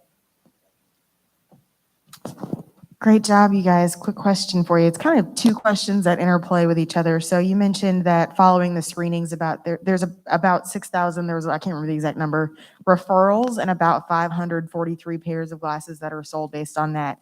And one of the things that you're doing to address that conversion rate is transportation. I'm curious what else you're doing, if you've identified that it's just transportation, people can't get there. And then I'm also curious about pricing. Is pricing potentially an issue for people? So I can answer that. So for your first question, we're obviously, through our dashboard, we can see a lot of the facilities and where our program has developed throughout the years, but most specifically where ADYA is for this. And while transportation, again, is important, it's more so focusing on if those individuals will be able to actually go from their villages to these screening centers. And so, like we said in the presentation, Shroff's Charity Hospital is now conducting their search for vision centers and their construction based on our model, based upon who may not be able to attend their vision centers. Your second question was actually one of the new opportunities that's emerged. So the Ayushman Bharat insurance program allows individuals to, it's essentially think of Medicare. And so use the government's funds to attend and actually go to our vision centers, because a lot of the time they don't want to attend because they can't pay. And so that provides them an opportunity to not only fund themselves, but their family, who we screen in all of these villages that we're able to break into. Another really amazing statistic that we've been able to see with a few of the women that increases referral rates is, if you imagine, like you live in rural India, and these people from nowhere with like their technology come in and they're like, hey, let's do an eye exam. Initially, you're going to be very wary, but we've gotten to the point with our workers in these communities being so having such great relationships with the people that people that are referred for surgery want the vision screeners with them at the surgery centers. So it's as we said, it's a relational model. We are building relationships with these communities, and the women are being able to learn more about these communities as well. And it's really amazing to see that kind of impact. So that is another thing that will, in the future, as we implement that, increase the conversion rate as well. Hey guys, great presentation. How do you guys deal with medical privacy? And I noticed that you mentioned that you wrote some new scripts. So how do you handle the software development generally for these mobile devices? Of course, I can answer that. And so right now, we use Survey Sparrow, and we actually conform all of our data collection to the ISO standards as of right now. A lot of the regulations are up in the air in India, still to be solidified because of the now breakthrough and the emerging data management with big data and using software like ours. And so everything does currently follow the rules and regulations. It's where we are talking to lawyers and professionals and those that are more knowledgeable about this subject. That concludes our question and answer period. Thank you, University of Wisconsin-Whitewater. All right, well, thank you to the University of Wisconsin-Whitewater. Good job, good job. Almost. Come on up. There you go. All right. With Wisconsin-Whitewater, How did it go? You guys seem even keeled. Are on the inside? Are you buzzing? Buzzing is definitely a word. I would say we're ecstatic to show everyone our results, make sure everyone knows the true impact of what we're doing in India, and work as a team to collaborate and prove our innovation to the world. Like it's a competition, but at the end of the day, the opportunity to just demonstrate what we've done and the impact that we're having on these communities that's a real win for us. So Hashtag we all win, right? Always. You guys won last year. So you come in with the confidence of a champion. You know, like they say, like after you hit a game-winning shot, you got to act like you've been there before. You guys seem so chill. Is it because you had experience from last year? I think it's just because we're confident in our project and the impacts. You know, we've created this business model and this project that has such significant impacts on so many levels between empowering women and actually like giving people their eyesight back, which is just amazing to feel. So it's pretty easy to be calm when you've created something so magnificent. Magnificent. That's a great word. So what are you guys going to do now? It's afternoon. What do you do now? We're going to Disney World. That's what I was gonna say. Disney World. Whitewater's going to Disney World. Wait, what's your guys' mascot? The Warhawks. Warhawks? Yeah. Pink purple. Oh, yeah. Do you want to talk to any Warhawks at home, friends and family that are watching? Hi, Mom. I'm sorry I didn't turn in my Spanish assignment, Dr. De Gregorio. Well, there you go. Wisconsin Whitewater. Great job, guys. Thank you. You're done. You're done now. Yeah, thank you. Appreciate it. Yeah, thanks, guys. Great job.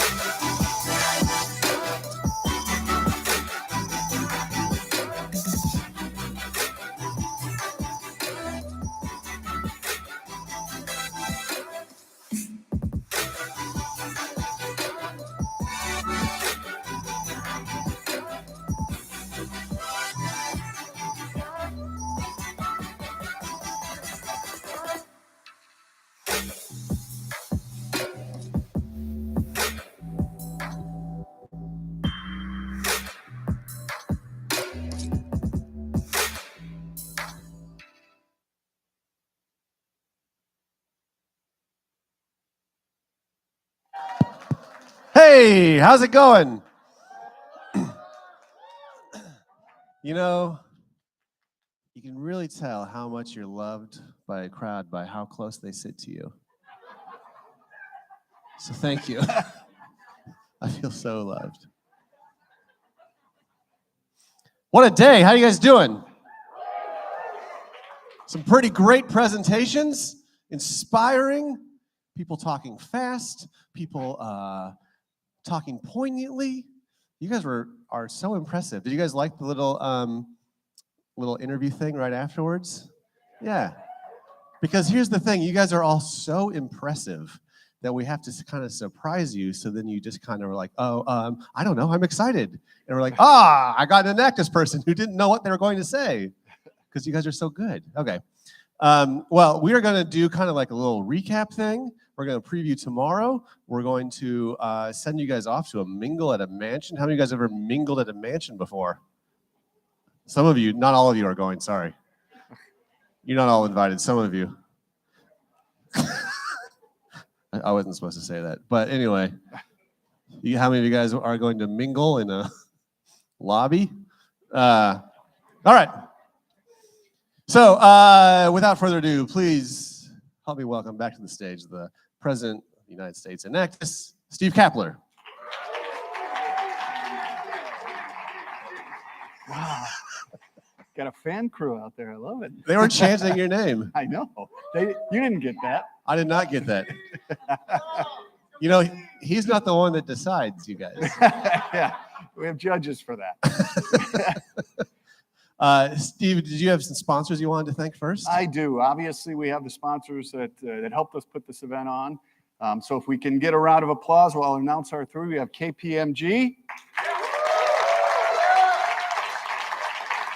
We have Regis Corporation.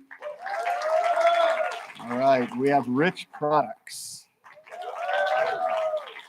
Now, more important than that, we've got some other people we need to thank too. I'd love for a great big round of applause for Long Island University. Yeah. Facilities and, wait, I didn't have it, but how was the lunch? Good lunch? All right, well. They're the Long Island Sharks. That was shark meat you were eating. Oh. I'm not. That's a lie. And a huge thanks to our judges. We had several that judged all 4 leagues. So a big round of applause. That's a lot of work, guys. And one final round of thanks to our career fair folks. Hopefully you had an opportunity to stop by tables and enjoy that. All right. All right. So let's do this. We're going to kind of recap what we saw today. It was a long day, but you guys were by far the best part of it. So let's see. Steve, what did you see? What did you like in League One? We had Rutgers, New Brunswick, Montgomery.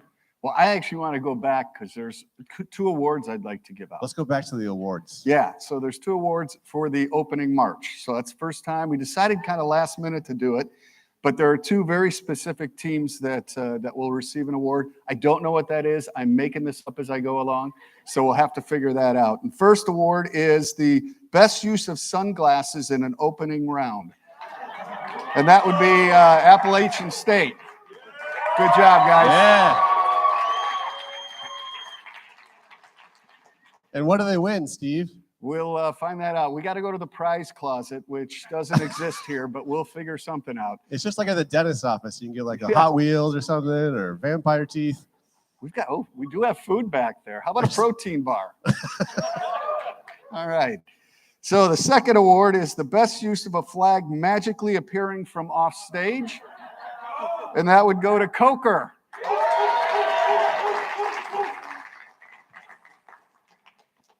All right, after that, obviously, we had a great opening speaker, Jordan Castello from Vision Spring. I'm so glad he could be here. And I'm going to remind you of the 3 things he said, because if I say them enough from this morning, then you'll remember exactly what he said. Number 1, find your passion. Find the thing that just gets you jazzed up. It'll be so important in your life as you move forward. Next, know your customer. Once you've kind of figured that out and you're going through all your ideation, really get to know your customer, because those iterations will make a big difference if you truly understand where your customers are coming from. And the last part, which I thought was the most important, that's build relationships. And that could be anywhere, anytime. It could be here. Relationships, someone from another school that you've met, and you can combine your talents to do things. So 3 really important ideas coming from a true social entrepreneur. Okay, now League One. And now we go? Yeah. Okay. League One. Steve, you're an expert. Tell me what you saw. What'd you like the teams were doing in League One? Well, the interesting group of teams, obviously. Coker came up first, talking about the overcoming issues of mental health. Thought they did an incredible job of putting together a program that would do that. And actually, the thing with them, they set a pretty high bar for the rest of the teams that came out. And that's important. And it's not easy to go first, and you have to remember, they were the first team to be on stage in almost 3 years. So congratulations to Coker and the team for really pulling that off.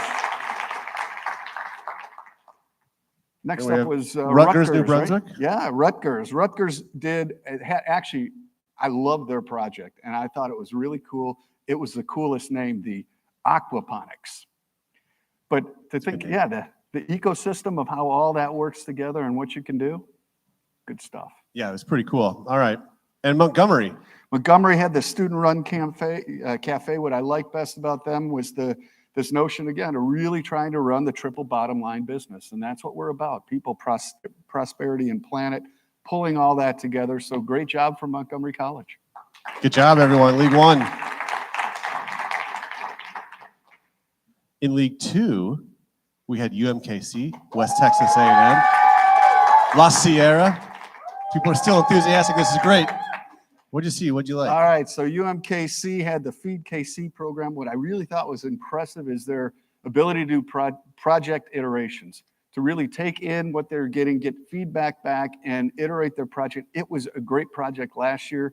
They made it a better project this year through the iterations, and that's important to remember as we go through this process. Very nice. One woo, one quiet woo. Some better ones. All right. West Texas A&M. West Texas A&M. They would get an award if we had awards for this, for the coolest name and getting people to say it over and over, and that was Ogallala. Do we remember that, everybody? What is it? All right, and that's, thanks, West Texas. We appreciate that. Again, another great project on how you can bring together all those things. So this is about the aquifer, if you remember, and getting that back up to speed and the impact you can have in a single community by doing something and really thinking about the needs within your local community. So great job by West Texas. And then rounding out League 2, we had La Sierra. La Sierra. So what was really inspiring, I think, was their commitment and focus on this. And this notion of the e-library, I thought was fabulous. And the key for me was using technology, using the ability to find other things there, and really, really making that to improve education. I've been in education for 30 years. I think what you did is wonderful. Yes, yes. And then we had a lunch break. What did you have? We had pork nachos, and they were really, really good. Yeah, they were good. Yeah. Do you want to break them down a little more? What do you The like about nachos? them? Nah, you could break yours down. It's currently being broken down inside of me. Okay.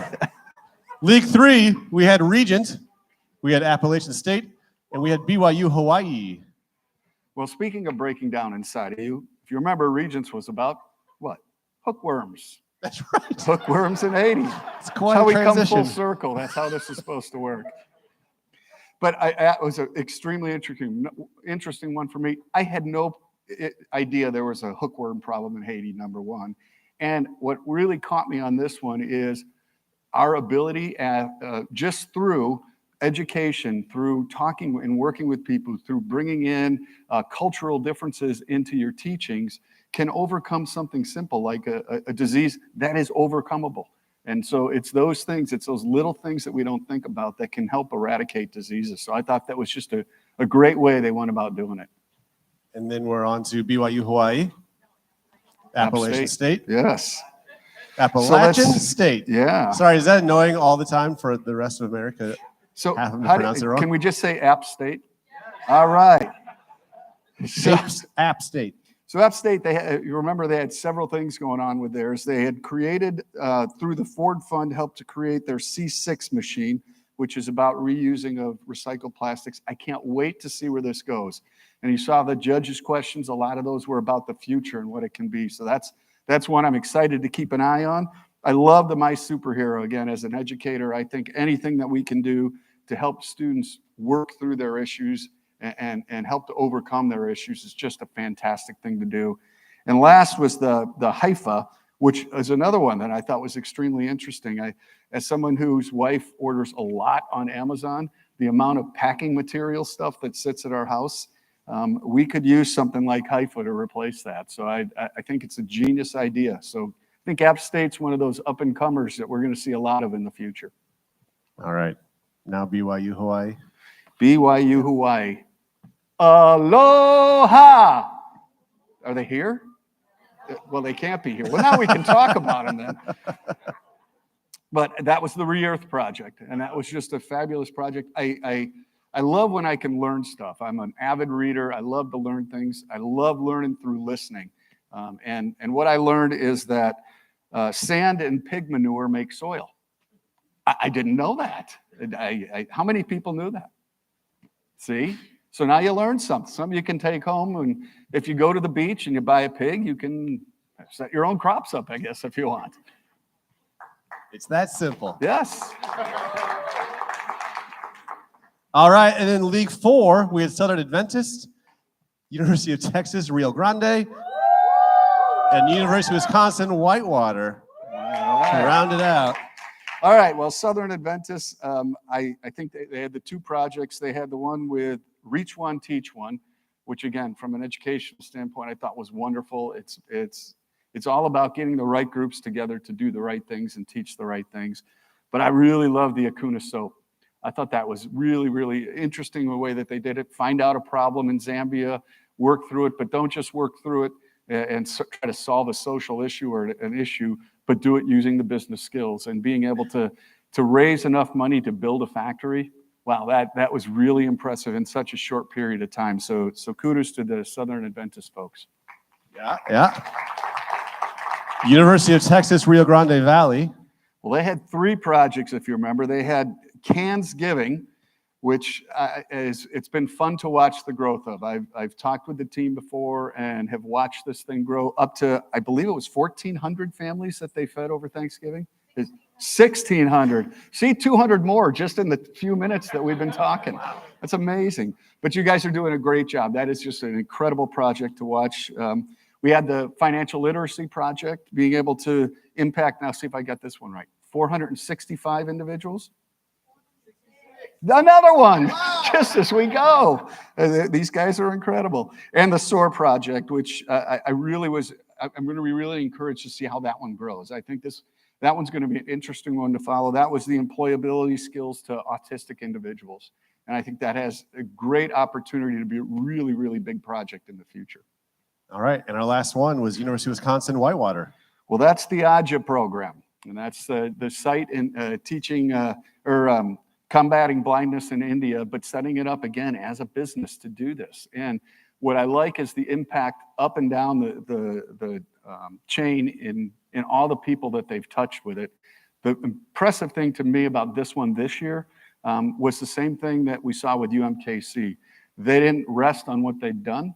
They iterated, they listened, they got new ideas, they plugged it in, they did new processes. These are all important things as you have a project, even successful ones.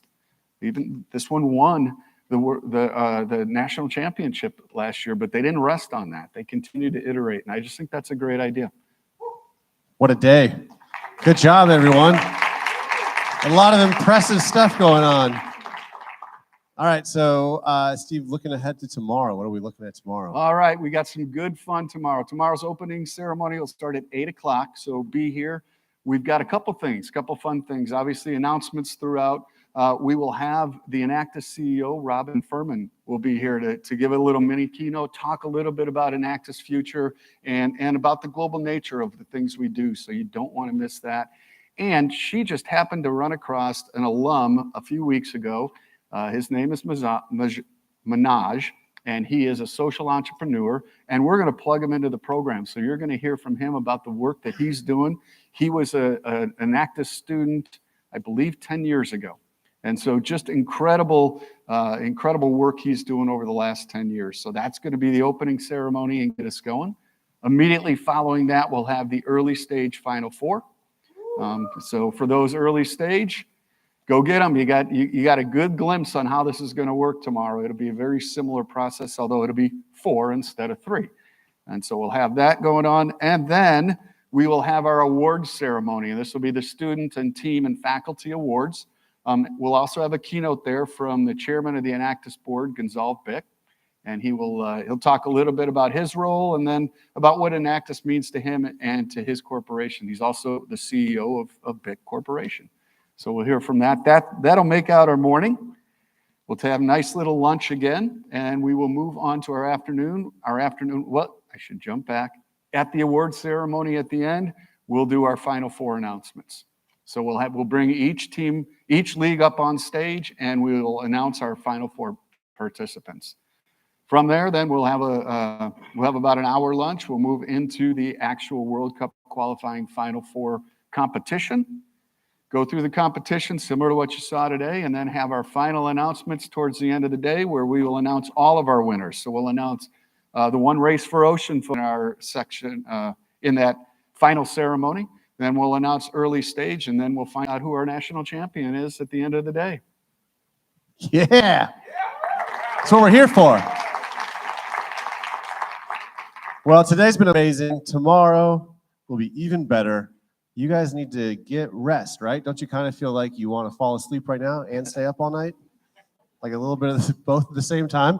You guys have put a ton of work in. We got one more day. At the end of the day, we will crown the national champion will move on to the World Cup. We're so glad you guys are here. Any last things to say?